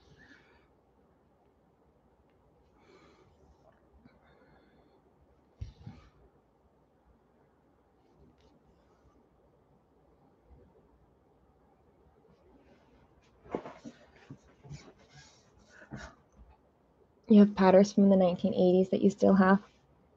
I don't think that there's a right or wrong answer by any means.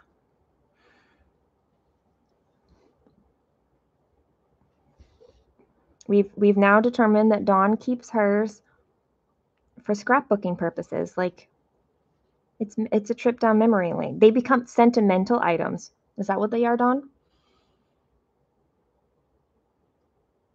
I do throw away my working copies because those get beat up.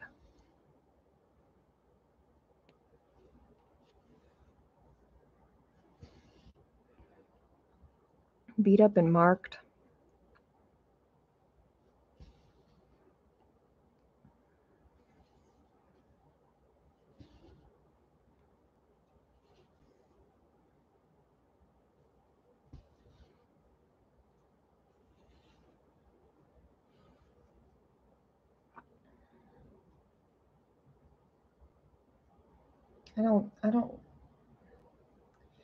I do like the idea of looking for frames at thrift stores. Ooh, a crafty thrift store makes a difference. One kind of geared towards that.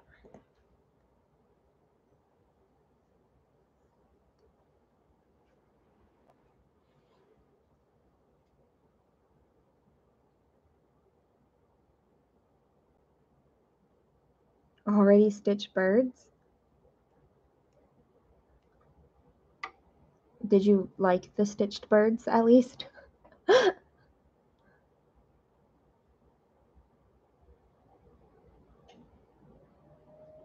Got lucky at Savers a month ago and found unopened vintage cross stitch kits. Ooh, that's fun. I've never been to a Savers before.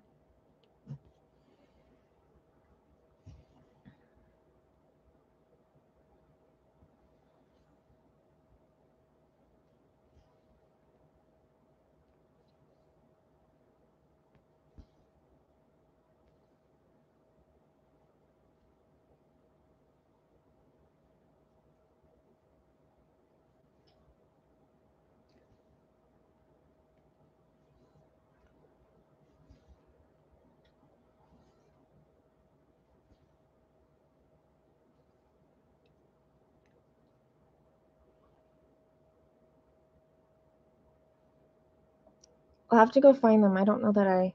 Wait. Here's the... Okay, so I'm slowly working on this on Instagram. That... Like, I have so many people following me, and I'm working through, like, following people back.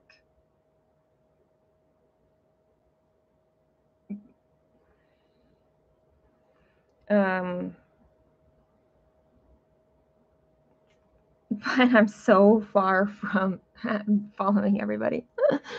Okay, but let me find you. Oh, I'm not trying to make a post. I'm trying to search.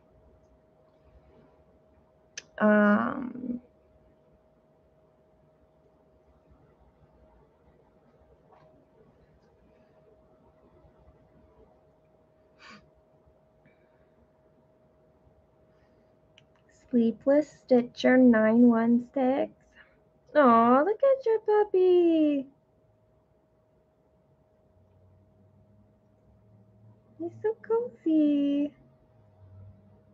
Oh, what a cute kitty. Now I'm distracted by your Instagram. Oh dear, a knocked over cart.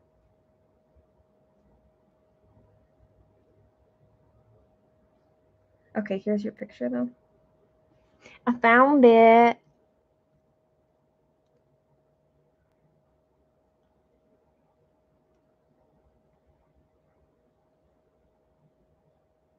Those are amazing. I love this female right here. Pretty sure that's a female. Looks like a female cardinal. Oh, that's so cute.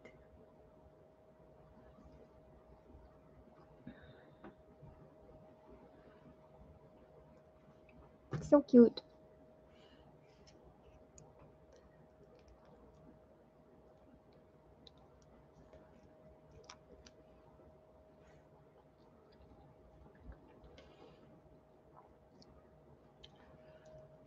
Yeah, that female cardinal is fantastic.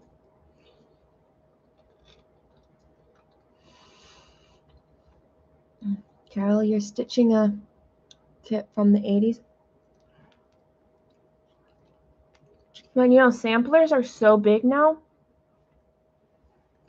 Like reproduction samplers, or what are the samplers called that they're not reproduction, but they're made to look old?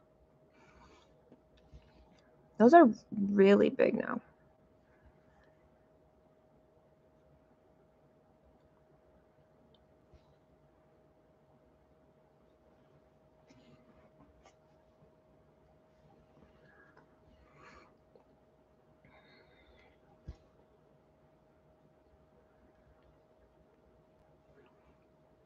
There are so many good things to stitch. It can be hard to pick and choose. One thing I really want to stitch, I've always wanted to stitch a stocking, at least one in my lifetime. But I've never wanted to use them as like Christmas stockings. And it wasn't until this year, and picking which stocking one would stitch is hard. But then this year I saw the traveling stocking stitcher, is that her name? And she like showed all of her stockings like up as her decor for Christmas. I'm like, oh, that's brilliant. Why didn't I ever think of that? You can stitch the stockings and have them be your decoration. Obviously. Have I ever considered streaming on Twitch? I talked about it with a few people once, but not like, I have not strongly considered it.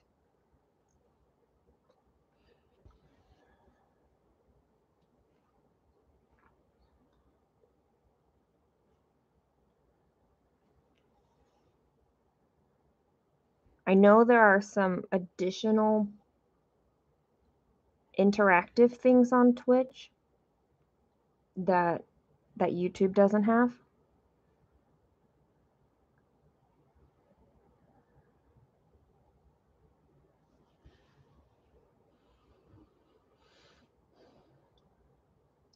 It's a row of kids playing in the snow designed by Ursula Michael.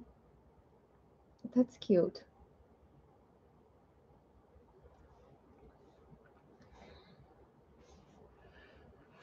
Okay, how do you pronounce your name? Is it ZHE? How do I I know I'm gonna have to sound like an idiot in order to tell you if I'm saying it correctly. Just Z. So it's like, is this a nickname or is it like your actual name? I'm just curious about that. I don't have to sound like an idiot because it's easy. Okay, nickname. Suki's a nickname too, but it's like the nickname I go by everywhere. It's the nickname I know as my name.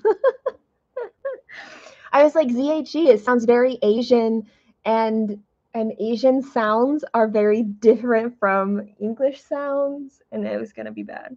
It was gonna. I was like, do I need to make it kind of like a zh sound, which it's not really a sound that Americans have.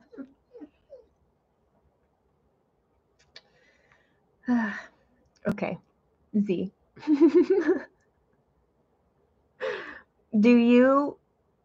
Are you on Twitch? Do you stream on Twitch or watch streamers on Twitch? Since you asked me about that. I am up for looking up at, oh my gosh, that was not grammar. I don't mind looking into other places. I don't love having to ask people to follow me in a different place.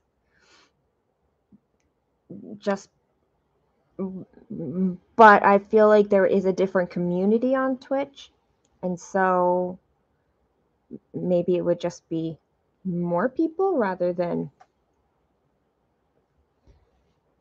asking other people to go somewhere else.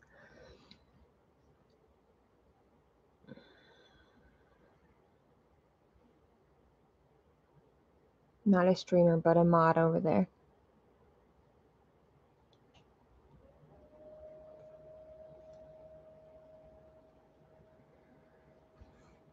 I probably should look at what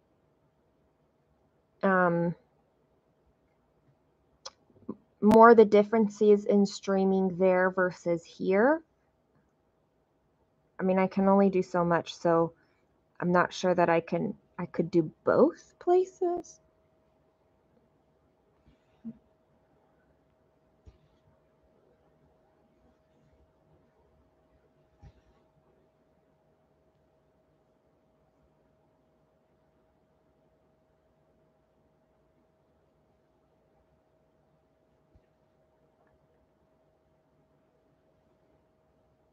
It might be easier to stream over there than here. Like setting up for a live here, not like the physical setting up, but like you have to input all of these options. Just like if you're posting a video to YouTube. So it feels like a million steps just to get live.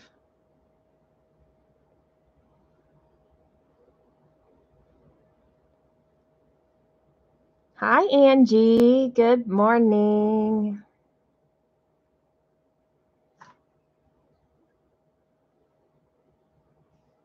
Angie, I've been thinking about you a lot this morning as I've been stitching.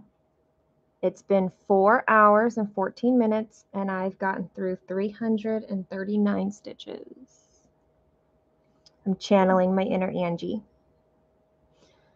A good way to research is to just watch someone's stream, see how the community is there. You might like it. And some streamers do both YouTube and Twitch. Can you concurrently do YouTube and Twitch? Or or once you have your Twitch, I think I've seen people post their Twitch onto YouTube, but I think that they do that after the fact, not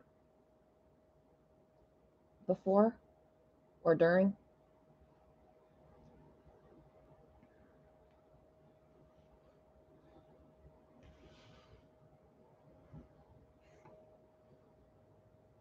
Because I definitely want to do more live streaming more regularly.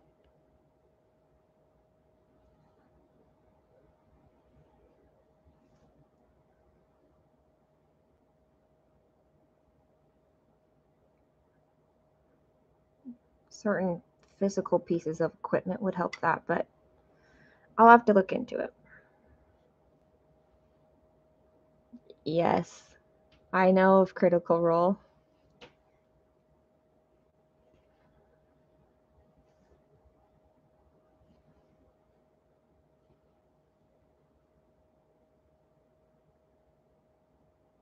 They have quite a setup. They do both.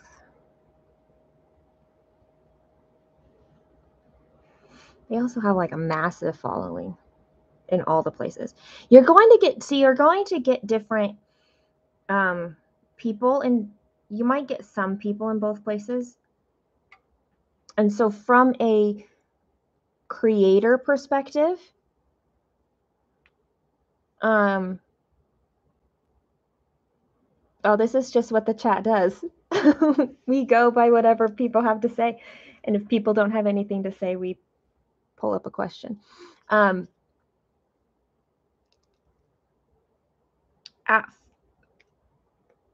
the creator perspective, I can see multiple platforms being able to reach people that way.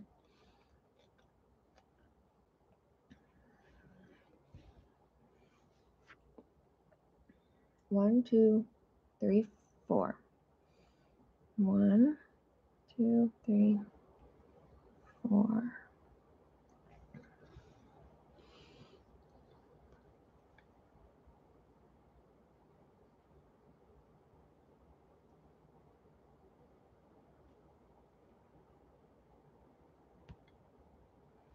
Well, let me write this down before I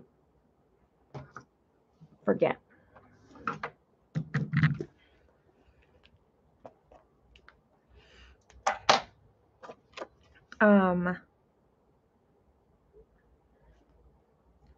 Look into Twitch.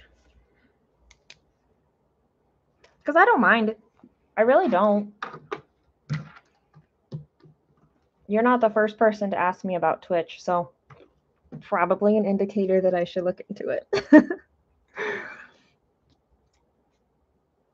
Guys, I have 99 stitches left to go.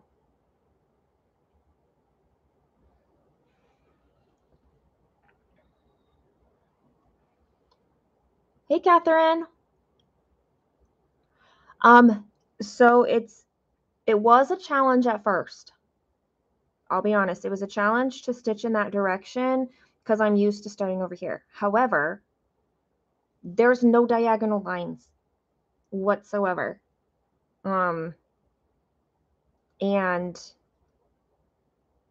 I really like it. I like it enough to where I will probably stitch this way on some of my other full coverage pieces.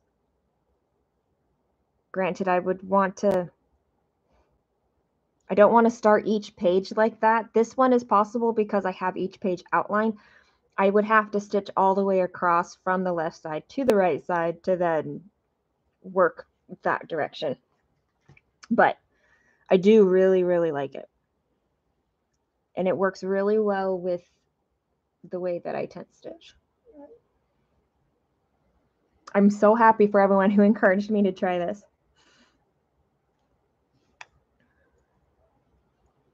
My goal, okay, so the yearly goal on this piece was 10,000 stitches. How I came by that number was because of the full coverage fanatic challenge. Like their whips and wonders challenge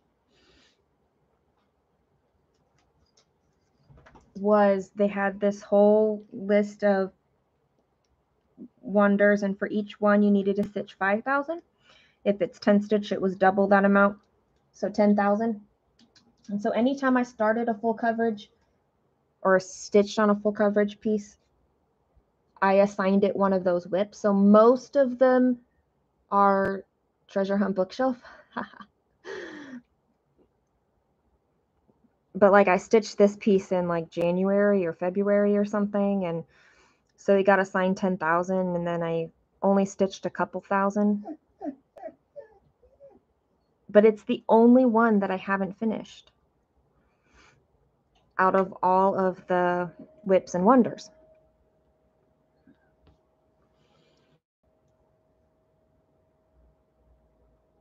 That's Angie, that's true. You do go from right to left, so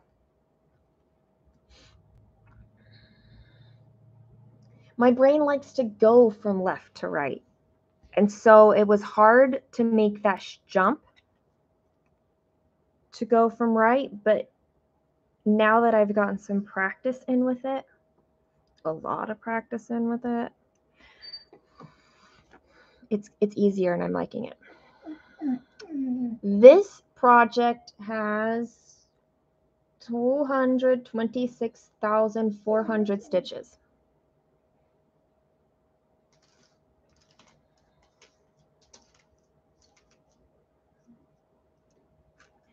As a whole, it's one of my smaller full coverage pieces.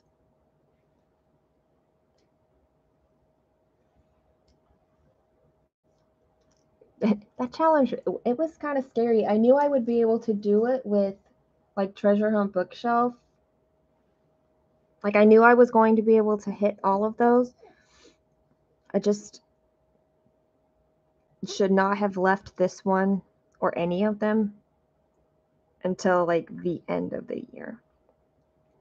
So I've been stitching like a insane person this week. I kept up on dishes up until yesterday, so my sink is full of dishes, but I did unload my dishwasher, so I can load it back up again.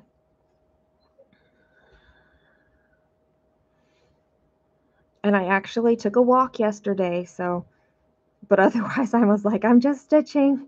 That's all I'm doing.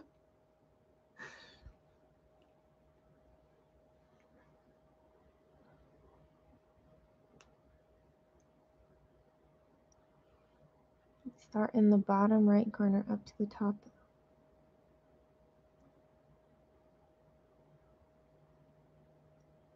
Bottom right, top left. Yes, that is how my tent stitches go, is bottom right, top left.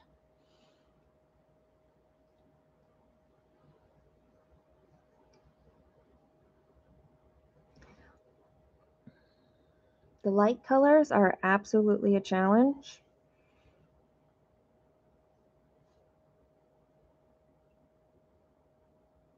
I think it was also just silly of me because early in the year I was like, oh, I'll work at it at Christmas time. Well, December is always busy. Why do I think that I was going to be able to stitch like 8,000 stitches, however much it was, in December on a max color regular sized chart? It just wasn't very smart thinking, so if I try to do this again, tell me that I'm being ridiculous and stop talking to myself.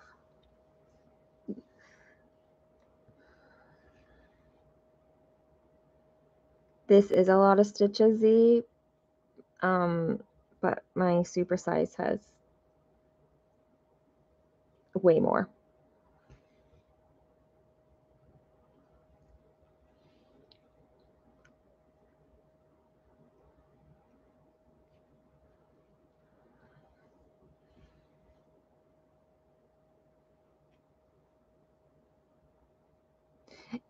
And then maybe you'll get like a page finish over there if you go to the right side. We have big plans at the busiest time of the year. We're ridiculous sometimes.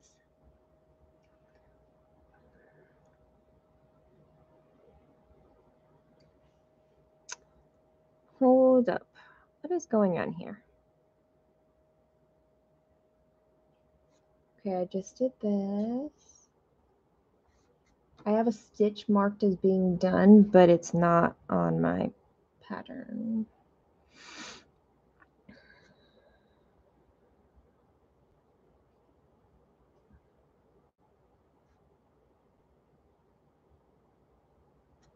Oh. I see what I did. That is fine. That's an easy fix.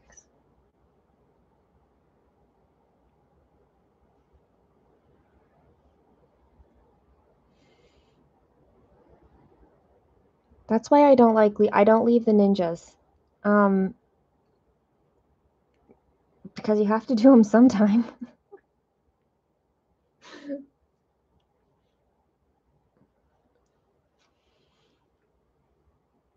You've never done a full coverage piece before, it's on your bucket list? Well, how much encouragement do you want? Because I've got a few people on right now who like to encourage.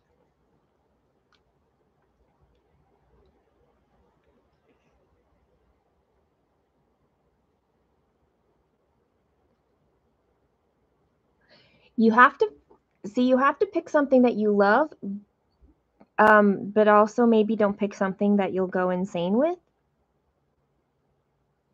So finding that balance.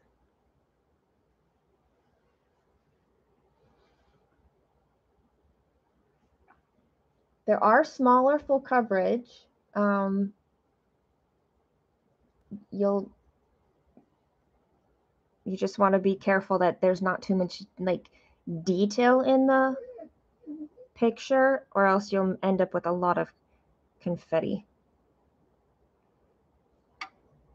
You also might want to look at, I mean, there's so many companies too that you have a lot of options. Oh yeah, and a fabric. You need to have a fabric that you really enjoy because these projects do take a lot of time.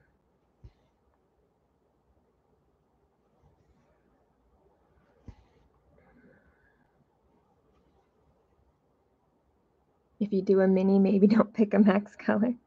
Unless you know that you love confetti. If you know that confetti will not drive away your sanity,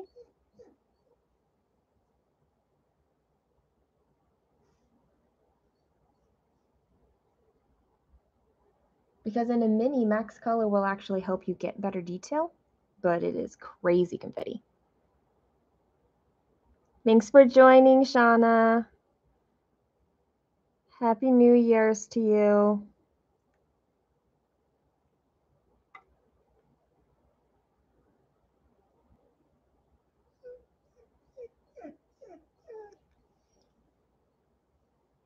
See you in 2023. Ah, it's crazy that we're so close. The Australians say that 2023 looks fine and we can come over.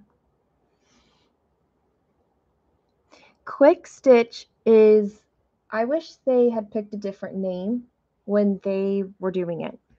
Like, they should not have used Quick Stitch in the name.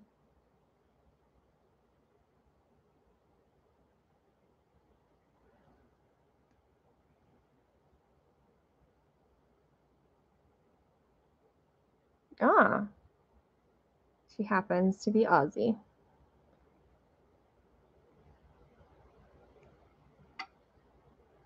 That's fun. You're going to be stitching into the new year? Yay! I don't know that I will last that long. Staying up that late. We'll see. Not really sure what the plans are.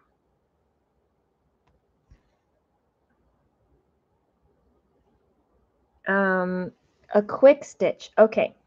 So, the company Heaven and Earth Design is maybe one of the most well-known full coverage charters out there. I'm not sure that I can totally say that, but they're very well known. They have like regular charts, and then you start having options of those charts, like super size, which is a larger project, or mini, which is a smaller one, or max color, and then there's varieties on those that we won't get into. But a quick stitch is where they take just a small portion of a big chart, but then they take that small portion and chart it like a regular chart. Do I have? I don't have any quick stitches with me, but so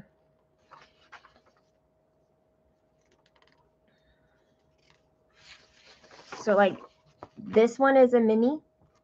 That means that there is a chart this size that is regular. It'll be bigger, but the same artwork. So it'll have more stitches. A quick stitch would be like, okay, I have this one. A quick stitch would be like they took just this portion of it and then charted it to be its own. So it's not the full chart anymore. It's just a portion of that chart. But then it can still have the same number of stitches or even more than the chart as a whole because it becomes its own chart. I hope that makes sense. Your first, you have to stay up so you can start your new start. Angie, your new start is the God Shed His Grace, right? With Alicia. Catherine, your first full coverage, you selected a regular cross stitch design that was max color. Okay, good. I'm glad that made sense. See, I don't know what happened to my needle, y'all.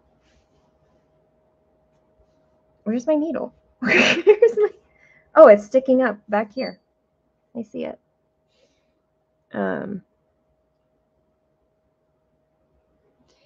A crop of the original chart, but like it's not taken directly from the chart. Like this, like they rechart it completely like a normal chart. A crop that's been recharted like a regular chart. There we go. See, I don't have to be super wordy. I just apparently choose to be.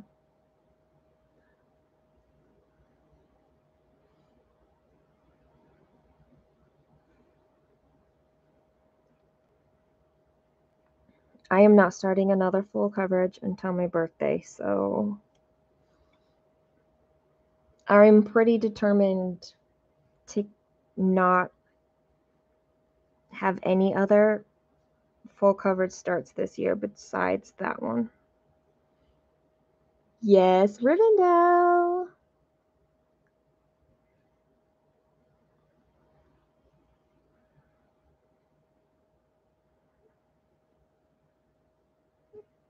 And that's going to be beastly because of all the blends. That'll be exciting.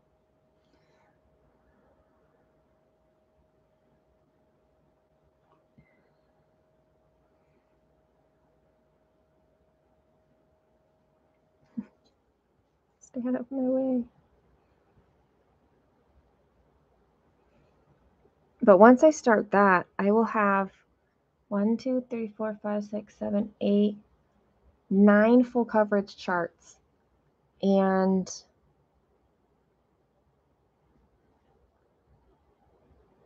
that's a lot that's more than I want to have. It's more than I want to have at all, let alone just in full coverage. Well, I don't know that it's more than I want to have in total, but it's more full coverage than I want. We'll leave it at that.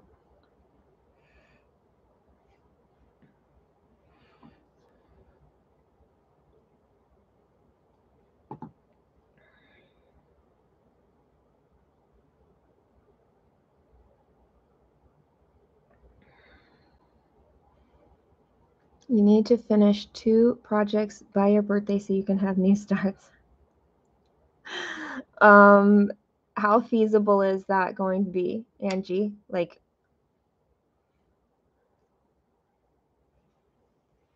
because you can, like, once you focus on something, you're Carolyn Manning. I mean, your birthday's in March. That's 2 months away. Oh, I wanted to ask you though. You posted your Carolyn Manning, the red one, and you said that you had so much trouble with it. Like, what was causing trouble? Because your other Carolyn Manning went so easy. Like, it was one of your faster stitches.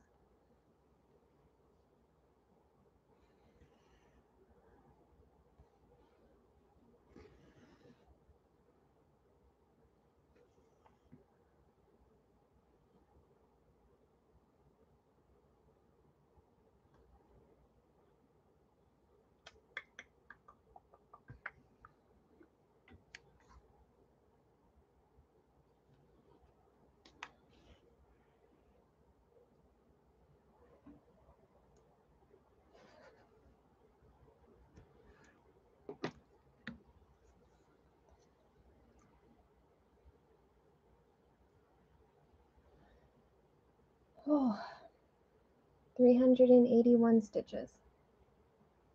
I will finish out this diagonal and start up here again. I didn't know if I would do that. I didn't know at what point I'd hit my goal, but it seems very likely that will be the case. The problem is your smaller projects are part of a series, so they will just get replaced, so that doesn't really help.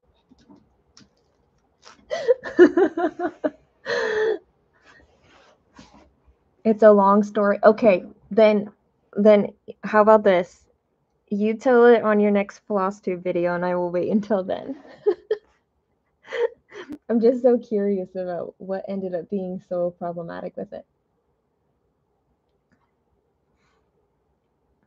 And if it was something like, was it just like your mental space at the time, or was it the project itself? I will wait until your floss tube.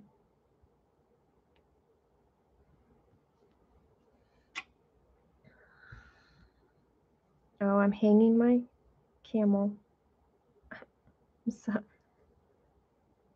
I'm suffocating my camel.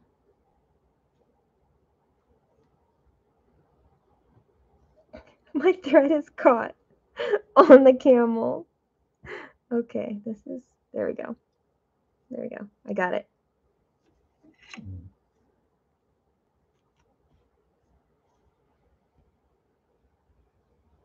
Figure it out, y'all.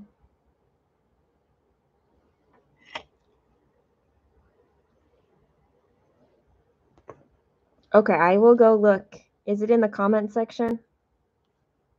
I only read your caption. I didn't read your comments. I will go look.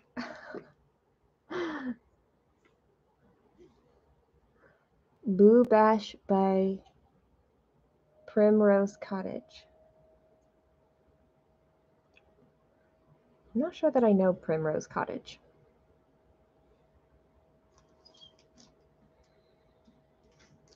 There's a lot I don't know.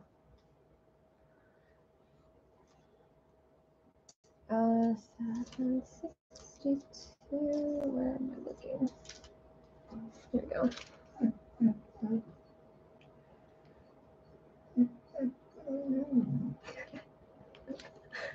My puppy is very sad at me right now because I would be, in a normal morning, I would have been stitching my treasure hunt bookshelf and I would have been done 2 hours ago. I can't believe that this has been almost 5 hours, but this is seriously how long it's taking to stitch this chart. Anyway, so I'm normally done my bookshelf and she's been able to like go outside, we can interact, have a break, get started again.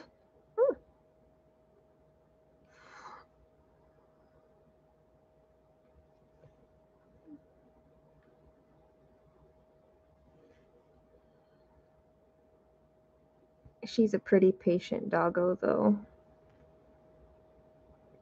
It's just I've been on here a very, very long time now.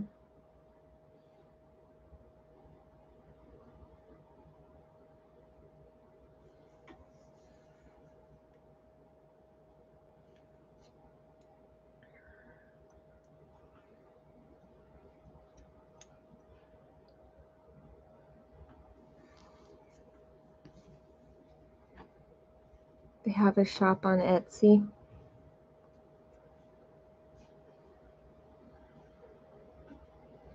Primrose Cottage, right? Yes, Primrose Cottage.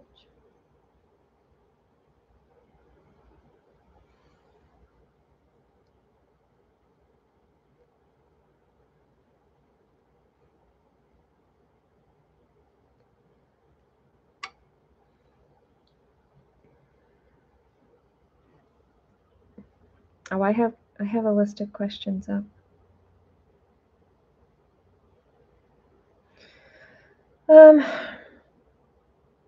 Oh, my eye is twitching still. It's crazy. Okay. For your birthday, would you rather receive cash or gifts?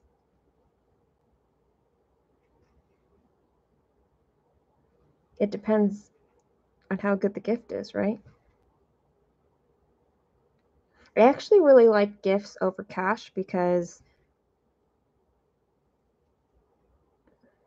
I don't know, I like being thought of, I guess, and somebody taking the time to figure out what to give me,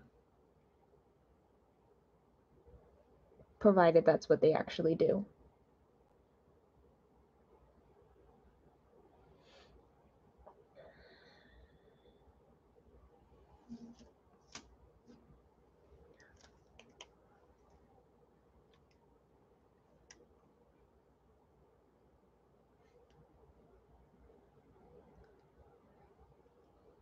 I feel like you miss when I like.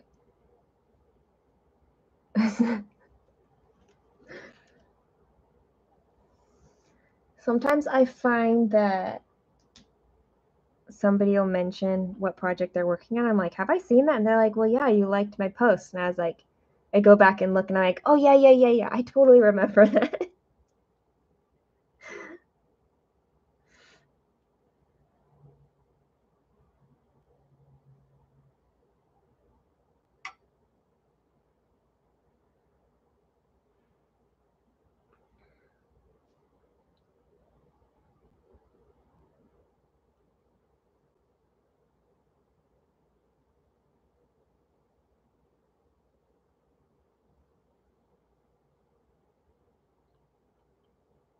Yes. So, yes, a gift card for a specific store that kind of shows that they know you. Like it's still thoughtful when it's like that. For accompanying in my corral, um, the director and I were both given gift cards. One was to Amazon. I haven't used that one yet.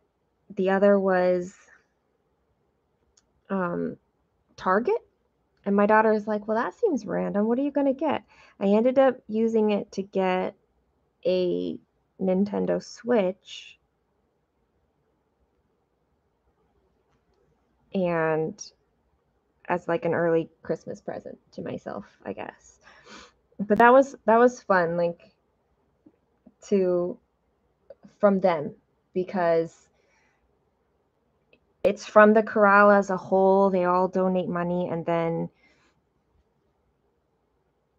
one person is going to do the shopping to get the whatever it is. And so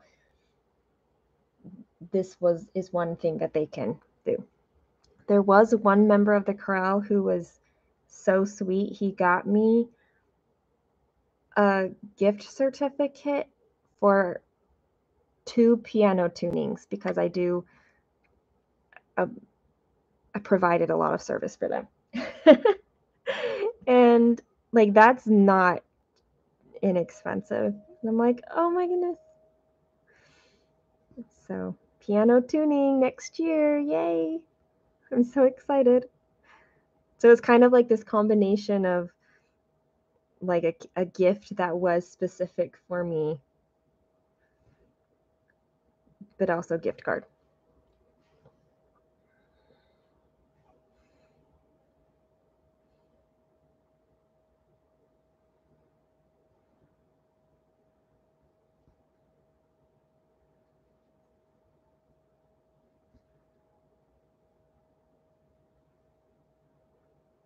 In general, I would not want to receive clothing from people.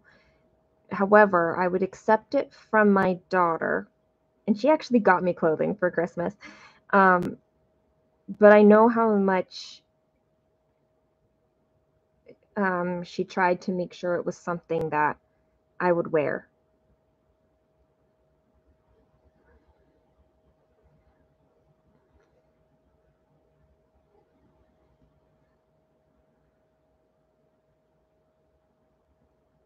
But if somebody were like, "Oh, I want to get you clothing," then I'd be like, "Okay, well, just like let me do the shopping for it then."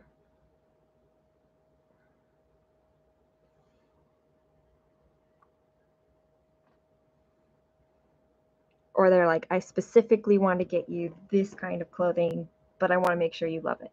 That kind of a thing.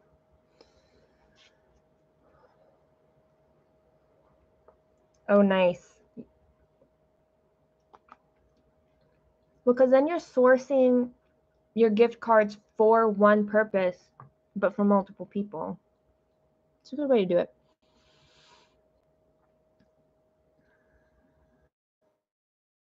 If people just give cash, it gets put in the bank. My cash never goes in a bank. That would require me having to go to the bank.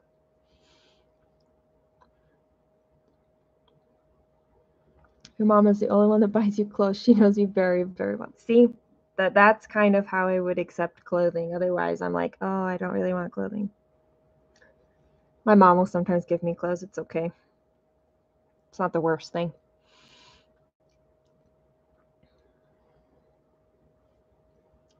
Z loves the gift cards. You can go shopping when you need to go shopping. Yeah, you can kind of like hold on to it. And I would always accept, like, I don't know, because there's something about getting a gift card to like a crafty store that would be really exciting to me.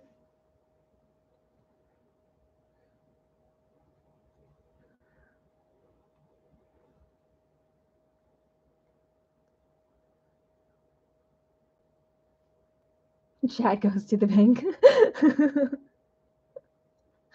Chad's a keeper. I need a Chad.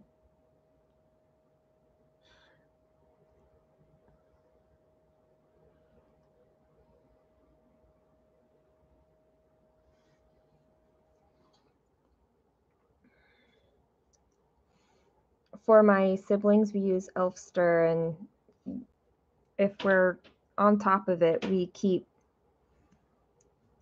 try to update our wish lists every once in a while. Those are helpful to get each other gifts because we live in different places now. We don't. It's really hard to know what to get somebody, like what they need when you're adults and stuff. Michael's gift cards gets used when you get them. Those aren't saved. Those are used right away. Well, because you always need something from Michael's. I mean, it's a need still.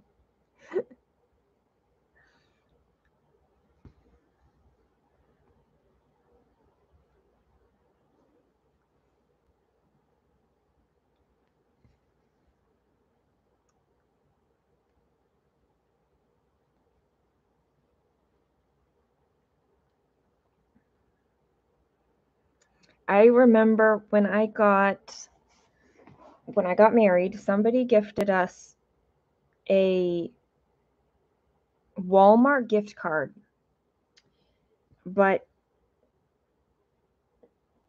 they said in the card, um, like, you are not allowed to use this to buy groceries. You have to buy like something fun. And I was like, but I don't shop at Walmart very much. Like, I don't. What do you even buy? I think we bought games. I can't remember. It was too long ago. Or I just bought fun food. Food can be fun.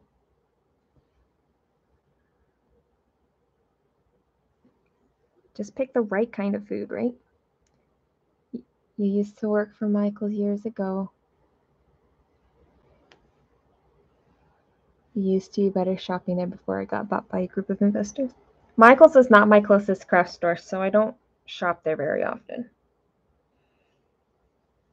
I do have a Joann's, Michael's, and Hobby Lobby all within like 15 minutes from me, but Hobby Lobby is the closest. It's like 5 minutes down the road. I was just there the other day. My daughter hates it if I go without her.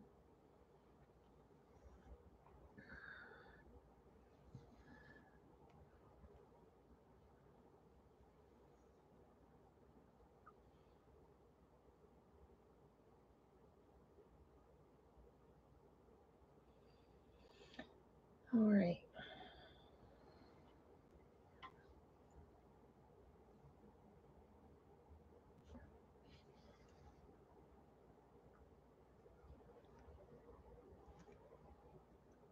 Your Michael's is not very good. That's sad.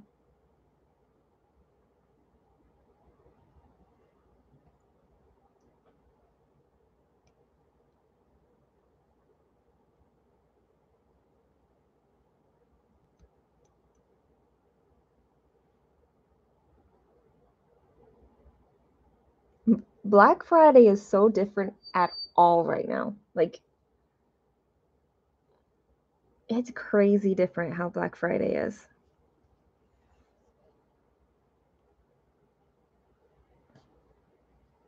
Especially in-person shopping is very different.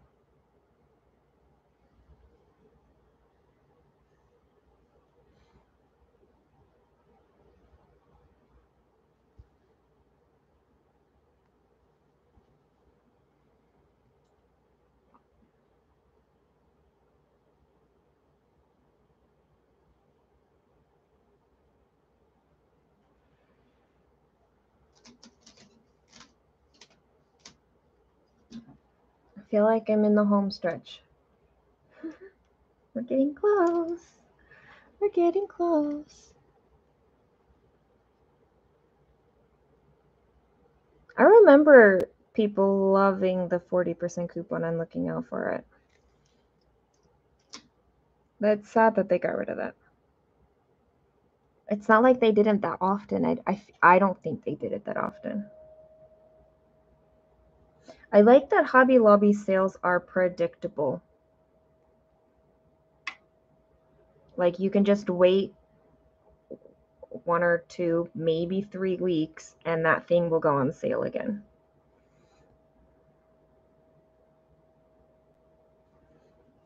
I know people don't like Hobby Lobby for other reasons, but I like that aspect of them.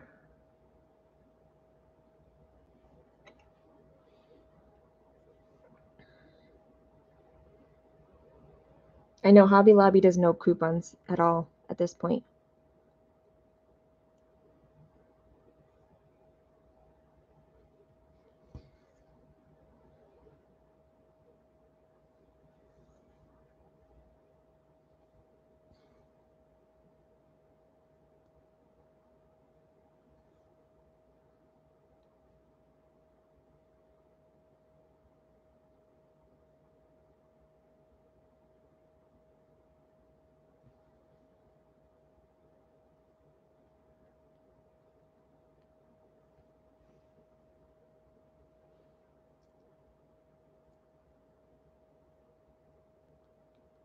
%30 off one skein isn't just gonna...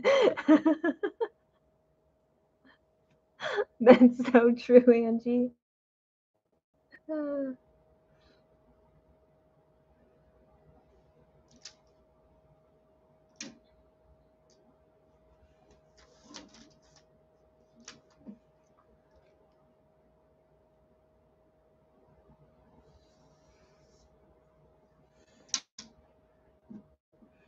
It's one reason why I really like having my master set now, is that I don't need floss all that often anymore.